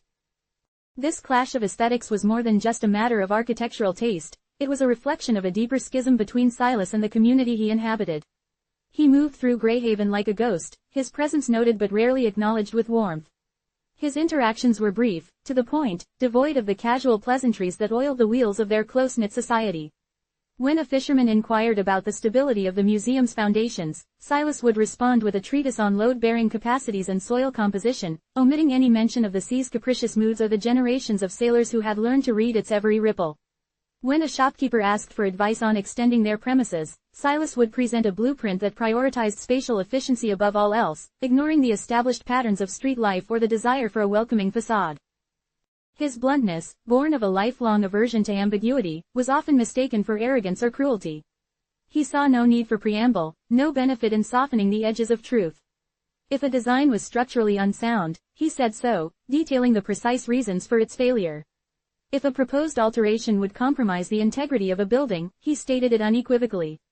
This directness, so alien to the nuanced social codes of Greyhaven, left many feeling rebuffed, their hopes dashed by an unyielding logic. They saw his unadorned buildings as a physical manifestation of his character, cold, unyielding, and utterly lacking in empathy. The truth, however, was far more complex, a tapestry woven with threads of past trauma and a genuine, albeit misguided, desire for order. The orphanage had not merely taught Silas about functionality, it had instilled in him a profound fear of chaos. The unpredictable nature of his early life, the constant threat of hunger or neglect, had created a desperate longing for control. Architecture, for him, was not just a profession, it was a means of imposing order onto a world that had once felt terrifyingly wild. His clean lines and minimalist forms were a way of taming the unruly elements, of creating spaces that were predictable, measurable, and, above all, safe. He saw the inherent messiness of human emotion as a dangerous variable, a force that could disrupt the carefully constructed order he sought to achieve. Relationships, with their inherent complexities and emotional demands, were something he navigated with extreme caution, often opting for distance rather than engagement. He observed human interaction with the detached curiosity of a scientist studying an alien species, analyzing their motivations and predicting their behaviors with a clinical precision. Yet, beneath this carefully constructed facade of detachment, there lay a subtle yearning, a quiet recognition of the warmth and connection he had been denied. This yearning manifested not in outward gestures, but in the meticulous attention to detail in his designs, a silent, almost subconscious attempt to imbue his creations with a sense of permanence and integrity, qualities he himself desperately craved. The townsfolk, however, saw only the surface. They saw the stark, skeletal buildings rising from the coast, and they saw Silas, the architect of misfortune, a man who seemed to delight in stripping away the familiar and the comforting. His presence was a constant, unsettling reminder of a world that valued logic over legacy, efficiency over emotion. And as his structures continued to multiply, casting long, sharp shadows over Greyhaven, the whispers grew louder, the perception hardening into an unshakable conviction. Silas, with his skeletal designs, was not building a future for Greyhaven, but rather dismantling its very soul, one cold, calculated line at a time. He was the architect of their unease, the living embodiment of their fear of what lay beyond the comforting, familiar embrace of tradition. His brilliance was undeniable, but it was a brilliance that seemed to burn cold, a distant star offering light but no warmth. The townsfolk could appreciate the technical mastery, the sheer audacity of his vision, but they could not reconcile it with the inherent human need for belonging, for a sense of place that was rooted in shared history and in spoken understanding. Silas, in his relentless pursuit of form and function, had inadvertently become a symbol of their displacement, a living monument to their anxieties about a changing world. The commission for the Greyhaven Community Center arrived like an unexpected tide, washing over Silas's meticulous world with a promise of something larger, something that transcended the solitary elegance of individual structures. It wasn't merely another building, it was an undertaking imbued with a singular purpose, to be the heartbeat of a town struggling to find its rhythm. The whispers of economic stagnation had grown into a low, persistent hum, a lament for the dwindling fishing fleets and the boarded-up shops that dotted the harborfront. The center, as envisioned by the town council, was meant to be a beacon, a place where the community could gather, heal, and perhaps, reawaken a shared sense of purpose. For Silas, it presented an opportunity not just to build, but to orchestrate a grander design, to imbue his philosophy of order and efficiency into the very fabric of the town's future. He approached the project with his characteristic fervor, a blend of intellectual rigor and an almost surgical precision. The blueprints spread across his drafting table were not mere sketches, but intricate theorems of concrete, steel, and glass. He meticulously calculated every load-bearing beam, every angle of deflection, every potential point of stress. The concept was simple, yet elegant, a multifunctional space designed for maximum utility and minimal expenditure. A large, open hall for gatherings, smaller rooms for workshops and classes, and a robust, easily maintained exterior that could withstand the harsh coastal elements for generations.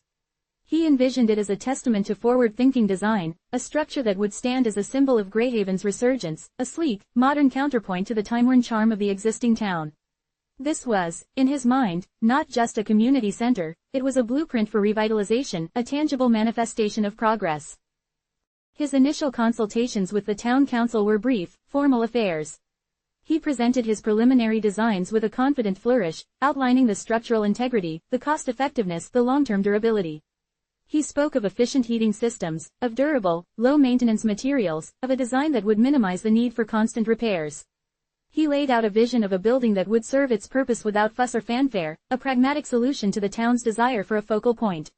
He saw their nods of approval, their expressions of gratitude for his swift and decisive approach, as confirmation of his understanding. They wanted a solution, and he, Silas, was delivering it with an architect's unparalleled expertise. The first crack in his meticulously constructed plan appeared not in a load-bearing wall, but in a hesitant voice from the back of the council chambers. It belonged to Agnes Thorne, a woman whose family had lived in Greyhaven for generations, her hands weathered by decades of mending nets and tending to her seaside garden. She spoke not of concrete or steel, but of sunlight and laughter, of the way the old village hall, though crumbling, still held the echoes of dances and festivals. She spoke of the need for a central hearth, a space where the elderly could gather and share stories, a place that felt welcoming, not just functional. Her words, soft yet persistent, were a murmur against the tide of Silas's pronouncements. Silas, accustomed to the sterile logic of engineering reports, found her interjections perplexing. He saw her desire for a central hearth as a sentimental attachment to inefficient, outmoded concepts. He envisioned a modern, energy-efficient lighting system, not a smoky fireplace. He countered by explaining the precise lumens required for optimal visibility in a multi-purpose space, the cost of maintaining a fireplace, the safety regulations that would need to be considered. He spoke of modular furniture that could be easily reconfigured for different events, of integrated sound systems that would ensure clarity in any part of the hall. He was offering solutions, tangible improvements, and she was offering nostalgia. He politely, yet firmly, dismissed her concerns as distractions from the essential task at hand. Mrs. Thorne, he had stated, his voice devoid of inflection, this building is an investment in Greyhaven's future. It must be built with practicality and foresight. We cannot afford to be encumbered by outdated notions of comfort that compromise efficiency and longevity. He explained that the large, open hall, bathed in carefully positioned artificial light, would serve all functions, from town meetings to celebrations, with superior control and predictability. He had even allocated space for a small, modern kitchenette, fully equipped for catering, a far cry from the drafty, coal-scented hearths of the past. This dismissal, however, was not a singular event. As Silas began to engage more directly with the broader community, presenting his plans in public forums, he encountered similar resistances, echoes of Agnes Thorne's gentle but firm dissent. Old Man Hemlock, the retired lighthouse keeper, a man whose life had been spent navigating the capricious moods of the sea, spoke of the importance of views, of windows that looked out onto the horizon, not just upwards at functional vents. He argued that the soul of Greyhaven was intrinsically linked to the sea, and any building that failed to acknowledge this connection was incomplete. Silas countered with the thermal inefficiency of large windows, the potential for glare on screens, the cost of specialized glass. He had designed a series of smaller, strategically placed windows, optimized for ventilation and natural light without compromising the structural integrity or energy efficiency of the walls.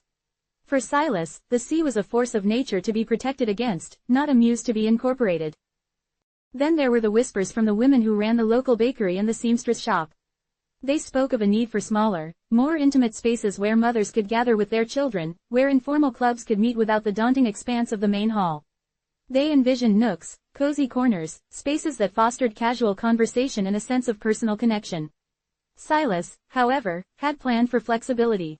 The main hall could be partitioned, he explained, using portable screens, creating smaller zones as needed. This offered adaptability, he argued, a far more efficient use of space than dedicated, underutilized rooms. The idea of nooks struck him as an inefficient use of prime real estate, a concession to a desire for what he considered unnecessary intimacy. He saw these objections not as valid critiques, but as the predictable anxieties of a community resistant to change. They were clinging to the past, he believed, their emotional attachments clouding their judgment of what was truly beneficial.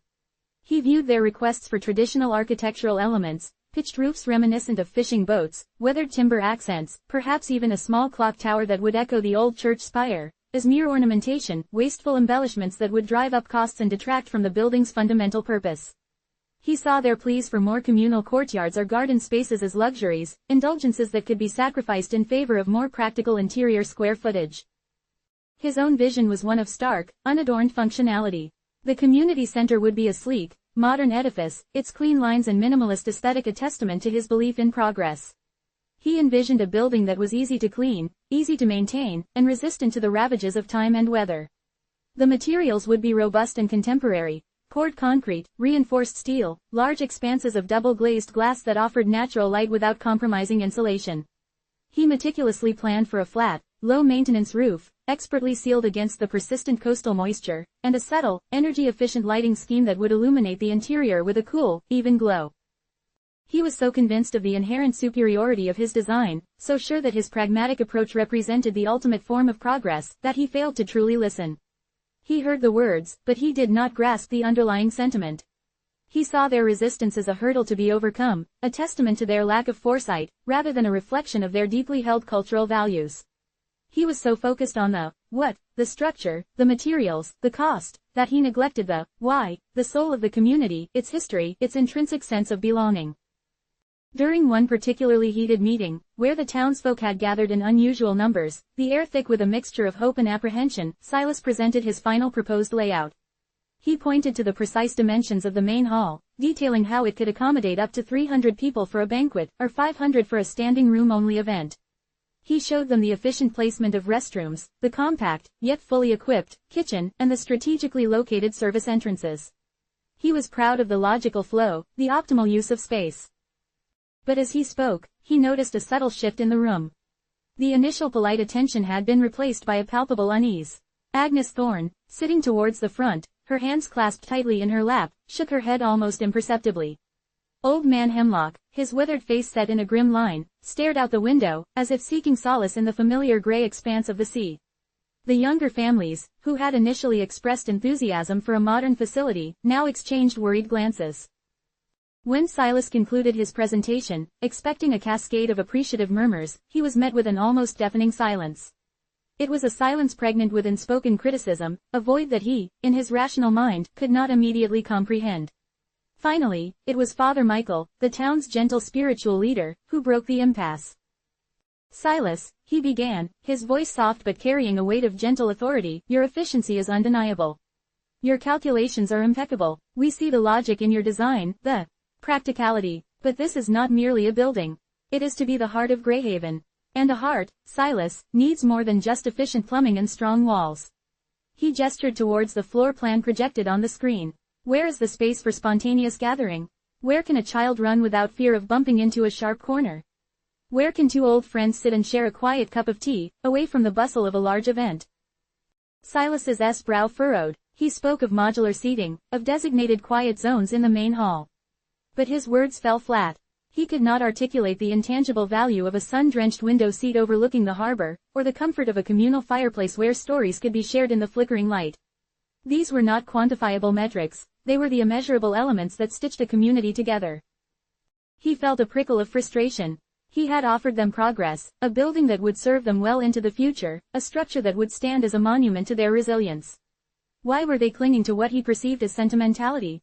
He saw their desire for character and warmth as a reluctance to embrace the undeniable advantages of modern design. He believed that by clinging to the past, they were hindering their own potential for growth. He tried to explain, once more, the cost implications of adding elements like a traditional fireplace or a more complex roofline. He spoke of the ongoing maintenance required for older architectural styles, the specialized materials that would be needed. He presented spreadsheets detailing the long-term financial benefits of his streamlined approach. But the more he spoke of numbers and materials, the more he felt the chasm between his perspective and theirs widen. It was as if they were speaking different languages. He spoke of structural integrity, they spoke of a sense of home. He spoke of optimal spatial utilization, they spoke of places to linger, to connect. He saw his design as a testament to forward-thinking planning, a symbol of a town moving into a new era. They saw it, or at least a significant portion of them did, as a cold, impersonal shell, devoid of the very essence of what made Greyhaven, Greyhaven. He walked away from that meeting with a seed of doubt, a tiny, unsettling flicker in the otherwise ordered landscape of his mind. He had approached the project with the unwavering conviction of an architect delivering a masterpiece of functional design. He had assumed that progress, in its purest, most efficient form, would be universally embraced. He had underestimated the profound power of tradition, the deep-seated human need for connection, for spaces that resonated with history and shared experience. He had planned a building for the future, but in doing so, he had inadvertently overlooked the enduring importance of the past, and the subtle, yet vital, ways in which it shaped the present. The community center, meant to be a symbol of unity, was slowly revealing itself to be a mirror, reflecting not just the town's aspirations, but also the deep-seated tensions that lay beneath its weathered surface. Silas, the architect of order, was beginning to understand that sometimes, the most complex challenges were not found in the integrity of a structure, but in the intricate, often irrational, architecture of the human heart. He had been commissioned to build a community center, but he was now realizing that he was being asked to build something far more profound. A bridge between the old Greyhaven and the new, a task that required more than just blueprints and calculations, it required an understanding of the very soul of the town. The carefully rendered lines on Silas's blueprints, when finally laid bare before the collective gaze of Greyhaven, did not elicit the anticipated murmur of awe or the satisfied nods of approval. Instead, a peculiar stillness descended upon the town hall, a silence that was not born of respectful contemplation but of a deep, unsettling dismay. Silas, accustomed to the precise language of structural integrity and the elegant solutions of engineering, saw only the culmination of his meticulous efforts, a testament to modern design and its inherent efficiencies. He saw a building that was robust, economical, and future-proof, a tangible symbol of progress for a town that, in his professional assessment, sorely needed it. His presentation, delivered with his usual measured cadence, highlighted the innovative use of materials, the energy-efficient systems, the optimized spatial arrangement. He spoke of the central hall's capacity for large-scale events, the ease of maintenance, the durability that would ensure the building outlasted the salt-laced winds and the relentless coastal climate for generations. He pointed to the precisely angled roof designed to shed water efficiently, the reinforced concrete foundations built to withstand any seismic tremor, the minimalist interior finishes chosen for their longevity and ease of cleaning. Each detail, in his mind, was a deliberate choice, a calculated step towards creating a functional masterpiece. He envisioned this structure as a beacon of modernity, a stark and beautiful contrast to the weathered, often haphazard, charm of the existing town. But as he spoke, Silas began to notice a subtle, yet pervasive, shift in the room. The initial polite attention waned, replaced by furrowed brows and exchanged glances that held a hint of confusion, then apprehension. Agnes Thorne, her hands now resting in her lap, her gaze fixed on a point beyond the blueprints, seemed to shrink in her seat. Old Man Hemlock, whose eyes usually held the steady wisdom of countless horizons, now seemed clouded with a troubled resignation. Even the younger families, who had initially expressed excitement about a new facility, were now murmuring amongst themselves, their initial enthusiasm visibly draining away. When Silas concluded his presentation, expecting a wave of questions that would affirm his brilliant solution, he was met with a profound silence. It was a void that thrummed with unspoken reservations, a vacuum that his logical mind struggled to penetrate. He had offered them efficiency, durability, and a forward-thinking aesthetic. What, he wondered, could possibly be amiss? It was Father Michael, his voice gentle yet carrying an undeniable weight, who finally broke the spell. Silas, he began, his eyes, full of a deep empathy, met Silas's direct gaze. We appreciate your thoroughness. The technical aspects of this design are, no doubt, exceptional. The cost savings, the longevity, these are indeed important considerations. But, if I may be so bold, this building. It feels less like a heart and more like a very well-constructed, very efficient machine. Silas's brow furrowed. A machine. He had envisioned a catalyst for community, a facilitator of connection. Father, he countered, his voice tinged with a hint of defensiveness, this design is intended to be adaptable. The main hall can be configured for any number of purposes. The materials are chosen for their resilience and ease of care, ensuring that the town's resources are not drained by constant repairs. This is about practicality, about building something that will serve Greyhaven for decades to come. Practicality, yes, Agnes Thorne murmured, her voice barely audible, but carrying a surprising strength. But where is the soul, Silas? Where is the space for a child to chase a ball without fear of sharp corners? Where can an elderly couple sit together in the afternoon sun, just to watch the world go by? Your design is so contained, so focused on function, it seems to have forgotten the purpose of that function. Silas's mind raced, trying to reconcile their words with his blueprints. He saw the open space, the clean lines, the uncluttered expanses. He had intentionally eliminated unnecessary architectural flourishes, believing them to be wasteful and prone to disrepair. He had opted for a flat, unobtrusive roof, a facade of smooth concrete and precisely placed glass. He had designed a building that was, in his estimation, a clean break from the past, a bold statement of forward momentum. He tried to explain the efficiency of the lighting system, the controlled climate, the absence of drafty windows that would compromise insulation. He spoke of the modern, compact kitchen, perfect for catering events, far superior to the inefficient hearths of old.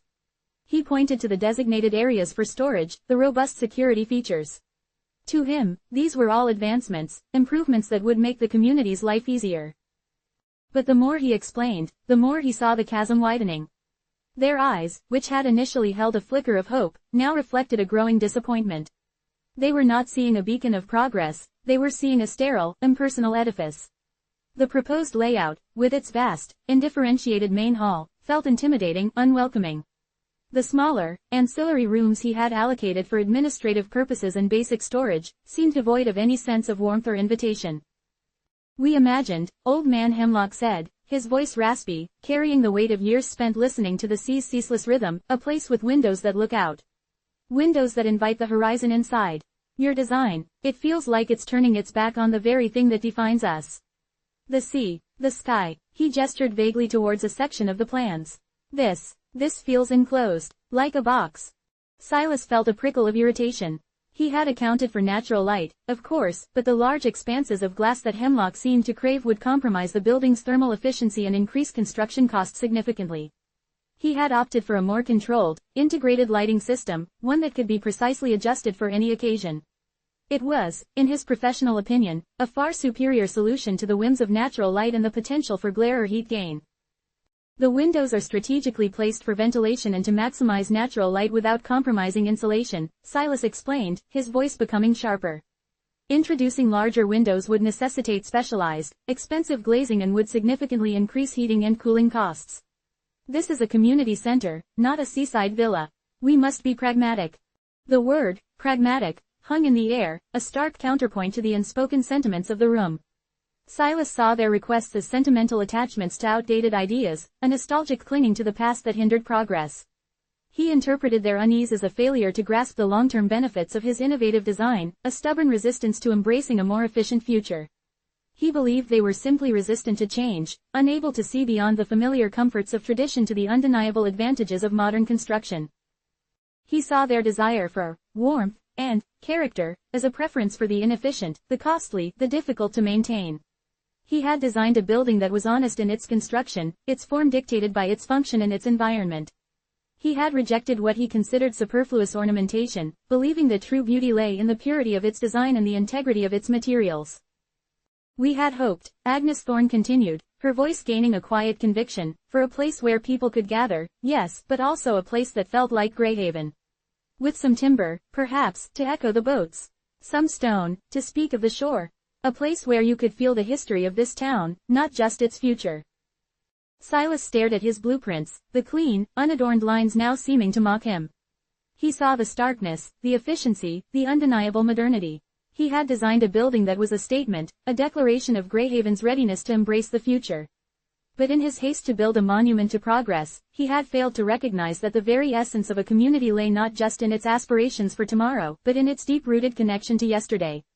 He had overlooked the subtle, yet profound, human need for spaces that resonated with shared memory, that whispered stories of generations past. He had meticulously planned every beam, every pipe, every electrical circuit, but he had failed to account for the intangible, immeasurable needs of the human heart.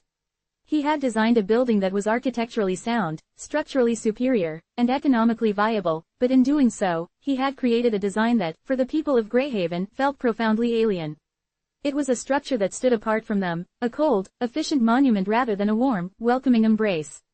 His ambition to build a symbol of Greyhaven's future had inadvertently resulted in a design that felt disconnected from its present, and tragically, from its past.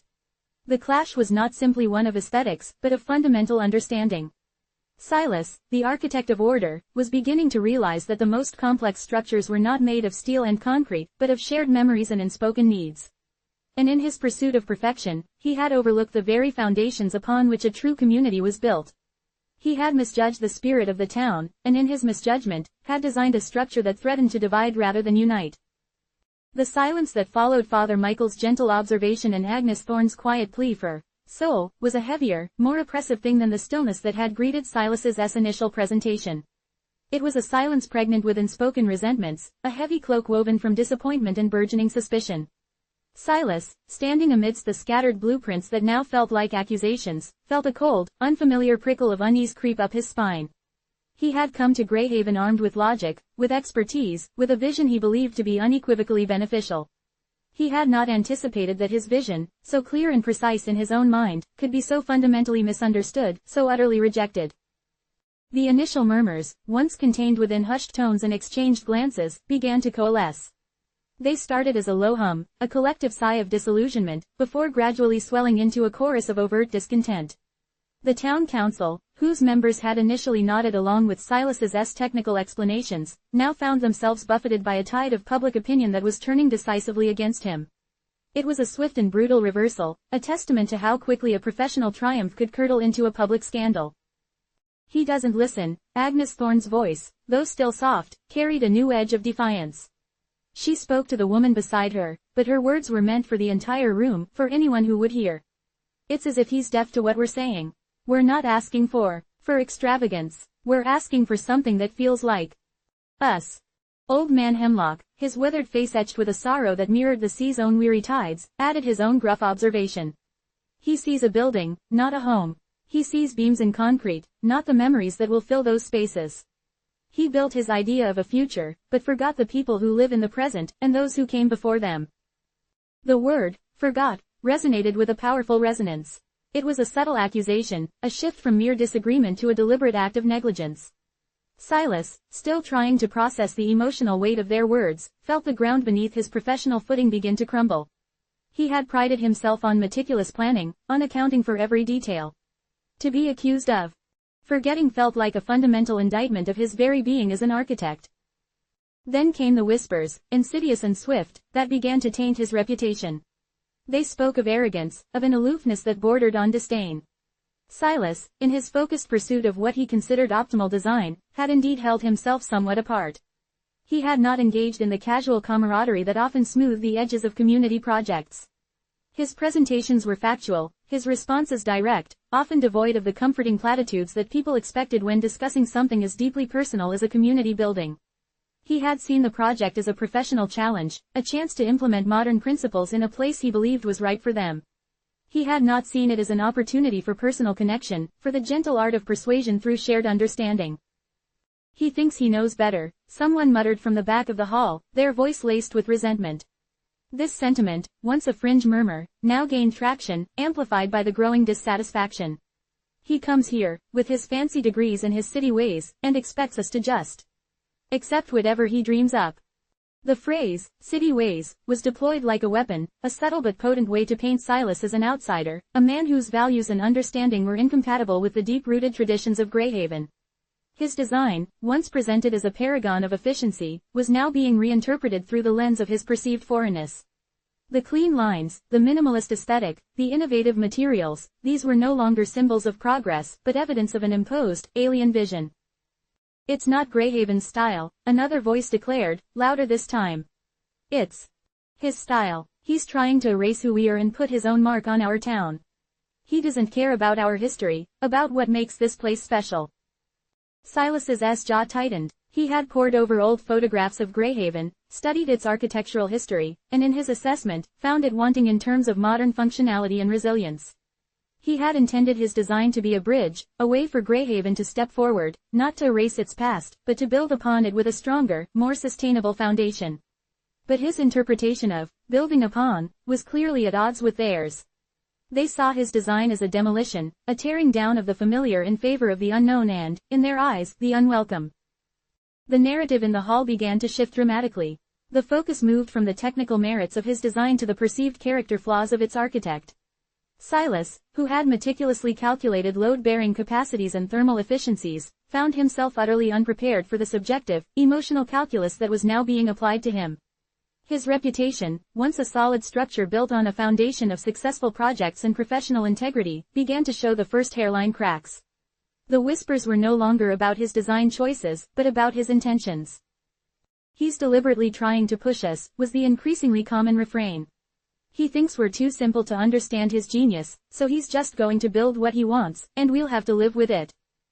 This accusation of deliberate disregard was particularly galling.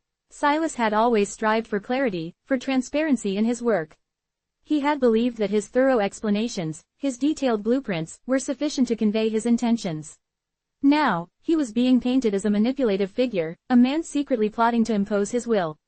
The aloofness that had been a byproduct of his professional focus was now being interpreted as a conscious act of condescension. Agnes Thorne, her initial quiet reserve replaced by a steely resolve, stood and addressed the council directly. "We elected you to represent us, to protect the spirit of Greyhaven.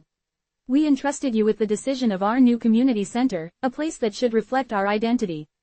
This design, as presented by Mr. Croft, does not do that. It is cold, it is impersonal, and it feels like a rejection of everything we value. She paused, her gaze sweeping across the faces of the council members, her voice carrying a conviction that was hard to ignore. We are not asking for a museum piece.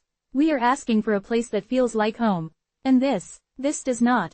Her words were met with a wave of affirmative murmurs, a collective sigh of agreement that solidified the council's growing unease. The members, their faces a mixture of discomfort and apprehension, exchanged troubled glances. They had been caught between their professional respect for Silas's abilities and the undeniable, vocal dissent of their constituents. The public pressure was mounting, and it was becoming increasingly difficult to ignore. Mayor Thompson, a man who prided himself on his ability to navigate the often turbulent waters of town politics, cleared his throat, his voice betraying a hint of strain. Mr. Croft, he began, his tone conciliatory but firm, the council has heard the concerns raised by the residents of Greyhaven. There is a significant disconnect, it appears, between the vision you presented and the hopes and expectations of the community. While we acknowledge the technical merits of your proposal, the feedback suggests a deep-seated concern that the design does not resonate with the cultural identity and the emotional needs of Greyhaven. He gestured vaguely towards Agnes Thorne and Old Man Hemlock, a silent acknowledgement of their impact. The accusations of disregard, Mr. Croft, are not to be taken lightly. The perception is that you have, perhaps unintentionally, prioritized your artistic sensibilities and technical solutions over the community's heritage and its collective sense of belonging. This has led to a feeling that your design is not a collaborative effort, but rather an imposition. Silas felt a wave of heat rise to his face. He had never intended to impose. He had seen himself as a facilitator, a builder of better things. But the language being used, the narrative that was taking hold, was painting him as something entirely different, an arrogant outsider seeking to reshape Greyhaven in his own image. The carefully constructed edifice of his professional standing was beginning to feel less like a fortress and more like a house of cards, teetering precariously in a rising wind. The council, under increasing pressure, felt compelled to take a more public stance. They could no longer afford to be seen as endorsing a design that had so clearly alienated the very people they represented. The whispers were growing louder, the accusations more pointed. The notion that Silas had deliberately disrespected Greyhaven's heritage was solidifying into a widely accepted truth. During the next town council meeting, held a week later, the matter of the community center was reopened, but this time, the atmosphere was palpably different. Silas was not present. He had been politely but firmly excluded from this particular discussion, a sign that the tide had turned irrevocably against him. The minutes from that meeting, later circulated, would document a stark and unflattering assessment of his work. Councillor Evans, a man known for his bluntness and his deep affection for Greyhaven's history, spoke with a vehemence that left no room for ambiguity. We have been shown a design that is, frankly, an insult to the spirit of this town. Mr. Croft may be a skilled engineer, but he is clearly no artist, and he certainly has no understanding of what makes Greyhaven special. He has presented us with a sterile, utilitarian box, devoid of character, devoid of warmth, and most importantly, devoid of any connection to our past. He has shown us a complete disregard for our heritage, for the traditions that have shaped us. He has prioritized his own vision, his own supposed modernity, over the very essence of who we are. Councillor Davies, a younger member of the council who had initially been enthusiastic about the prospect of a modern facility, now echoed the sentiment, albeit with a more measured tone. While I respect Mr. Croft's technical expertise, I must agree that the design, as presented, has failed to capture the soul of Greyhaven. It feels foreign, it feels imposed. We asked for a place that would welcome everyone, a place that would feel like an extension of our community. Instead, we have been presented with a proposal that feels like a statement of detachment. There is a perception, and I share it, that Mr. Croft's artistic vision has overshadowed any genuine attempt to understand or incorporate the community's cultural needs. This is not just a matter of aesthetics, it is a matter of respect. The word, respect, hung in the air, a pointed counter-argument to Silas's presumed technical prowess. The council, swayed by the overwhelming public sentiment and the eloquence of Agnes Thorne's earlier plea, officially rescinded their preliminary approval of Silas's design. The statement, carefully worded, cited a fundamental lack of alignment with the community's cultural identity and heritage. It was a polite euphemism for a more damning indictment. Silas Croft, the architect, had been found wanting in his understanding of, and his respect for, the people of Greyhaven. The consequences for Silas were immediate and profound. His professional reputation, once a sturdy edifice, began to crumble. The whispers that had begun in the town hall now echoed in hushed tones throughout the surrounding coastal towns, and even reached the ears of contractors and developers in the regional capital. He was no longer seen as a visionary architect, but as an arrogant outsider who had disrespected a proud, close-knit community. The narrative that had taken hold was simple and devastating. Silas Croft had been given an opportunity to contribute to Greyhaven's future, and he had squandered it through his perceived arrogance and his blatant disregard for their history and their way of life. His meticulously crafted plans, designed with the utmost professional care, were now viewed not as solutions but as evidence of his contempt.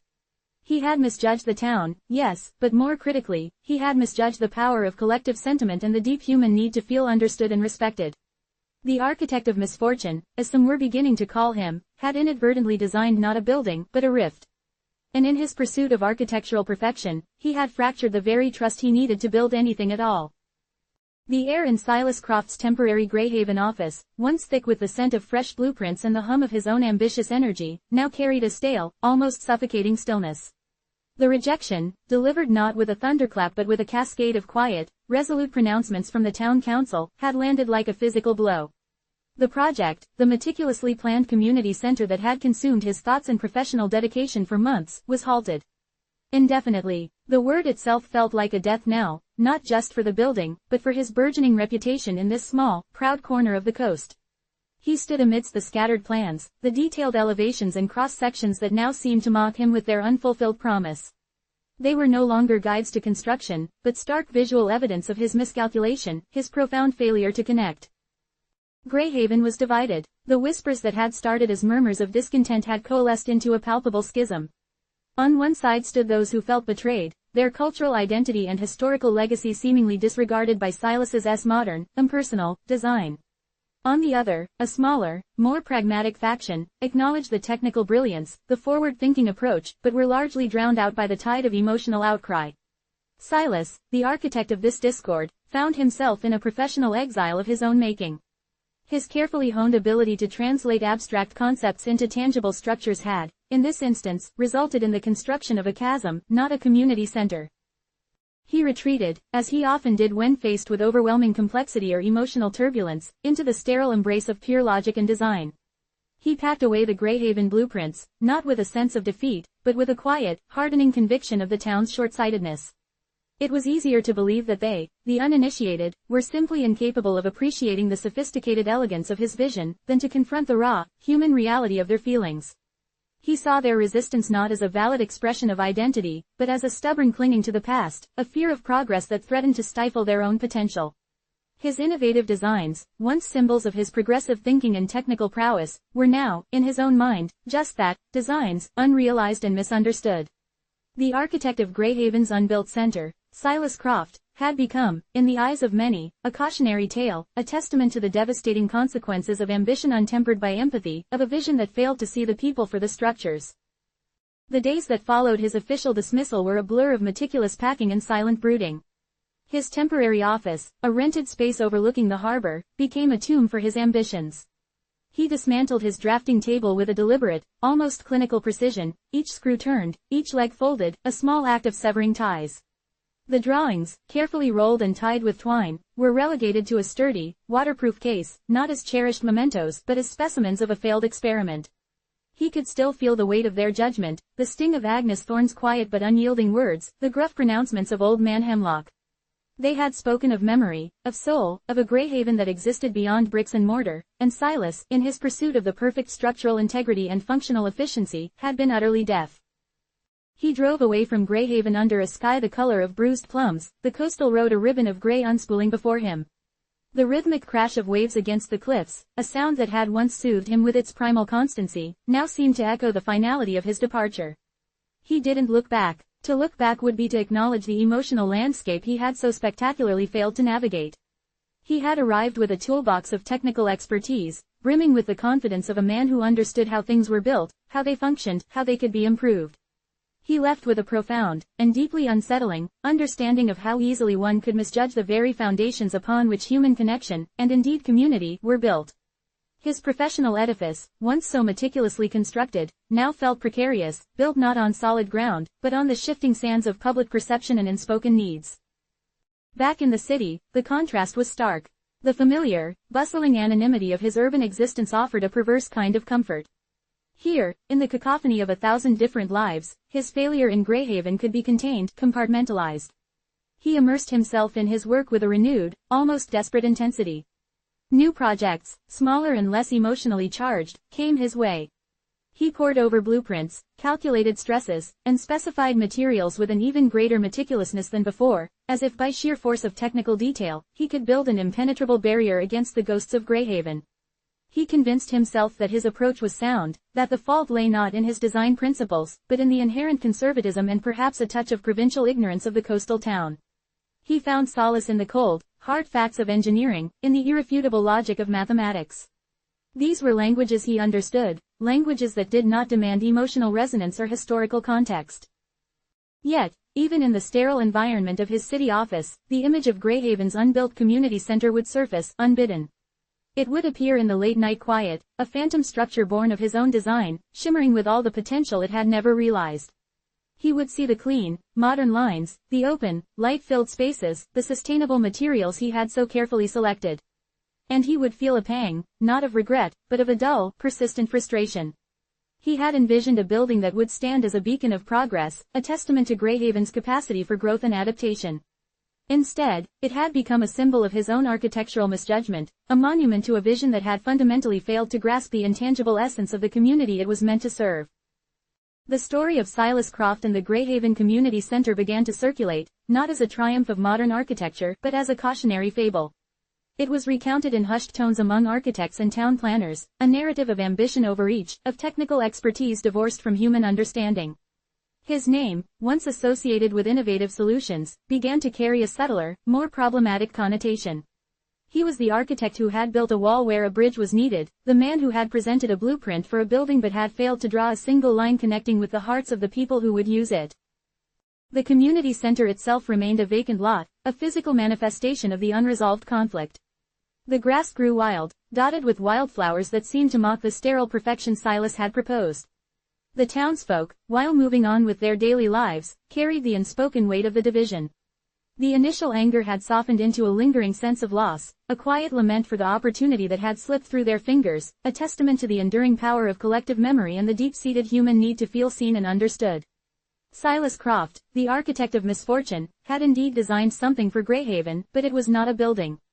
It was a rift, a stark reminder that the most critical foundations of any project are not made of concrete and steel, but of trust, respect, and a shared understanding of what truly constitutes a home.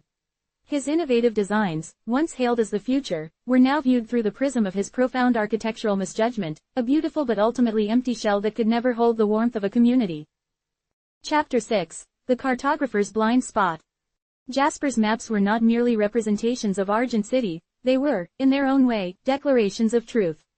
Each line, each meticulously placed building, each named thoroughfare was an assertion of a quantifiable reality. He dealt in the concrete, the measurable, the undeniably present. His studio, a stark, almost monastic space on the third floor of a nondescript building in the financial district, was a testament to this philosophy. Sunlight, filtered through north-facing windows, illuminated not dust motes, but the precise angles of his drafting tables, the gleaming surfaces of his surveying equipment, and the vast, unfolding canvases of his work. Here, on vellum and high-quality paper, Argent City was born anew, rendered with an accuracy that bordered on the photographic, yet imbued with a clarity that surpassed it. He approached his craft with a reverence that bordered on obsession. For Jasper, the act of mapping was an exercise in purification. The city, in its chaotic, organic sprawl, presented a jumble of sensory inputs, of competing narratives, of fleeting emotions. His task, as he saw it, was to distill this into its purest, most objective form. Bias, he believed, was the enemy of true representation. A cartographer's hand, like a data analyst's mind, must be steady, unswayed by sentimentality or personal anecdote. He saw himself as a conduit, not a creator, translating the tangible world onto paper with an almost divine impartiality. His reputation preceded him. Architects sought his precise street grids for their new developments, city planners relied on his detailed topographical surveys, and even wealthy landowners commissioned him to delineate their sprawling estates with an exactitude that left no room for ambiguity. His maps were sought after not just for their accuracy, but for their purity. They were devoid of the whimsical flourishes of older cartography, the imagined beasts in the margins, the decorative scrolls that hinted at the artist's interpretation. Jasper's maps were stark, functional, and utterly dependable. They were the distilled essence of Argent City, stripped bare of its messiness, its contradictions, its very human heart. He remembered the commission for the new civic library, a project that had garnered considerable public attention. The architects had presented a design that, while innovative, was situated in a slightly awkward corner of the burgeoning arts district. Jasper's survey, delivered with his customary efficiency, had revealed a subtle but significant incline in the proposed building site, an issue that had been overlooked in the initial site assessment. His map, with its precisely rendered contour lines, had been the irrefutable evidence. The architects, initially defensive, had been forced to revise their plans, integrating the topographical challenge into their design, ultimately creating a more harmonious and accessible structure. This, Jasper mused, was the power of objective representation. It corrected, it informed, it improved. It was the ultimate arbiter of physical reality. Yet, this very objectivity, this unwavering commitment to the measurable, cast a long shadow over Jasper's personal life. To those who encountered him outside the sterile environment of his studio, he could appear cold, even alien. His conversations rarely strayed into the realm of personal feelings or subjective experience. When asked about his day, he would offer a factual account of the data he had collected, the lines he had drawn, the calculations he had completed. The ebb and flow of human interaction, the subtle dance of empathy and understanding, were foreign territories he seemed to have no inclination to explore. His assistant, a bright young woman named Clara, was often the reluctant interpreter of his intentions. She possessed a warmth and an intuitive understanding that Jasper lacked, a bridge between his rigid precision and the more fluid needs of the people who sought his services. Clara understood that while Jasper's maps were technically flawless, they sometimes missed the vital, unquantifiable elements that made a city truly live. She saw the way his clients, despite their admiration for his skill, often left his studio with a sense of polite distance, as if they had interacted with a highly sophisticated machine rather than a fellow human being. One afternoon, a delegation from the Old Quarter, a historic and tightly knit community within Argent City, arrived at Jasper's studio. They were a group of elderly residents, their faces etched with the stories of generations, their hands gnarled from years of work. They spoke with a soft, almost lyrical cadence, their voices carrying the weight of a shared past. They had come to Jasper with a plea, a request that seemed, at first, to baffle him. They wanted him to map their neighborhood, not with the sterile precision of his usual work, but with a focus on the spirit of their streets. "We want the old fountain, the one that's been dry for 50 years, but where the children still gather to tell stories," explained Mrs. Gable, her eyes twinkling with a mixture of memory and gentle humor. "And the alleyway where old Mr. Henderson used to play his violin on summer evenings. And the bench under the great oak tree, where lovers have met for a century. These are the things that make our quarter, Jasper. Not just the bricks and mortar, but the echoes they hold." Jasper listened with a polite, but detached, attentiveness. He saw only data points, spatial relationships, measurable distances. The dry fountain was a defunct water feature. The alleyway was a thoroughfare. The bench was a piece of public furniture. The spirit they spoke of was an intangible, unquantifiable concept, an anomaly in his meticulously ordered world. He tried to explain his process, his dedication to objective representation, the impossibility of mapping echoes. "I can provide you with the precise dimensions of the fountain's basin," he offered, his voice even and measured. "I can mark the exact location and length of the alleyway, and the dimensions of the bench. I can even include the canopy spread of the oak tree, if you wish. But, spirit, that is not something that can be charted." The delegation exchanged glances, a subtle shift in their collective demeanor. The warmth they had initially brought into the room seemed to recede, replaced by a quiet resignation.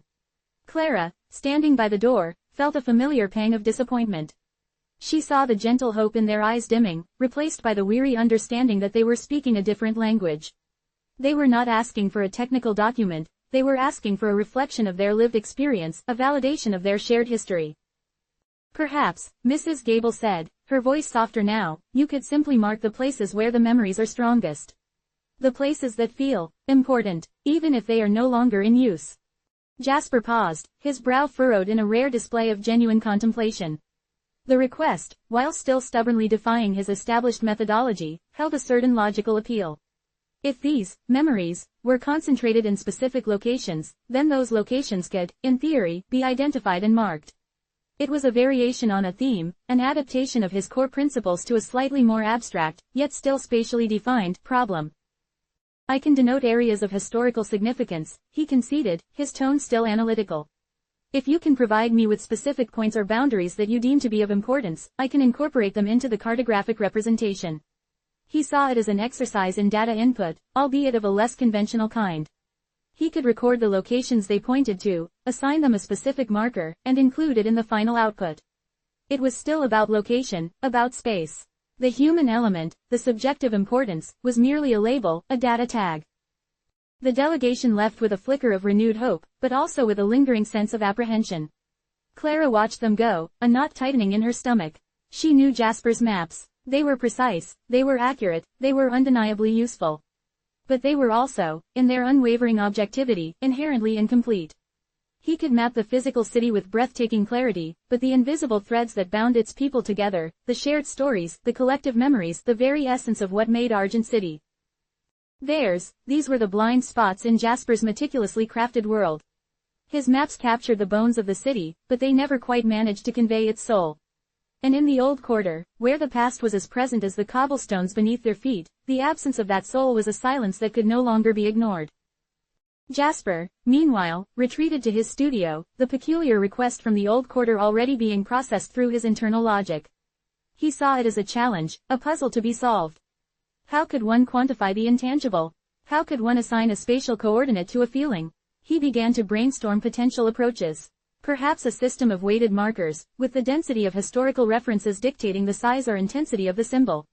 Or a color-coding system, where different hues represented different types of significance. He envisioned a more complex legend than his maps usually required, a new layer of information to be meticulously documented and presented. He pulled out his most detailed archival maps of the old quarter, a district that, despite its historical importance, had resisted the homogenizing forces of modern development. The streets were narrower, the buildings older, and the sense of continuity more palpable than in the newer, more uniform sections of the city. He could see the old town hall, the original marketplace, the sites of former churches and guildhalls. These were elements he understood, tangible remnants of the past that could be easily integrated into his existing framework. But the dry fountain, the violin-playing alley, the lover's bench, these were different. They represented a history that was not inscribed in stone or recorded in official documents, but in the lived experiences of the people. Jasper approached the task with his usual meticulousness, requesting precise locations from the delegation, their descriptions translated into GPS coordinates and spatial data. He walked the streets himself, not to absorb their atmosphere, but to verify the accuracy of the information, to measure the distances, to confirm the relative positions of the landmarks they identified.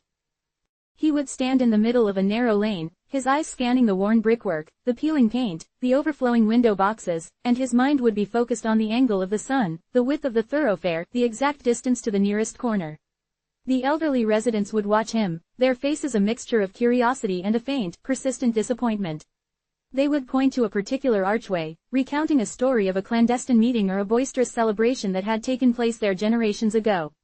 Jasper would nod, record the coordinates, and then perhaps note the architectural style of the arch, its precise dimensions, and its material composition. It was here, under this very spot, that young Thomas first gave Eleanor the locket, an old gentleman would say, his voice thick with emotion, gesturing to a patch of uneven cobblestone. Jasper, holding his measuring tape, would reply, the cobblestones here are of a basaltic origin, likely laid in the late 18th century. The average width of this section of the street is 2.7 meters. The archway above is a classic Romanesque revival, with an approximate height of 4.5 meters. The gentleman would sigh, a barely audible sound, and turn away, the narrative of Thomas and Eleanor lost in the deluge of factual data. Clara, often present during these excursions, would try to interject, to explain Jasper's perspective, but her words often fell flat.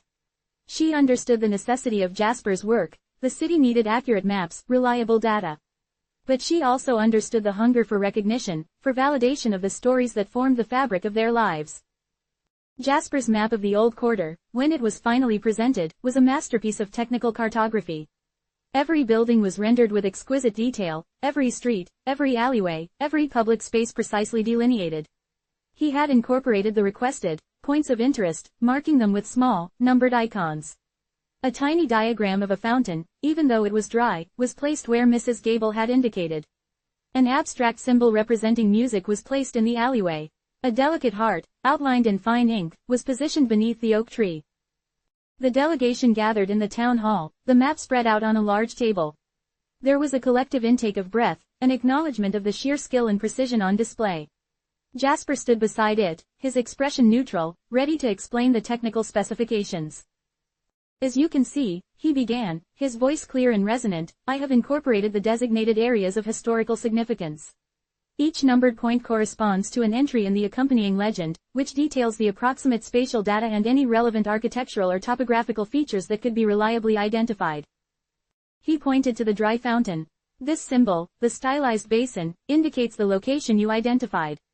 Its proximity to the junction of Elm Street and Willow Lane has been precisely mapped. Mrs. Gable looked at the map, her gaze lingering on the small, stylized fountain. It was there, on the paper, a tangible representation of the place where generations of children had spun their tales. But it was also just a symbol, a sterile representation of a vibrant memory. It's very accurate, Jasper, she said, her voice soft. You've captured the streets, the buildings, with incredible detail. She paused, then added, her gaze lifting to meet his, but the children don't play around the symbol, do they? They play around the fountain, even when it's dry. They play around the stories. A ripple of murmurs went through the gathered residents. They saw the map, they appreciated its technical brilliance, but they also felt the absence. Jasper's map was a perfect skeleton, but it lacked the living, breathing flesh. He had meticulously charted the channels of the city, but he had missed the currents that flowed within them. Jasper, in his unwavering focus on the quantifiable, had inadvertently created a map of Argent City that was, in essence, a cartographer's blind spot. He had rendered the physical space with unparalleled accuracy, but he had failed to account for the intangible dimensions of human experience that gave that space its meaning, its warmth, its very soul. His maps were a testament to his skill, but they also served as a silent, stark reminder that the most important features of any city are not always those that can be measured, drawn, or catalogued. They are the echoes, the stories, the shared memories that bind a community together, the invisible lines that truly define the landscape of the human heart. And in that, Jasper, the master cartographer, was profoundly lost. He could map the city's edges, its dimensions, its every physical nuance, but he could not, or perhaps would not, chart the territories of the heart. The air in Jasper's studio, usually a sanctuary of precise angles and filtered light, felt suddenly charged with a different kind of energy. It was not the hushed reverence of an architect seeking a building's exact footprint, nor the practical urgency of a surveyor measuring a contested boundary. This energy was vibrant, almost disarmingly so, emanating from the woman who stood before his drafting table. Maria was her name, a name that seemed to carry the resonance of a bell, clear and commanding. Her presence was a stark contrast to the muted tones of his workspace. Her eyes, dark and intelligent, missed nothing, and her voice, when she spoke, was a low, steady current that held an undeniable force. Mr. Thorne, she began, her gaze sweeping over the meticulously rendered map of Argent City that dominated the room, your work is, without question, exceptional. The accuracy, the detail, it's truly remarkable. You capture the arteries of this city with unparalleled precision. She gestured to a section of the map, a dense cluster of interwoven streets and structures. But there's a significant artery missing from your latest revisions, an artery that has pulsed with life for centuries. Jasper's hand, which had been poised to adjust a delicate ruler, stilled. He turned to face her, his expression one of polite inquiry, but his mind was already sifting through his recent projects, cross-referencing commissions with geographical areas. Missing, he repeated, the word carrying a faint edge of skepticism. My maps are based on the most up-to-date surveys and official city records. Every street, every building, every public space is accounted for. Maria offered a small, knowing smile that didn't quite reach her eyes. Official records, Mr. Thorne. That's precisely where the problem lies. Your maps, as accurate as they are, reflect what the city wants to see, what it plans to build, and what it officially acknowledges. They don't always reflect what is, or what was. She leaned closer to the map, her finger tracing a blank space on the northern edge of the sprawling metropolis. This area, the Old Quarter. It's not on your most recent master plan, is it? Jasper's gaze followed her finger. He acknowledged the blank space, but his internal narrative dismissed it as an omission of administrative convenience rather than a cartographic failing. The Old Quarter, he stated, his tone measured, is a designated historical preservation zone. Its development has been largely static for decades, with minimal new construction or infrastructural changes that would necessitate a complete redrawing of its core at this juncture. My focus has been on the expanding sectors, the areas undergoing significant urban transformation. Static, Mr. Thorne. Maria's voice sharpened, the gentle cadence replaced by a steely resolve. It's static because it's been starved. Starved of investment, starved of recognition, and, it would seem, starved of your attention. Your maps are not merely representations of Argent City, they are blueprints for its future. Planners consult them, developers rely on them, the city council bases its zoning and funding decisions on them. And when a neighborhood is absent from these official documents, it becomes, in the eyes of the city, effectively non-existent. Jasper felt a prickle of irritation. He prided himself on his impartiality. His maps were factual, objective. They presented the city as it was, and as it was documented. The idea that his work could be a tool for the deliberate marginalization of a community was anathema to his professional ethos. My work, he stated, enunciating each word with deliberate clarity, is to record the physical reality. I map what exists, what is quantifiable. I do not engage in urban planning, nor do I dictate policy. If the old quarter is not reflected in the latest municipal surveys, then it is not my purview to invent it. But it does exist, Mr. Thorne, Maria insisted, her voice rising slightly, the charismatic organizer's passion igniting. It exists in the thousands of people who call it home, who have lived there for generations, who contribute to the fabric of Argent City in ways that your measurements cannot capture. This, blank space, on your map is not an absence, it's a deliberate erasure. Because your maps are considered the definitive record, any development that happens around the old quarter, any infrastructure improvement, any service provision, bypasses it. Roads are rerouted, new transport links are built to serve the developing areas, and the old quarter is left to wither, an island of neglect in a sea of progress. Jasper listened, his arms crossed, a familiar defensive posture settling over him. He understood data. He understood spatial relationships. He understood that a missing road on a map meant a road that wasn't officially sanctioned for development or maintenance. But he didn't understand the concept of intentional omission on such a scale, or how it could be a consequence of his supposedly neutral work. I cannot map, neglect, Ms. Ramirez, he said, using her surname to subtly reassert a professional distance. I can map the absence of a road, if one is officially unlisted. But the reasons for its absence, the socio-economic implications of that absence, those are not within my purview.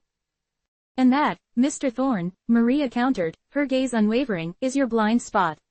You see the absence of a road as a simple lack of data. I see it as a deliberate act of policy, facilitated by your supposedly objective charts. You provide the framework, the undeniable facts, upon which decisions are made. And when a whole community is excluded from that framework, it's not an oversight, it's a calculated move. The city wants to redevelop the areas around the old quarter, to attract higher income residents and businesses. By rendering the old quarter invisible on your maps, you are effectively sanctioning its demise. You are giving the city the perfect excuse to ignore it, to let it decay, and eventually, to claim the land for progress. She walked towards one of his smaller display maps, one that depicted the city's historical evolution. Look here, she urged. This is a map from 50 years ago. The old quarter is clearly delineated. It was a vibrant, bustling part of the city, a hub of small businesses, artisan workshops, and working-class families. It had its own character, its own identity. But as Argent City grew, as the financial district expanded, as new residential towers sprung up in the north and west, the old quarter became inconvenient. Its narrow streets were deemed inefficient, its older buildings not profitable. So, the city began to invest elsewhere, to plan for expansion that simply didn't include it. Jasper felt a flicker of unease, a dissonant chord in the symphony of his objective reality. He knew, intellectually, that cities evolved, that some neighborhoods thrived while others declined. But he had always seen it as a natural, organic process, a result of market forces and demographic shifts, not as something directly influenced by the factual representations he produced. My maps, he reiterated, his voice carefully neutral, are a reflection of the current administrative and infrastructural reality. They are not prescriptive, they are descriptive. But, descriptive, can be a weapon, Mr. Thorne, Maria stated, her voice firm. When your description omits an entire section of the city, you are not just describing, you are actively shaping the city's perception of itself. You are telling the city, and everyone who uses your maps, that this area is not worthy of official recognition, not worth investing in, not even worth acknowledging. And that is a devastating form of power, wielded with the best of intentions, perhaps, but with catastrophic consequences. She turned back to him, her expression earnest. I've spent years organizing in the old quarter. I've seen firsthand the impact of this neglect. Businesses are closing because foot traffic dwindles, people can't afford to maintain their homes because no grants or development funds are available, and the youth have no opportunities because the city's growth simply bypasses them. This isn't just about numbers on a page, it's about people's lives, their homes, their futures. Jasper remained silent for a moment, the usual quick dispatch of logical processing faltering. He was accustomed to dealing with measurable quantities, with data that could be verified.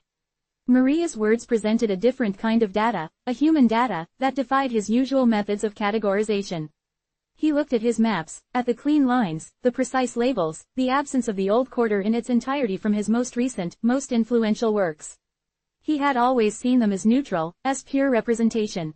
The idea that their very neutrality, their focus on the quantifiable, could render them complicit in the erasure of a community was a concept that he had never, in his most rigorous self-examination, considered. I don't create policy, Ms. Ramirez, he said, the words feeling inadequate even as he spoke them. My maps are commissioned by the city, by developers, by architectural firms. I provide them with the data they request. If a specific area is not included in a particular survey, it is because the scope of the commission did not extend to it, or because it has not been updated in the official city registries that I utilize. And that is precisely the cycle we need to break, Maria interrupted, her voice carrying a new urgency. The city registries are updated based on development, on visible investment. If there's no visible investment in the old quarter because it's not on the maps, then it won't be in the registries, and if it's not in the registries, it won't be on your maps. It's a self-fulfilling prophecy of invisibility. But you, Mr. Thorne, have the power to disrupt that cycle. You have the power to make the invisible visible again. She stepped forward, her hands resting on the edge of his drafting table, her gaze intense. I am not asking you to invent streets or buildings that don't exist. I am asking you to acknowledge the reality of the old quarter as it is, as it has been for generations. To include it in your citywide representations, to map its existing streets, its historical landmarks, its community centers, its residential areas. To give it the same standing, the same visual presence, that the newly developed districts have. Jasper was silent, his mind grappling with the implications. His entire professional identity was built on the bedrock of objectivity, of undeniable factual representation. To deliberately alter his methodology, to address what he perceived as a subjective appeal, felt like a betrayal of his core principles. Yet, Maria's words resonated with a disturbing logic. He had always believed that accuracy was the highest form of truth. But what if that accuracy, when applied selectively, or when omitting entire swaths of lived reality, became a form of distortion? What if his unwavering commitment to what was officially documented, to what was easily measurable, blinded him to the profound impact of what was being left out? The old quarter, he began slowly, is a complex area. Its infrastructure is antiquated. Many of the streets are not up to modern municipal standards for width, gradient, or surfacing. Mapping it with the same detail as the newer districts would require significant resurveying, and potentially highlight discrepancies that the city might not wish to acknowledge publicly. He was, in essence, articulating the very reasons why it had been neglected. Exactly, Maria exclaimed, her eyes lighting up. Those discrepancies are the evidence of its history, of its resilience. They are not flaws to be erased, they are features to be understood and preserved. The city sees narrow streets as an impediment to progress, we see them as the pathways of our shared memory. They are where generations of children have played, where neighbors have shouted greetings across the way, where the rhythm of life has always been a little closer, a little more intimate, than in the wide, impersonal boulevards of the newer districts. She paused, her gaze softening as she observed the internal struggle playing out on Jasper's face. Mr. Thorne, you are the most respected cartographer in Argent City. Your maps are the definitive visual narrative of this metropolis. When you choose to depict something, it gains legitimacy. When you choose to omit it, it fades from public consciousness, and from the city's plans. We are not asking you to create a fairy tale. We are asking you to draw what is real, what has endured, what matters to the people who live here.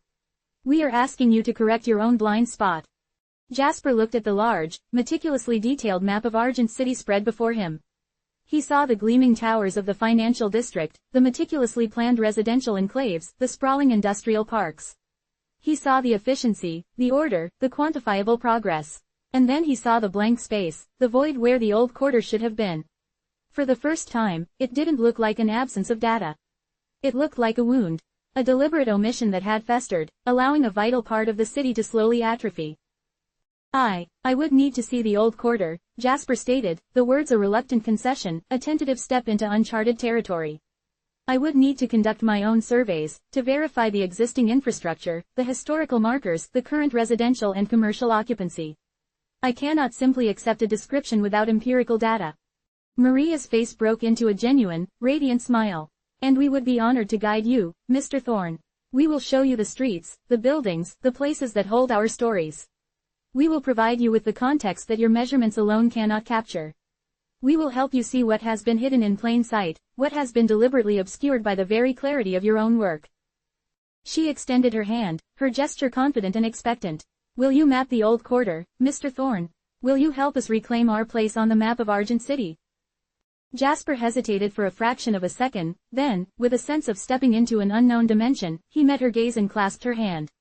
I will, he said, the words feeling both like a professional obligation and a personal challenge. I will map the old quarter. The cartographer's blind spot, he was beginning to understand, was not a failure of vision, but a failure to see the world as it was lived, not just as it was documented. And in that realization, a new, more complex landscape began to unfold before him. Jasper Thorne, a man whose life was dedicated to the meticulous transcription of reality onto paper, found himself adrift in a sea of sentiment he couldn't navigate. Maria Ramirez, with her passionate pleas and earnest eyes, had presented him with a challenge that gnawed at the edges of his carefully constructed professional edifice. He admired her conviction, her fierce advocacy for the old quarter, a phantom limb on the body of Argent City's official cartography. Yet, he couldn't bridge the chasm between her lived experiences and his own rigid adherence to data. I understand your concern, Ms. Ramirez, Jasper began, his voice a low, steady drone, attempting to inject a sense of reason into the charged atmosphere of his studio. He gestured to a pristine, large-scale map of Argent City that was currently his most prized possession, a testament to years of painstaking work. But my maps are not designed to capture anecdotal evidence or the emotional resonance of a neighborhood. They are instruments of urban planning, of infrastructure development. They rely on quantifiable data. Street widths, building footprints, official zoning classifications, utility access points. The old quarter, as it currently stands, does not meet these foundational criteria for inclusion in our city's primary planning documents. He paused, allowing his words to settle, hoping they would provide the clarity Maria seemed to lack. He picked up a set of architectural blueprints, their crisp folds a stark contrast to the slightly dog-eared photographs Maria had placed on his desk. The images were stark. A crumbling brick facade, a shuttered storefront with faded lettering, a cluster of children playing in a narrow, unpaved alleyway. They were undeniably poignant, snapshots of a reality he had, until now, consciously excluded from his professional considerations. But they were not maps. They were not data points in the lexicon he understood. These photographs, he continued, carefully placing the blueprints back down, while depicting a particular aesthetic, do not provide the necessary technical specifications. A street, for instance, must conform to certain municipal standards regarding width for emergency vehicle access, load-bearing capacity for traffic, and integration with the broader transportation network. Many of the thoroughfares in the old quarter, based on the limited official records available, are narrow, winding, and lack proper paving. They are, in essence, informal access routes rather than designated public roadways in the eyes of the city's infrastructure department. Maria's shoulders slumped almost imperceptibly, but her gaze remained sharp, undimmed. And who defines these official records, Mr. Thorne? The same city council that has systematically divested from the old quarter for decades.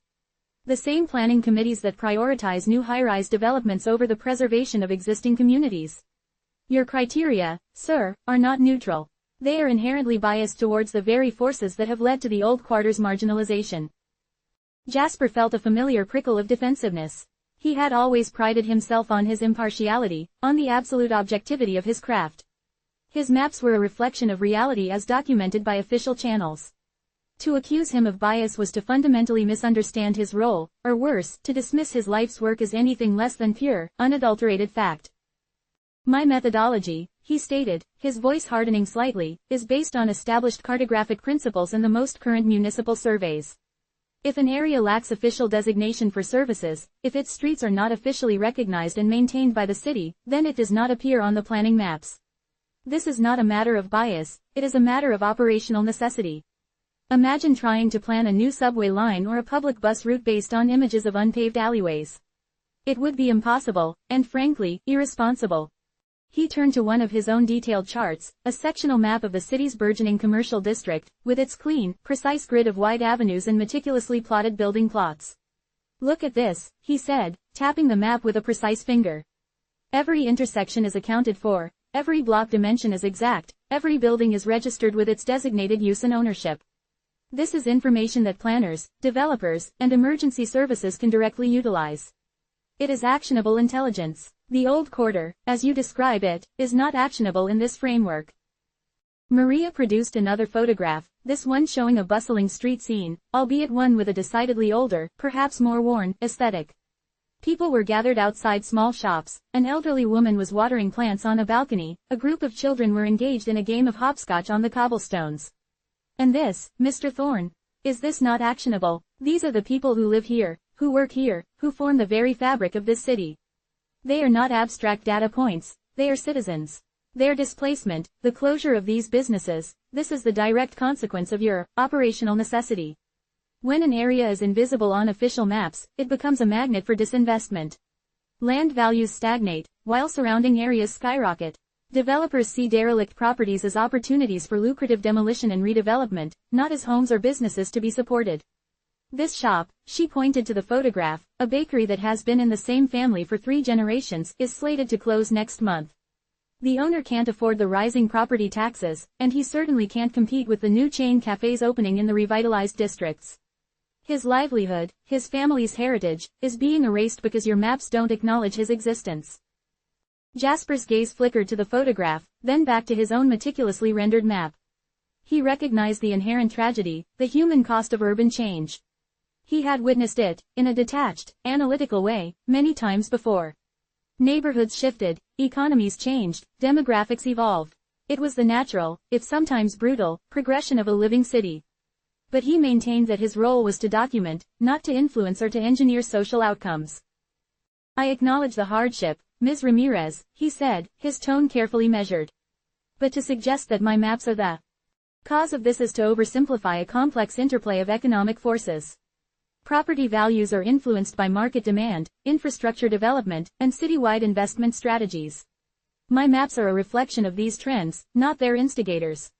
If the old quarter is experiencing economic decline, it is likely due to factors such as aging infrastructure, a lack of modern amenities, and a workforce that may not possess the skills currently in demand by the city's expanding industries. These are realities that my maps, by necessity, highlight. But your maps shape those realities, Mr. Thorne. Maria's voice rose, the frustration evident.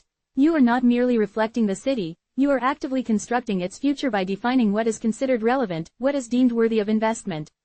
When you omit the old quarter, you are sending a clear message: this area is not part of the city's future.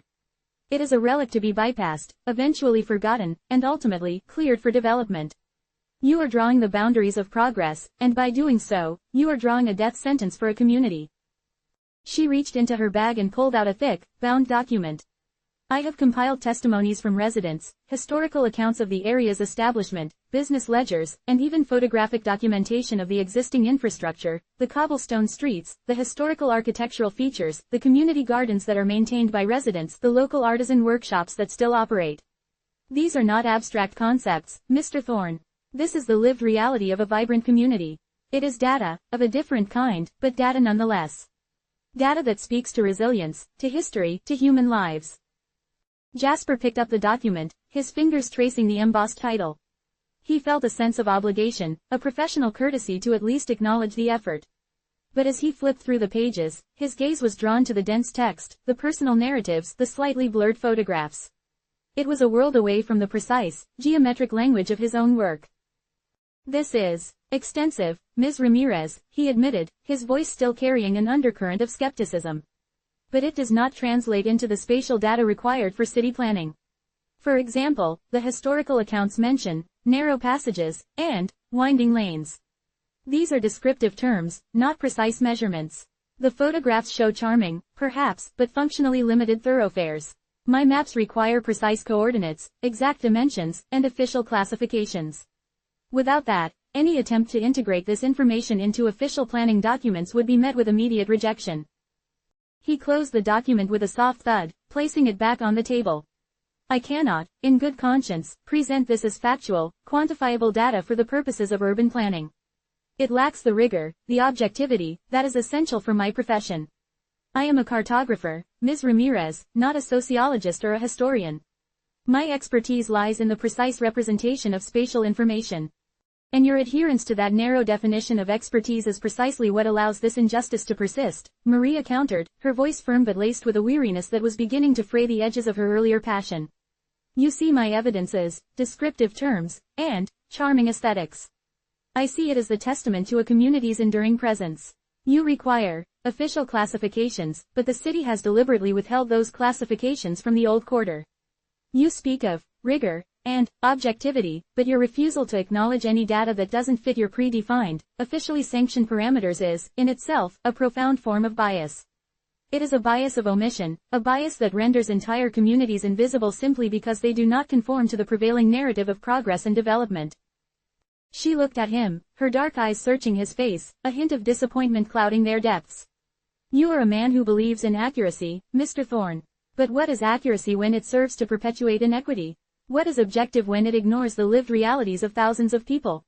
Your maps are not neutral tools, they are instruments of power. And by refusing to acknowledge the old quarter, you are wielding that power to silence and erase a part of Argent City that has, for centuries, been its heart. Jasper remained silent, his gaze fixed on the blank space on his master map where the old quarter should have been. He understood the mechanics of cartography, the scientific principles that underpinned his work. But Maria's words had introduced a variable he had never accounted for, the human consequence of his seemingly objective representations. He saw the data, the clean lines, the precise measurements. But for the first time, he felt the unsettling weight of what was absent from those lines, the unspoken stories lost in the unmeasured spaces. He couldn't reconcile the cold, hard data with the raw emotion in Maria's voice, the compelling evidence of lives lived and struggles endured. His professional world, built on a foundation of quantifiable facts, was beginning to feel disturbingly incomplete. Maria Ramirez, armed with her meticulous research and a growing sense of righteous indignation, understood that Jasper Thorne's studio, however well-intentioned his defense of his craft, was not the final arena for her fight. She needed to amplify the whispers that had begun to stir within the old quarter, to transform them into a chorus that could no longer be ignored by the city's corridors of power. Her advocacy had, until now, been a targeted strike, a direct appeal to the architect of Argent City's official spatial narrative. Now, she had to broaden the front, to bring the very essence of the old quarter's lived experience to a wider public, to reveal the chasm between Thorne's objective cartography and the subjective, yet no less real, suffering it inadvertently codified. She began with Amelia Vance, a seasoned investigative journalist for the Argent City Chronicle, known for her sharp prose and her unwavering commitment to uncovering inconvenient truths.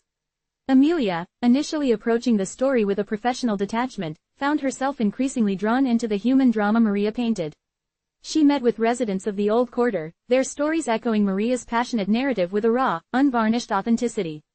There was old Mr. Henderson, whose family had run a cobbler shop on the same corner for over a century, his hands gnarled with age and the steady work of shaping leather. He spoke of dwindling foot traffic, of the creeping inability to afford the rising taxes that seemed to disproportionately target his aging establishment, while gleaming new office complexes in other districts seemed to glide through tax incentives. He showed Amelia faded photographs of a bustling street, a stark contrast to the current quietude, a quietude he attributed not to a lack of desire for his craft, but to a lack of presence on any official map that might guide new businesses or even urban planners looking for charming, established enterprises. Then there was Sofia Rodriguez, a vibrant community organizer who had rallied neighbors to maintain the small, verdant pocket park that served as the old quarter's unofficial green lung. She recounted instances of city services inexplicably bypassing their streets, broken streetlights left unrepaired for months, garbage collection that was often sporadic, and a perennial lack of funding for community programs that were readily available in other, more centrally located, neighborhoods. It's as if we don't exist, Sophia had lamented to Amelia, her voice thick with a mixture of frustration and resilience. When the city doesn't see us on its maps, it doesn't feel the need to serve us. We become an afterthought, a forgotten corner that can be easily neglected, or worse, cleared away when a more profitable vision comes along. Amelia, meticulously cross-referencing Maria's data with her own findings, began to weave a compelling narrative. She focused on the stark dichotomy. Jasper Thorne, the city's most revered cartographer, a man whose name was synonymous with accuracy and precision, and the crumbling, yet defiant, reality of the old quarter. Her articles, published with increasing frequency, didn't just report on the plight of the neighborhood, they interrogated Thorne's methodology, his seemingly objective maps, and the profound social implications of his blind spot. The headline of her first major piece, splashed across the Chronicle's front page, read, "The Cartographer's Blind Spot, How Jasper Thorne's Maps Erase the Old Quarter's Existence." The subtext delved into the human cost, detailing the stories of Mr. Henderson and Sophia Rodriguez, framing Thorne's work not as neutral data, but as an active agent in the city's urban decay.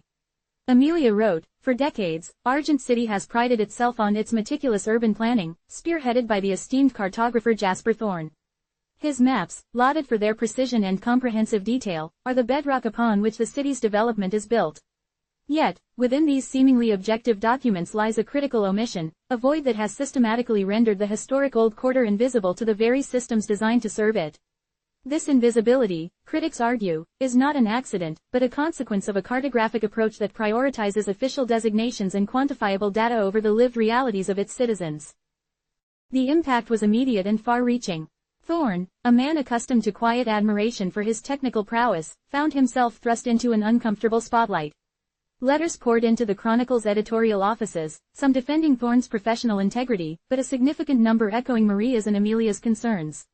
Community leaders from other underserved areas of the city reached out, sharing similar experiences of neglect, of their neighborhoods being relegated to the periphery of urban planning due to their absence on official, data-driven maps. The narrative began to spread like wildfire. Jasper Thorne, the man who charted every street and building, was either willfully ignorant of the social injustices unfolding beneath his pen, or worse, complicit in them. Jasper, accustomed to the sterile objectivity of his studio, found the public discourse bewildering and deeply unsettling. His reputation, meticulously built on a foundation of factual accuracy, was being chipped away by accusations of bias, a bias he had never perceived in himself, a bias born from an adherence to a definition of data that excluded the very human element so passionately championed by Maria Ramirez. He received a barrage of calls from city officials, their questions laced with a mixture of concern and veiled annoyance. The planning department, usually a silent partner in his work, was suddenly seeking clarification, demanding to know if Thorne's maps were indeed presenting a complete picture. Developers, who had long relied on his precise charts to identify opportunities, began to express reservations, their confidence in the data shaken by the growing public sentiment. One such call came from Councilwoman Elena Petrova, a sharp, pragmatic politician who had built her career on advocating for urban revitalization and equitable development. "Jasper," she began, her voice direct and devoid of preamble, "I've been receiving a considerable amount of feedback regarding your recent work, specifically concerning the old quarter. Amelia Vance's articles have certainly stirred the pot, and frankly, the sentiment is gaining traction. People are starting to question whether your maps are truly neutral, or if they are, in fact, inadvertently shaping the city's future in a way that benefits some while actively disadvantaging others. They are saying that by omitting the old quarter from your official planning documents, you are effectively giving the city council carte blanche to ignore it, to let it decay, and then to eventually pave over it for new developments." Jasper felt a familiar knot of defensiveness tighten in his chest, but he also felt a prickle of unease. He had always viewed his role as that of a pure observer, a meticulous recorder of established facts. The idea that his work, his objective representation of spatial reality, could be construed as an instrument of social engineering was profoundly disturbing. "Councilwoman," he responded, his voice carefully modulated, "my maps are based on the most current, officially recognized data available. If an area lacks official street designations, if its infrastructure is not formally registered with the city, then it cannot be accurately represented on a planning map. This is a matter of technical accuracy, not of social commentary." Petrova sighed, a sound that conveyed years of navigating bureaucratic complexities. "I understand your position, Jasper, I truly do. And I respect the rigor of your work. But you must see how this looks from the outside. When a community, a living, breathing part of Argent City, is absent from the official blueprints, it becomes a blank space. And blank spaces on maps, historically, are where development happens without necessarily considering what was already there. We are being accused of perpetuating neglect, and your maps are being held up as the primary evidence of this neglect. The narrative is that you, the city's most trusted cartographer, are creating a blind spot that conveniently allows us to overlook entire neighborhoods. She continued, her words carrying the weight of political urgency. Maria Ramirez has been very effective in presenting her case. She's been speaking at community forums, sharing her research with local activist groups, and even meeting with some of our more vocal council members. She's painting a picture of a city that is actively choosing to ignore its history, its heritage, and its less affluent citizens, all because they don't fit neatly into the predefined boxes of your maps. She's arguing that your adherence to official records is simply perpetuating a cycle of disinvestment that has plagued the old quarter for generations. Her point is that the absence of data is a form of data, and in this case, it's data that signals neglect and disposability. Jasper ran a hand over his chin, the smooth surface of his drafting table offering no comfort. He had always believed in the power of objective truth, that his maps were indisputable records of the city's physical form. But now, that very objectivity was being turned against him, weaponized by those who saw the gaps in his data as deliberate omissions. The notion that he was a participant, however unwitting, in the marginalization of a community was a heavy burden. He had prided himself on his neutrality, on his ability to remain detached from the messy, emotional realities of urban life. But Maria's persistence, and now Amelia Vance's widely read articles, had forced him to confront the uncomfortable truth. His carefully curated world of lines and coordinates, while technically accurate, was failing to capture the full, complex, and often painful reality of Argent City. The whispers of neglect, once confined to the narrow alleys of the old quarter, were now echoing in the halls of power, amplified by the very maps he so diligently created.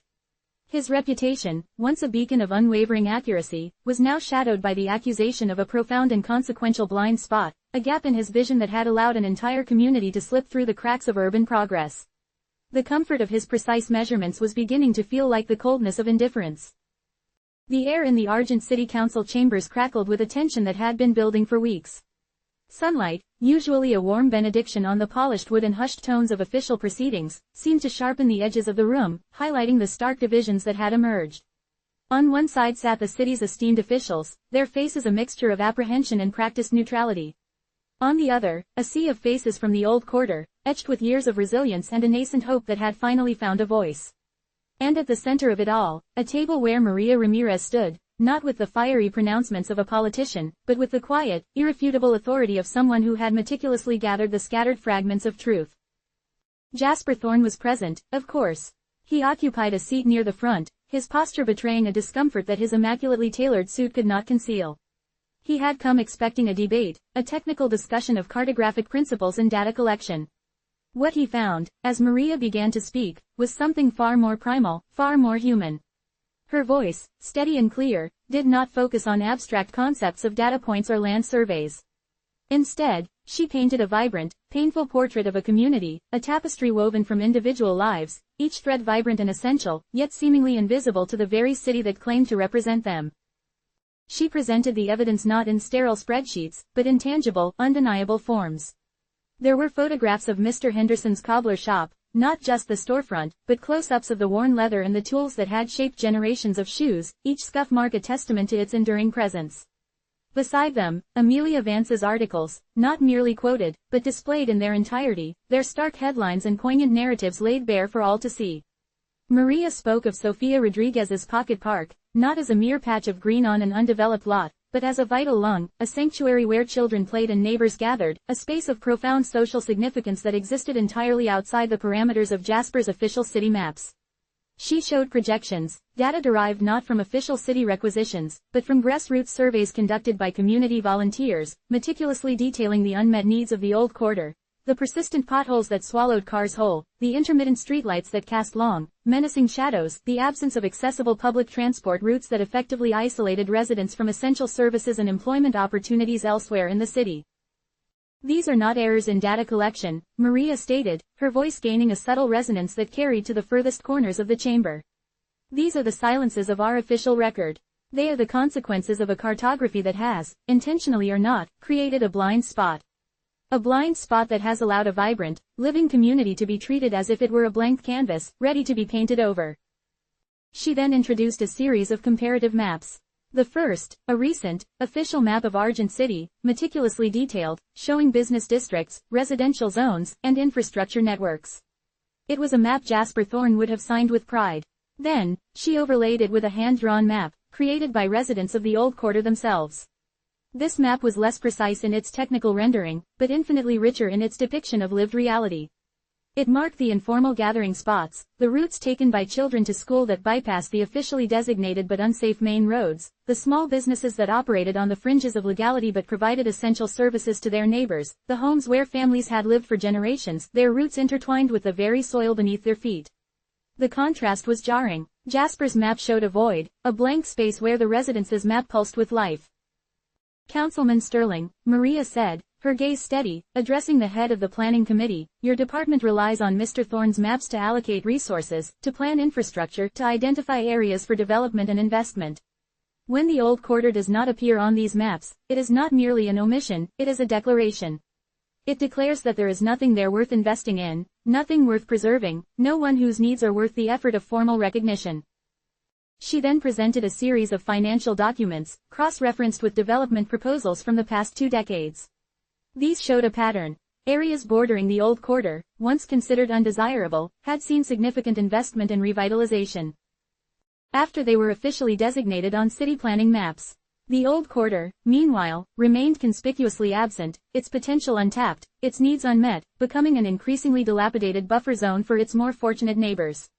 She pointed to a proposed rezoning plan that would allow for the demolition of several historic buildings in the old quarter to make way for a new commercial complex, a plan that had moved with alarming speed through the city's approval processes, unhindered by any official recognition of the community it would displace. "This is not about the technical accuracy of cartography," Maria concluded, her voice ringing with a profound sadness. "This is about the human cost of its limitations.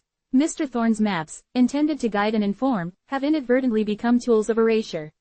They have codified neglect, they have legitimized abandonment, and they have, I fear, paved the way for the very destruction of a community that has contributed to the soul of Argent City for over a century." A palpable silence descended upon the chamber, broken only by the rustling of papers and the hushed whispers of stunned onlookers. The officials shifted uncomfortably, their carefully constructed arguments about fiscal responsibility and urban growth suddenly sounding hollow, even callous. Councilwoman Petrova, her usual sharp demeanor softened by an expression of dawning comprehension, met Jasper's gaze. In that shared look, he saw not an accusation, but a plea for understanding, a silent acknowledgement of the unforeseen consequences that had unfolded from his meticulous work. Jasper Thorne, the man who had spent his life dedicated to the pursuit of objective truth, felt a profound and disorienting shift within him. He had always believed in the power of his maps, in their ability to represent reality with unassailable accuracy. He saw his role as that of a neutral observer, a craftsman of factual representation, detached from the messy, often contentious, realities of human affairs. But Maria Ramirez had not presented him with data, she had presented him with lives. She had shown him that his meticulously drawn lines, his precisely labeled streets, were not just representations of space, but conduits of policy, instruments that shaped the flow of resources, the allocation of attention, and ultimately, the very destinies of the people who inhabited the city he so diligently charted. He looked at the faces in the audience, the weathered lines of the elderly, the hopeful eyes of the young, the stoic determination of those who had come to fight for their homes. He saw not abstract demographic units, but individuals. He saw Mr. Henderson's gnarled hands, Sofia Rodriguez's passionate defense of her community's green space. He saw the echo of their stories in the faces around him, a narrative that had been unfolding in the shadows, just beyond the edges of his carefully delineated world. The controversy, he now understood, was not about the precision of his measurements or the integrity of his data sources, but about the very definition of what constituted official and accurate. His adherence to established protocols, to officially recognized street names and property boundaries, had led him to overlook the unwritten rules, the informal networks, the organic growth that characterized the old quarter. He had mapped the city's skeleton, but he had failed to capture its beating heart. As the hearing continued, Maria's presentation reached its crescendo. She presented a formal proposal, not for radical rezoning or immediate demolition, but for inclusion. A proposal to formally recognize the old quarter, to integrate its existing infrastructure into the city's planning, to create a dedicated task force comprising city officials, developers, and, most importantly, residents of the old quarter, to ensure its future development was guided by principles of preservation and equitable growth. She called for a re-evaluation of Jasper Thorne's cartographic methodology, not to discredit his work, but to expand its scope, to acknowledge the invaluable data that could be gleaned from the lived experiences of a community. The weight of the moment pressed down on Jasper. He had spent his career building a reputation for unflinching accuracy, for delivering maps that were the bedrock of Argent City's planning. To suddenly acknowledge that this bedrock was, in fact, riddled with unseen fault lines, that his supposedly neutral representations were, in their very omissions, actively shaping the city's trajectory in a way that harmed a segment of its population, was a humbling and deeply unsettling prospect. He felt the foundations of his professional identity begin to crack, the sterile comfort of objective data giving way to a raw, uncomfortable awareness of his own culpability. When the opportunity arose for public comment, and the attention inevitably turned to him, Jasper Thorne, the celebrated cartographer, stood. His usual confident stride faltered slightly as he approached the podium. The hundreds of eyes fixed upon him felt like a physical weight. He cleared his throat, the sound unnaturally loud in the stunned silence. For years, he began, his voice rougher than usual, I have dedicated myself to the art and science of cartography. My aim has always been to represent Argent City with the utmost accuracy, to provide the clearest, most precise depiction of its physical form. I have always believed that in the purity of objective data, in the fidelity of lines and labels, lay the truth. He paused, searching for the right words, the words that could bridge the chasm between his professional world and the human reality he had so narrowly perceived. Today, he continued, his gaze sweeping across the faces in the room, a flicker of genuine regret in his eyes, I have been shown that my understanding of accuracy has been incomplete. I have charted the streets, the buildings, the designated zones. I have mapped the visible. But I have failed to map the invisible. I have failed to map the lived experience, the history etched into the cobblestones, the community woven into the fabric of daily life. He took a deep breath, the admission a bitter but necessary pill. My maps have, in their omissions, inadvertently contributed to the neglect of the old quarter. By adhering strictly to officially recognized data, I have, without intent but with significant consequence, helped to render a vital part of our city invisible to the very systems designed to serve it. The blind spot that has been so eloquently described. It is real, and it is a profound failing on my part, and on the part of the systems that rely on my work. He looked directly at Maria, a silent acknowledgement of her unwavering resolve and the undeniable power of her advocacy. Ms. Ramirez, and indeed, all the residents of the old quarter, he said, his voice gaining strength, filled with a sincerity that resonated through the chamber, I offer my deepest and most sincere apology. I apologize for the oversight, for the lack of vision, and for the tangible harm that my work, however unintentional, has caused. I understand now that a map is not merely a depiction of space, but a powerful influence on how that space is perceived, valued, and ultimately treated. I have been a part of a system that has, for too long, overlooked your community, and for that, I am truly sorry. The apology, raw and unvarnished, hung in the air. It was not a political maneuver, not a carefully worded disclaimer, but a genuine acknowledgement of a monumental error. The damage, as Maria had predicted, was done. The scars of neglect would not vanish with a single apology. The old quarter's struggle for recognition, for equitable treatment, would continue.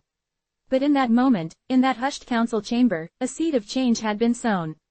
Jasper Thorne, the cartographer who had mapped the city with such meticulous detail, was forced to confront the most significant uncharted territory of all, the profound complexity of the human heart, and the undeniable truth that the most important maps are not always drawn with ink and rulers but with empathy and understanding. His reputation, once a monument to precision, was now irrevocably altered, marked by the indelible stain of a blind spot that had, for a time, rendered an entire community to the edges of existence.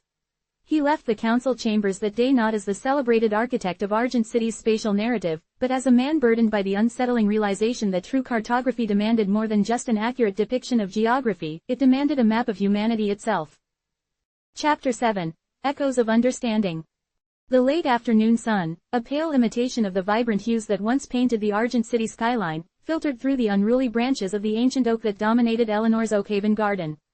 Years had slipped by, not in a gradual, unnoticed flow, but in great, crashing waves, each receding tide leaving behind a shore more desolate than the last. The roses, once meticulously pruned and coaxed into a riot of crimson and blush, now sprawled untamed, their thorny tendrils weaving an impenetrable thicket that mirrored the tangled state of Eleanor's own heart. The house, too, echoed her prolonged isolation. Its rooms, once filled with the gentle murmur of conversation, the clink of teacups, and the occasional burst of laughter, had settled into a profound, almost suffocating, quietude. Dust motes danced in the shafts of light that pierced the drawn curtains, tiny dancers in a silent ballet of neglect, a testament to the absence of hurried footsteps or the rustle of pages being turned with purpose. Eleanor found solace, if such a fragile commodity could be called solace, in the ritual of revisiting the past. Her days were punctuated by the slow, deliberate unearthing of old letters, their paper brittle with age, their ink faded but not erased. This was not a new habit, but one that had deepened with the years, a desperate attempt to anchor herself in a reality that felt increasingly adrift. She would spend hours in her study, a room that had once been a vibrant hub of intellectual curiosity, now a repository of memories and ghosts. The mahogany desk, scarred by decades of use, bore witness to countless letters written and received, each one a small fragment of a life once shared. Today, her fingers, now bearing the delicate tracery of age, traced the familiar curves of Arthur's handwriting, a script she knew as intimately as her own reflection. She had unearthed a small, unassuming packet, tied with a faded blue ribbon. It was a collection of Arthur's letters, tucked away in a box she had almost forgotten existed, filled with trinkets and mementos from their early years. Arthur, the man who had loomed so large in her life, the man whose perceived indifference had been a constant, gnawing ache, a silent accusation against her own perceived inadequacies. She unfolded a letter, its creases sharp, its pages thin, and began to read. "My dearest Eleanor," it began, the familiar salutation a pang in her chest. "I confess, I find myself increasingly bewildered by your silences. You, who were once so vibrant, so quick to share your thoughts, your dreams, now retreat into a shell of quiet contemplation. I see the storms brewing behind your eyes, the unspoken words gathering like clouds, yet you offer no haven for them to break.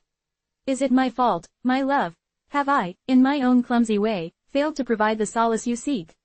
I worry, Eleanor, I worry that my presence, meant to be a comfort, has somehow become a burden. Yet, even in my bewilderment, know this, my love for you remains unwavering. It is a constant, a bedrock beneath the shifting sands of our days. I may not always understand the depths of your withdrawal, but I will always stand by the shore, waiting for you to return to me." Eleanor reread the words, her breath catching in her throat. Arthur's bewilderment, his struggle, his unwavering love, the phrases, once dismissed as mere platitudes or the polite anxieties of a man slightly out of his depth, now struck her with the force of a revelation. She had, in her youthful arrogance and insecurity, completely misread the situation. She had seen his quietude as a lack of passion, his reserve as an absence of deep feeling, his inability to articulate her unspoken needs as a sign of his own emotional limitations. She had projected her own internal turmoil, her own insecurities about her worth and her ability to elicit a more demonstrative affection, onto him. She remembered their early days, the vibrant discussions, the shared dreams that had once lit up their lives. She had yearned for a grand, sweeping declaration of love, a passionate embrace that would assure her of her place in his heart. Arthur, however, had expressed his affection in subtler ways. It was in the way he remembered her favorite flowers, the meticulous care he took in tending to her small collection of rare books, the quiet evenings spent reading side by side, his presence a steady anchor in her often turbulent emotional landscape. She had craved fireworks, and he had offered her a steady, burning candle. Her withdrawal, she now understood, had been a self-fulfilling prophecy. Because she believed he was not fully engaged, she had disengaged herself, creating a chasm that he, in his own quiet way, had tried to bridge. His bewilderment was not a sign of his indifference, but of his genuine concern for her well-being. His silence was not a lack of feeling, but a reflection of his own internal struggle to comprehend and address a pain he could not fully grasp. She had expected him to understand her without her having to articulate her needs, and when he couldn't, she had interpreted it as a personal failing on his part. She closed her eyes, the letters falling from her lap onto the worn Persian rug. The image of Arthur, his brow furrowed with worry as he penned those words, his love a quiet, persistent force, was as vivid as if he were standing before her. She saw not the man who had failed to meet her expectations, but the man who had loved her fiercely and silently, a love expressed not in grand gestures but in the enduring constancy of his presence. His perceived indifference had been his own form of silent struggle, a testament to his quiet devotion, a devotion she had been too self-absorbed to recognize. The house, which had for so long felt like a gilded cage, a monument to her regrets, began to shift in her perception.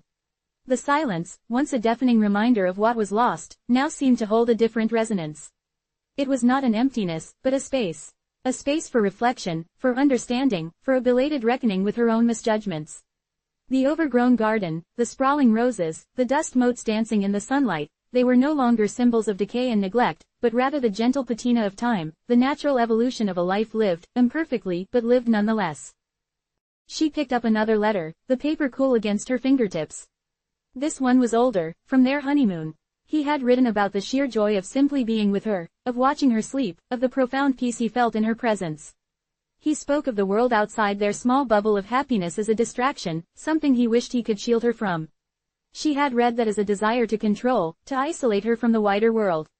Now, she understood it as a fierce protectiveness, a deep-seated desire to preserve her happiness, her innocence. The realization was both devastating and liberating. She had spent so many years consumed by the narrative of Arthur's indifference, a narrative she had meticulously crafted in the echo chamber of her own insecurities.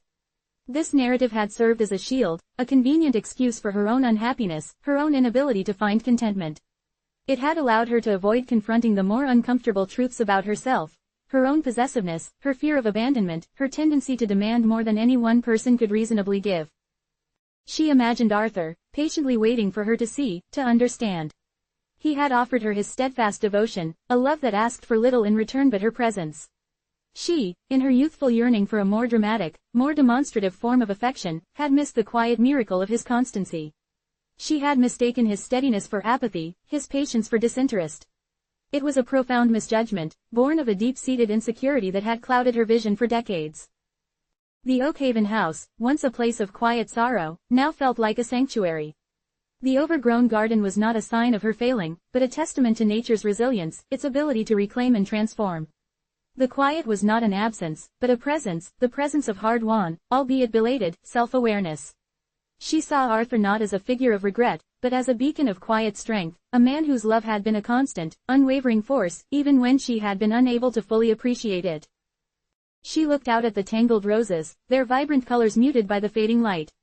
They were beautiful, even in their wildness. They were a testament to the life that had once flourished here, and the life that still existed, waiting to be rediscovered.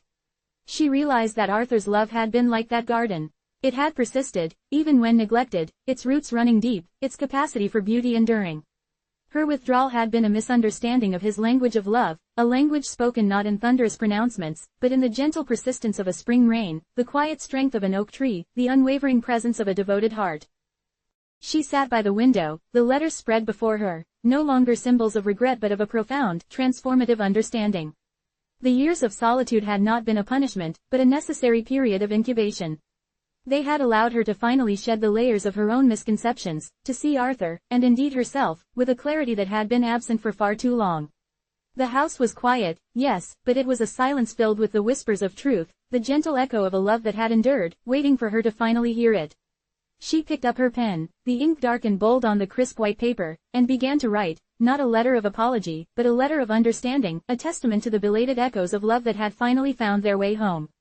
She would write to Arthur, not to the ghost of him, but to the enduring spirit of his unwavering devotion, to finally acknowledge the language of his heart, a language she had spent a lifetime learning to comprehend, and in that comprehension, finding a measure of peace that the years had, at last, allowed to bloom. The garden, she thought, needed tending. But not in the way she had once imagined. It needed to be allowed to grow, to be itself, much like the truths she was finally allowing to unfurl within her own heart. The isolation had not been an end, but a beginning, a solitary reflection that had illuminated the path toward a deeper, more profound understanding of love, of loss, and of the quiet, enduring strength of the human spirit. The roses would bloom again, not as meticulously curated specimens, but as wild, resilient testaments to the enduring power of life, and the profound beauty of a love that had, in its own quiet way, outlasted all time and distance. She would tend to them, and to the memories they held, with a newfound respect, a gentle acknowledgement of the life they represented, and the enduring presence of Arthur, not as a specter of regret, but as a quiet, ever-present warmth within the heart of Oakhaven. The scent of freshly cut pine, a fragrance that had once filled the grand, echoing halls of Elias's Viridian workshop, now mingled with the fainter, sweeter notes of lavender and dried herbs in his new, more modest space. He traded the soaring ambition of gilded commissions for the quiet humility of simpler creations, and in doing so, had found a peace he hadn't realized he'd lost. His hands, roughened by years of coaxing beauty from stubborn timber, now moved with a deliberate grace over the smooth, unblemished surfaces of a rocking chair. It was a commission for a young family, a project so devoid of the pressure that had once defined his work that it felt almost like a balm to his soul. No expectant patrons with exacting demands, no frantic deadlines that blurred the edges of his perception. Just wood, tools, and the gentle rhythm of his own breathing. He remembered the frenzy of Veridia, the relentless pursuit of recognition, the endless striving to outdo himself with each increasingly elaborate piece. It had been a life lived under a magnifying glass, every cut, every joint, every curve scrutinized by a world that demanded more than he could ceaselessly provide. He'd mistaken the clamor for appreciation, the frantic pace for progress. Now, the quiet hum of his plane against the wood was a more honest sound, a true measure of his endeavor. He found a profound satisfaction in the tangible reality of the chair taking shape. The curve of the runners, designed to cradle a sleeping infant, the sturdy frame that promised years of gentle sway, the smooth finish that invited touch, these were the victories he now savored. Each stroke of his chisel was not a step towards some elusive pinnacle of fame, but a concrete contribution to a future he could now clearly see, a future filled with the quiet murmur of a child's laughter and the contented sigh of a parent. News from Veridia still found its way to him, like flotsam from a distant, turbulent sea. Whispers of new grand designs, of Elias Thorne's successor, of the ongoing quest for artistry that he had once so ardently pursued. He received these tidings with a detachment that surprised him. The regret was still there, a faint scar on the landscape of his memory, but it was no longer a gaping wound. He'd learned that the pursuit of perfection, when driven by external validation, was a Sisyphean task. He'd poured his very essence into commissions that were admired for their complexity, for their opulence, but rarely, if ever, for the quiet soul he had infused within them. The clients, dazzled by the sheer scale and cost, often saw the finished product as a status symbol, a testament to their own wealth, rather than an object imbued with a craftsman's devotion. He recalled a particular commission, a sprawling sideboard carved with mythological beasts so intricately detailed they seemed to ride with life. It had taken him months, sleepless nights spent hunched over the wood, his fingers often raw and bleeding. The client, a wealthy merchant with a taste for ostentation, had lauded it as a masterpiece, a testament to his own discerning eye for acquiring the finest things. Elias had felt a hollow echo in that praise. The merchant had admired the craftsmanship, the expense, the sheer presence of the piece, but he had never truly seen it. He'd never understood the hours of contemplation that went into the curve of a dragon's tail, the silent dialogue Elias had held with the wood to coax forth its hidden spirit. The chair, in contrast, was different. The young couple had approached him not with demands for grandeur, but with a simple request for a place of comfort, a haven for their growing family. They'd spoken of the peace it would bring, the shared moments it would hold. Their understanding was not of the intricate joinery or the rare wood, but of the purpose of the chair, its inherent ability to foster connection and quiet joy. He'd learned to accept that not everyone possessed the patience for the slow unfolding of true craft. Some saw only the surface, the immediate impression, and judged accordingly. He'd once been wounded by such assessments, his self-worth intrinsically tied to the accolades of those who might not truly grasp the depth of his dedication. Now, he understood. His value as a craftsman was not diminished by their inability to see beyond the immediate. His worth lay in the integrity of his work, in the quiet dedication he brought to each piece, regardless of its ultimate destination. He no longer needed the validation of grand commissions to affirm his skills. The rhythmic rasp of his plane was affirmation enough. The rocking chair's runners were now perfectly curved, each one a mirror image of the other. He ran his hand over them, feeling the subtle undulations that would guide its gentle motion. He thought of the countless hours he'd spent in Veridia, wrestling with ambitious designs that demanded more of his spirit than his hands. He remembered the constant pressure to innovate, to surpass previous achievements, a pressure that had slowly eroded his joy in the very act of creation. He'd become a machine, churning out masterpieces, his own soul increasingly detached from the tangible objects he produced. This simple chair, however, felt different. It felt rooted. It was a piece designed for a life lived, not for a museum or a wealthy patron's ostentatious display. It was a vessel for moments of quiet intimacy, for lullabies sung softly in the fading light, for the shared warmth of a family. He occasionally found himself sketching new designs in the quiet hours, not for any specific commission, but for the sheer pleasure of it. These were not the elaborate, multifaceted pieces that had once been his hallmark. Instead, they were simpler forms, imbued with a natural elegance, designs that spoke of comfort and longevity. A finely crafted cradle, a sturdy workbench built for generations, a simple, elegant table designed for shared meals. These were the fruits of his newfound perspective, the tangible embodiments of a craftsman who had finally learned to listen to his own inner voice. The town he now inhabited was small, unassuming, and blessedly free from the frenetic energy of Veridia. The townsfolk, while perhaps not connoisseurs of fine woodworking in the Viridian sense, possessed a genuine appreciation for quality and durability. They understood the value of a well-made tool, a sturdy piece of furniture, a repaired roof that would withstand the coming winter. Elias found a quiet satisfaction in these interactions, in the straightforward transactions that were built on mutual respect and a shared understanding of practical needs. He was no longer Elias Thorne, the celebrated artisan of Veridia, but Elias, the carpenter, the man who could build you a rocking chair that would last your grandchild's lifetime. He began to weave small stories into his creations, not in the form of intricate carvings, but in the subtle details, the thoughtful placements of joints, the careful selection of wood grain. This rocking chair, for example, would incorporate a piece of reclaimed oak from an old barn that had stood on the edge of town for over a century. Its history, its silent witness to seasons of change, would be woven into the fabric of this new beginning. He would present this detail not as a selling point, but as a quiet offering, a whisper of continuity. He often thought of the clients he'd left behind in Veridia. He hoped they had found someone to fill the void, though he doubted anyone could replicate the unique blend of ambition and artistry that had defined his tenure. He knew some would have been disappointed, perhaps even angry, that he had abandoned the grand stage for a quiet corner. But he couldn't regret his decision. The constant pressure to perform, to innovate, to impress, had been a slow poison, leaching the joy from his craft. He'd been living a life that was not truly his own, a life dictated by the expectations of others. The rocking chair was nearing completion. The final sanding produced a surface so smooth it felt like silk. He applied the last coat of a natural oil, which deepened the rich grain of the wood and gave it a subtle sheen. He tested its balance, the gentle sway as natural and effortless as a sigh. He imagined the young woman of the house, her belly swollen with new life, finding solace in its embrace. He pictured the child, nestled securely, drifting off to sleep to the rhythmic cadence of the chair. These were the images that now fueled his creativity, the quiet dramas that unfolded in the lives of ordinary people. He learned to let go of the need to control the narrative of his work. A client might choose a simpler finish, might not appreciate the subtle nuances of a particular joint. He no longer saw these as personal affronts or indictments of his skill. Instead, he viewed them as different ways of seeing, different forms of appreciation.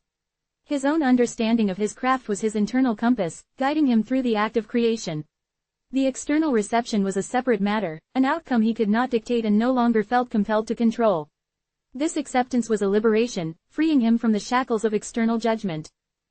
He also began to notice the subtle imperfections that were part of the natural world. The slightly gnarled branch that still bore fruit, the rough bark of an ancient tree that sheltered countless creatures. He saw beauty in these irregularities, a testament to resilience and the passage of time. His own work, too, began to reflect this embrace of the less than perfect. A knot in the wood, a slight variation in grain, these were not flaws to be eradicated, but character, story.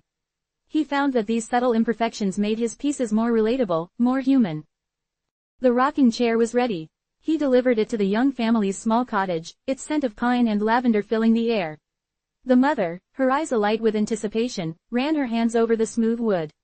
The father watched, a quiet pride in his gaze. They didn't speak of the craftsmanship in Viridian terms, of intricate joinery or rare materials. Instead, they spoke of the feeling it evoked, the sense of peace, the promise of shared moments. "It feels right," the mother murmured, her voice filled with emotion. "Like it's always belonged here." Elias felt a profound sense of fulfillment.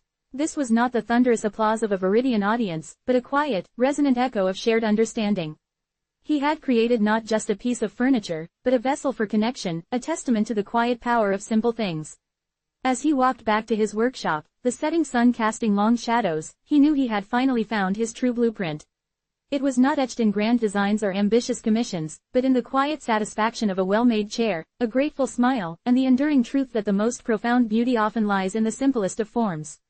The slow appreciation, the smaller connections, these were the building blocks of a life truly lived, a life where his worth was not defined by the limited perspective of others, but by the quiet integrity of his own hands and the enduring spirit of his craft. The salty tang of the sea air, a scent Anya hadn't inhaled in years, was a physical manifestation of her return. It wasn't the sharp, invigorating aroma of a bracing wind that tore through the narrow streets of Mariner's Reach, but a softer, more melancholic perfume, tinged with the memory of countless tides that had ebbed and flowed, carrying with them the passage of time. She stood at the edge of the harbor, the familiar cry of gulls overhead a sound both alien and deeply comforting.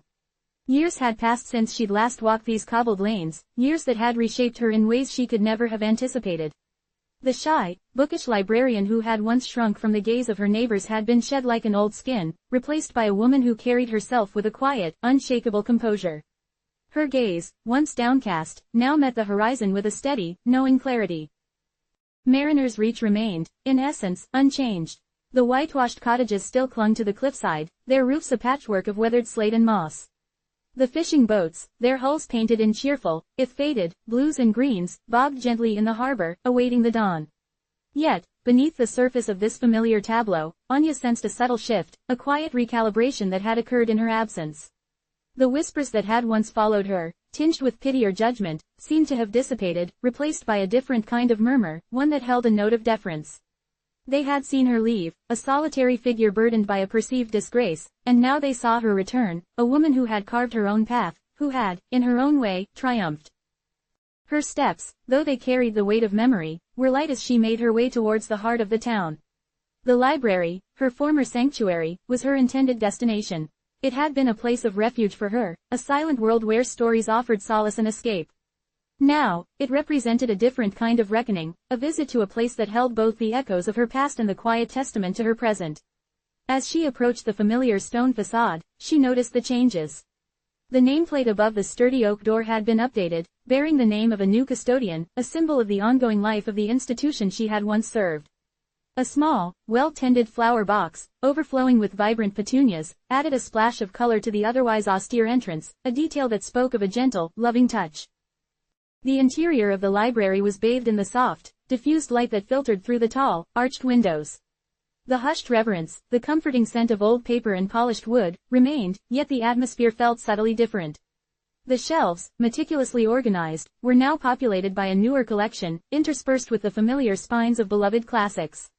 A young woman, her brow furrowed in concentration as she reshelved a stack of books, looked up as Anya entered, a polite, questioning expression on her face.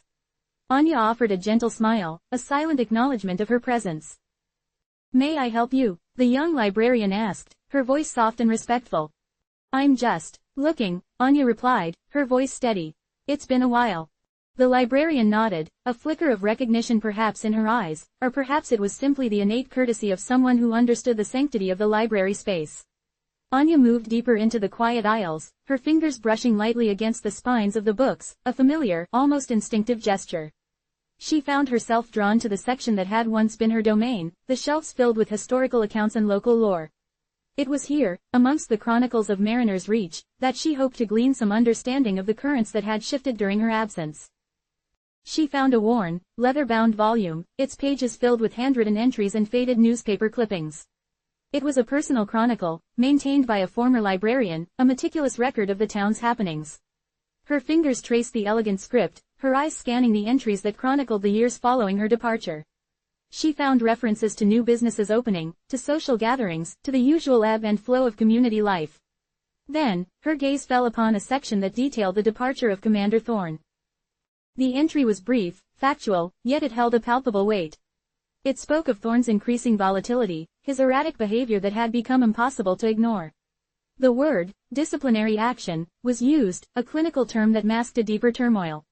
Anya felt a strange, almost detached curiosity as she read. She had known Thorne, of course. He had been a presence in Mariner's Reach, a figure of authority, his pronouncements often carrying an air of unassailable truth. But she had also known his darker side, the simmering anger that lay beneath his polished veneer, the moments of irrationality that had always hinted at a deeper instability. The clipping mentioned how the truth of his actions, the extent of his overreach and his ultimately misguided pursuit of a perceived threat, had eventually come to light. It spoke of a town that had initially rallied around its commander, blinded by loyalty or perhaps by a shared fear, only to slowly, gradually, come to understand the truth of Anya's situation. The whispers that had once condemned her had, with the revelation of Thorne's behavior, shifted their focus. The narrative had been rewritten, not by her efforts, but by the unfolding of events, by the simple, undeniable truth that had eventually surfaced. Anya closed the book, a faint sigh escaping her lips. It wasn't a sigh of regret, or of vindication, but of quiet comprehension. She looked around the library, at the rows of books, each one a testament to a story waiting to be discovered, a life waiting to be understood. She saw the young librarian diligently at work, her presence a quiet affirmation of continuity. The town had not only moved on, it had, in its own way, learned. They had witnessed the consequences of unchecked authority, of judgment passed in haste, and they had, in time, found a more nuanced perspective. Her own journey back to Mariner's Reach had not been fueled by a desire to confront Thorn, or to seek absolution from the town. The need for such external validation had long since faded. She had left Mariner's Reach carrying the weight of their judgment, but she had returned unburdened. The years had been a crucible, forging her resilience, teaching her the profound lesson that true peace lay not in the opinions of others but in the quiet strength of one's own convictions. She understood Thorn's actions now, not as a deliberate act of malice directed solely at her, but as a symptom of his own internal chaos. His erratic behavior, his desperate need to maintain an image of control, had led him to lash out, to find a convenient scapegoat for his own anxieties. It was a misjudgment, a profound failing of character, but it was a failing she had long since come to forgive. Forgiveness, she had discovered, was not an act of condoning wrongdoing, but an act of liberation for oneself. To hold on to anger, to let the shadow of his actions perpetually darken her present, would have been to allow him to continue to wield power over her, long after he had lost it within the community. She walked over to one of the large windows, looking out at the harbor. The sun was beginning its descent, casting a warm, golden hue over the water. The fishing boats were preparing to set out, their lights twinkling like fallen stars.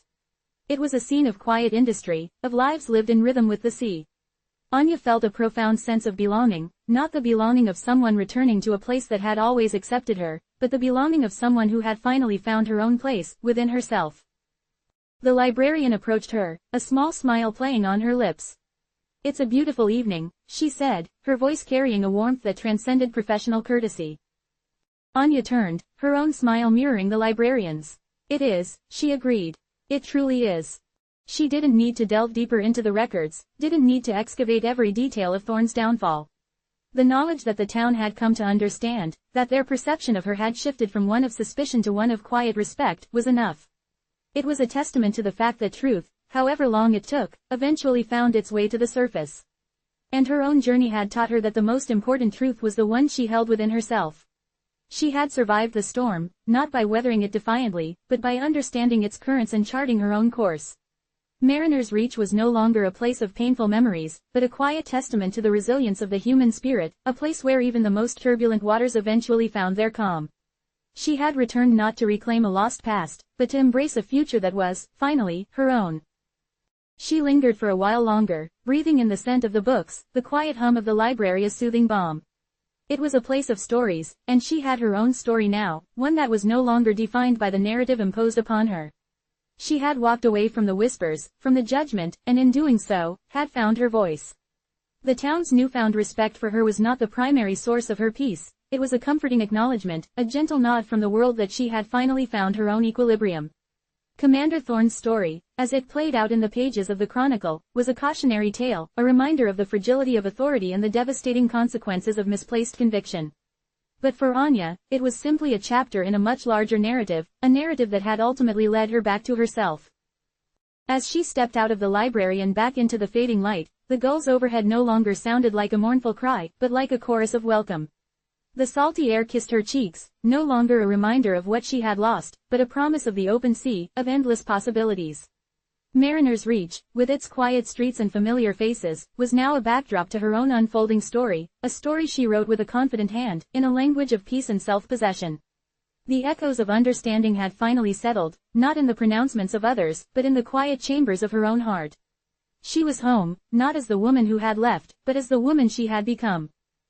The air in the old concert hall, usually thick with anticipation and the faint scent of polish and aged wood, now held a different kind of stillness.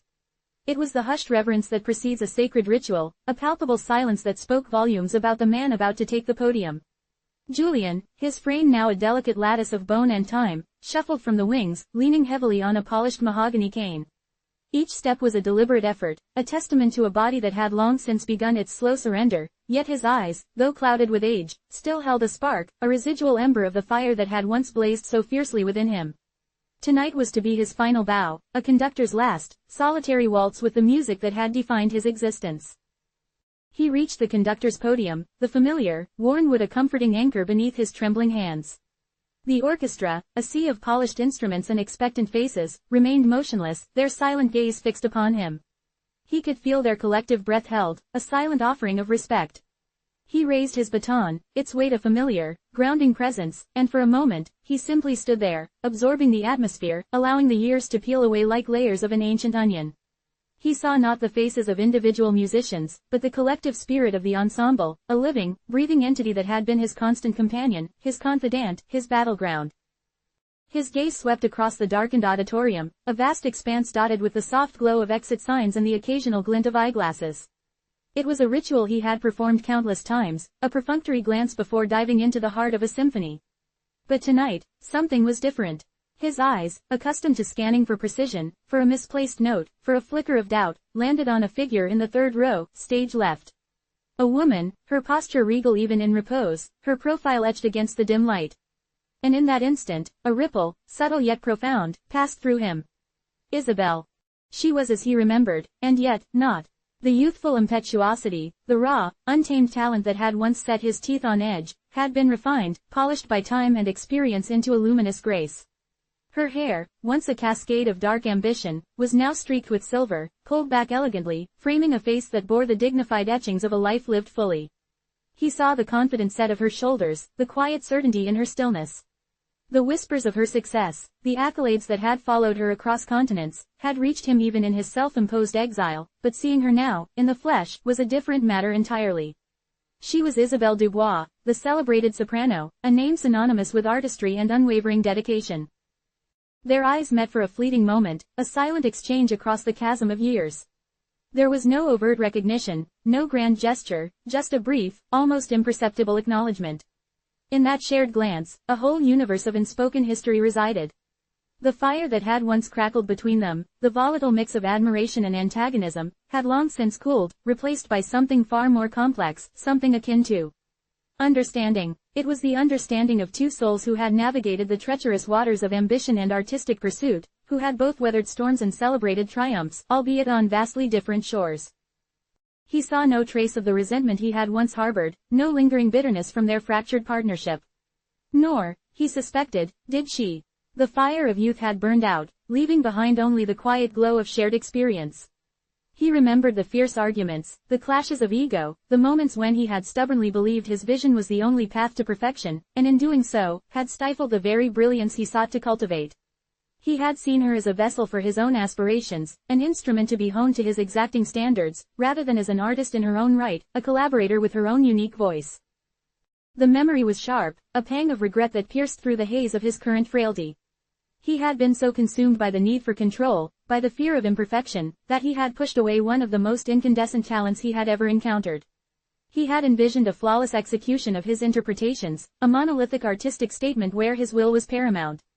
He had craved an orchestra, a soloist, that would bend to his every whim, mirroring his own rigid ideals. But music, he now understood, was not a matter of absolute control. It was a conversation, a delicate dance between the conductor and the musicians, a shared exploration of emotion and expression. He had demanded obedience where he should have sought inspiration. He had imposed his will where he should have fostered collaboration. And in his relentless pursuit of an unattainable ideal, he had created his own gilded cage. His isolation had been a self-inflicted wound, a consequence of his unwillingness to cede even an inch of his perceived authority. He had built walls around himself, mistaking solitude for strength, and in doing so, had denied himself the richness of genuine human connection, both personal and professional. He turned back to the orchestra, the baton feeling heavier now, imbued with the weight of his introspection. He raised it again, the movement slow, deliberate. His initial intention had been to conduct Beethoven's Ninth Symphony, a monumental work that demanded every ounce of a conductor's prowess. But as he stood there, with Isabel's gaze a silent, unseen weight, a different piece came to mind. A simpler melody, a more intimate composition, one that spoke not of grand pronouncements but of quiet contemplation. A piece he had once composed in the fleeting moments of peace he had allowed himself in his youth, before ambition had consumed him. He signaled to the concertmaster, a subtle nod that conveyed his intention. The orchestra, accustomed to his sometimes unpredictable choices, responded with a quiet readiness. The first notes, played by a solo violin, were hesitant at first, like a tentative question posed to the silence. Then, the other strings joined, their melodies weaving together, a tapestry of poignant harmonies. It was a piece that spoke of longing, of roads not taken, of the quiet ache of unspoken words. As the music swelled, Julian felt a profound sense of release. He was no longer the imperious maestro, the stern arbiter of musical truth. He was simply Julian, an old man conducting a melody that mirrored the landscape of his soul. He saw not the mistakes of his past, but the lessons learned. He saw not the opportunities lost, but the wisdom gained. His fear of failing, his desperate need to prove his own genius, had blinded him to the inherent beauty of imperfection, to the profound truth that art, like life, was a process of becoming, not a state of being. He watched the musicians, their faces no longer a blur of anonymous performers, but individuals pouring their hearts into the music. He saw the concentration etched on a young cellist's brow, the gentle sway of a violist's head, the subtle shift of a flutist's fingers. They were not merely executing notes, they were breathing life into the melody, infusing it with their own unique essence. And in that shared creation, Julian found a solace he hadn't experienced in decades. He felt a profound sense of gratitude for this moment, for the opportunity to offer this final, heartfelt performance. It was not a performance of grandiosity, but of humility.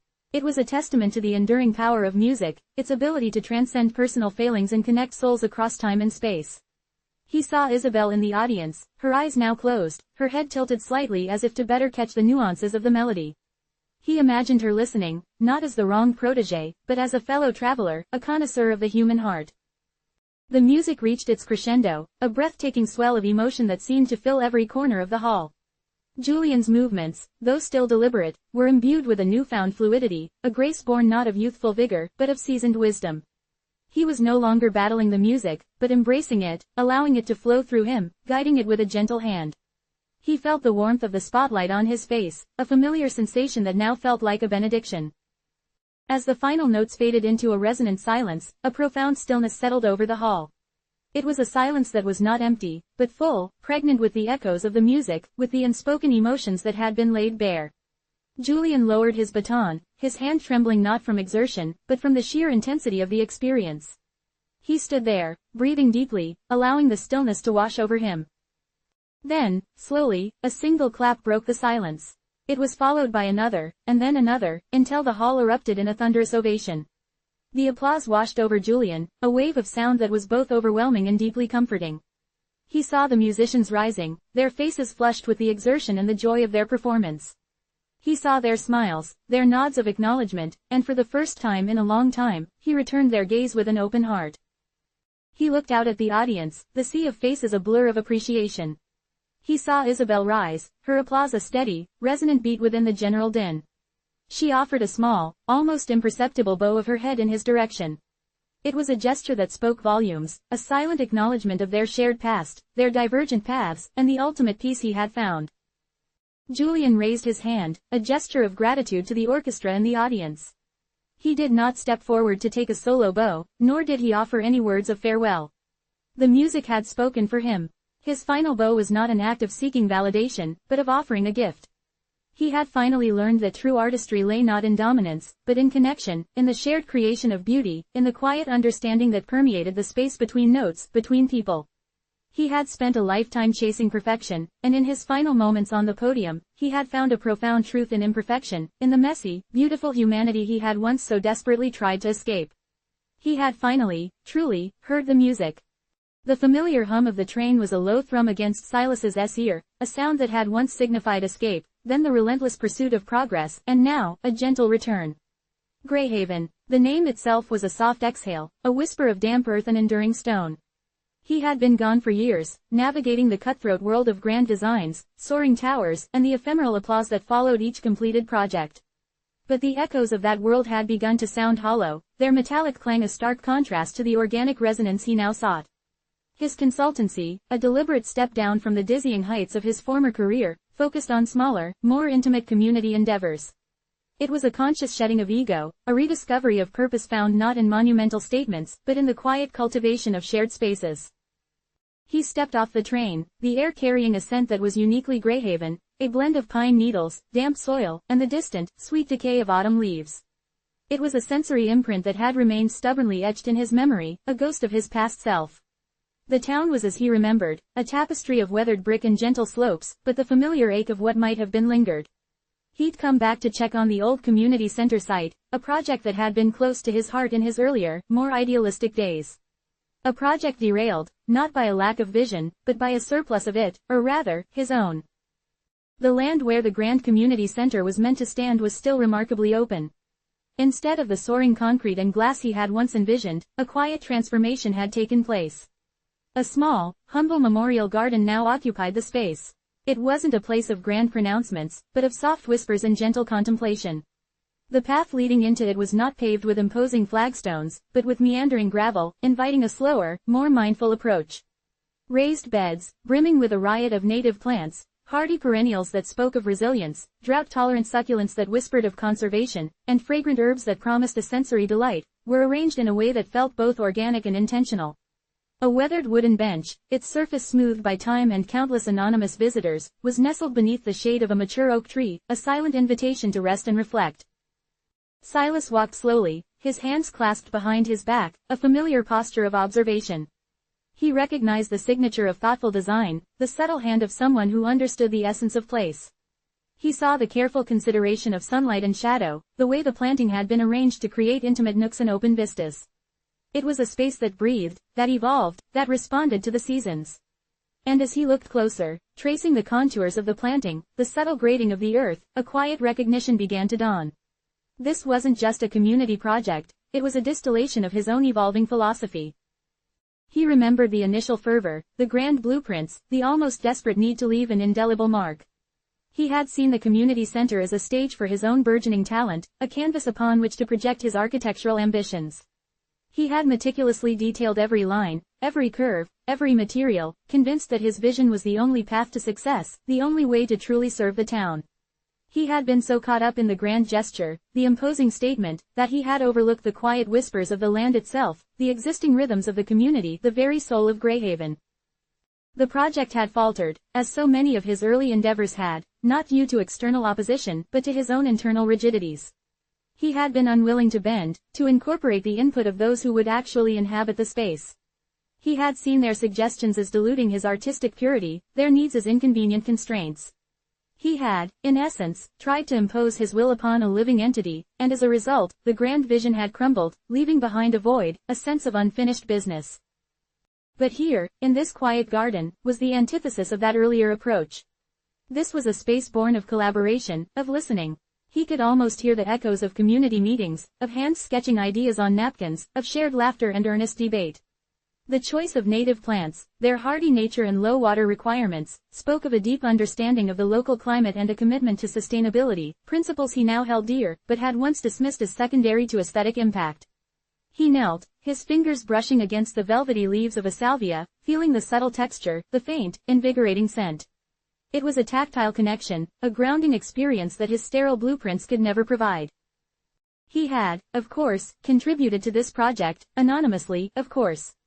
A few carefully worded emails, a handful of discreet consultations with the landscape architect, a suggestion here and there about soil composition and drainage. He had offered guidance on sustainable practices, on creating a space that would not only be beautiful but also ecologically sound and easy for the community to maintain. It was his way of atoning, not with grand pronouncements of regret, but with quiet, practical assistance. He understood now that true architecture, true design, was not about imposing a singular vision, but about facilitating a collective one. It was about creating a dialogue between the built environment and the people who inhabited it, a conversation that fostered connection, belonging, and a deep sense of place. The garden was a testament to this understanding. It was a place where the individual contributions of many hands had coalesced into something greater than the sum of its parts. He saw the handiwork of volunteers in the neatly mulched beds, the evidence of local knowledge in the selection of plants that thrived in Greyhaven's specific microclimate. There was no towering edifice to declare Silas's genius, no monument to his ego. Instead, there was a gentle, unfolding beauty, a living space that would mature and change with the seasons, mirroring the ebb and flow of life itself. He traced the edge of a small, artfully placed stone, its surface worn smooth by time, a silent nod to the natural elements that had always been present on this land. It was a deliberate contrast to the sharp, precise lines he had once favored, a conscious embrace of the organic, the imperfect. He thought back to Julian, the conductor he had encountered during his final, poignant performance. Julian, who had also learned the lesson of relinquishing absolute control, of finding beauty not in rigid perfection, but in the shared vulnerability of creation. Silas felt a kinship with that understanding, a quiet resonance that transcended their different fields. He remembered the architects he had once admired, the titans of the industry whose names were etched in steel and glass across skylines. He had once yearned to join their ranks, to be celebrated for bold, uncompromising designs. But those aspirations now felt like the dreams of a younger, more arrogant man. The pursuit of fame, he realized, had been a hollow quest. The true reward lay in the tangible impact of his work, in the quiet satisfaction of knowing that he had helped to create a space that nurtured, that connected, that endured. The Memorial Garden, in its understated elegance, was precisely that. It was a place designed for quiet contemplation, for remembrance, for the simple act of being. He could see families picnicking on the soft grass, children chasing butterflies amongst the flowers, couples finding solace on the shaded bench. It was a living, breathing testament to the power of community and the profound impact of thoughtful, collaborative design. It was a humble memorial, not just to those who might have been lost, but to the very idea of shared space, a space built on empathy and understanding. He noticed a small, weathered plaque nestled amongst a cluster of lavender, its inscription barely visible at first glance. He moved closer, his heart giving a strange little lurch. It wasn't a dedication to a person, but a quote, simple and profound: "The truest beauty lies in the spaces we create together." He smiled, a genuine, unforced smile that reached his eyes. This was it. This was the culmination of his journey, the quiet understanding that had eluded him for so long. He spent the rest of the afternoon wandering through the garden, observing the intricate details, the subtle nuances that spoke of a deep respect for nature and community. He saw the children's corner, a small, designated area with smooth, rounded stones for climbing and a shallow sandpit, designed with their safety and imagination in mind. He noticed the strategically placed bird feeders, attracting a lively flurry of winged visitors, adding another layer of life and sound to the tranquil space. He saw the accessibility ramps, seamlessly integrated into the landscaping, ensuring that everyone, regardless of physical ability, could experience the garden's serenity. This was not just a pretty space, it was a functional, inclusive haven. He realized that the absence of the grand community center, the project that had once consumed his ambition, was not a failure. It was, in fact, a profound success, a testament to the town's resilience and its ability to find beauty and purpose in unexpected ways. His own contribution, though anonymous, felt more meaningful than any of his previous, lauded projects. It was a silent offering, a quiet act of service, a recognition that his role was not to be the sole creator, but a facilitator, a humble collaborator. As the sun began to dip below the horizon, casting long, golden shadows across the garden, Silas felt a profound sense of peace. The echoes of his past, the relentless drive for recognition, the ego-driven need for monumental statements, had finally faded.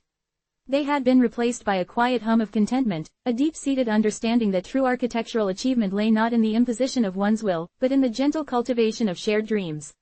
He had returned to Greyhaven not to reclaim a lost vision, but to witness the flowering of a collective one, a beautiful, humble memorial to the enduring power of community and the quiet wisdom found in letting go.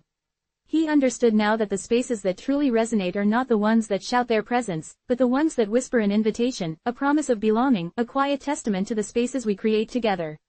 His journey beyond ego and misjudgment had led him here, to this small, vibrant garden, a profound and silent affirmation of a life's work finally understood. Back matter. To the quiet hum of the train, the scent of damp earth, and the enduring stone of Greyhaven, this story is for you. To Julian, for the lesson in surrender. And to all those who understand that the truest beauty lies in the spaces we create together, this book is a tribute. Greyhaven, a fictional town, representing a place of grounding and introspection.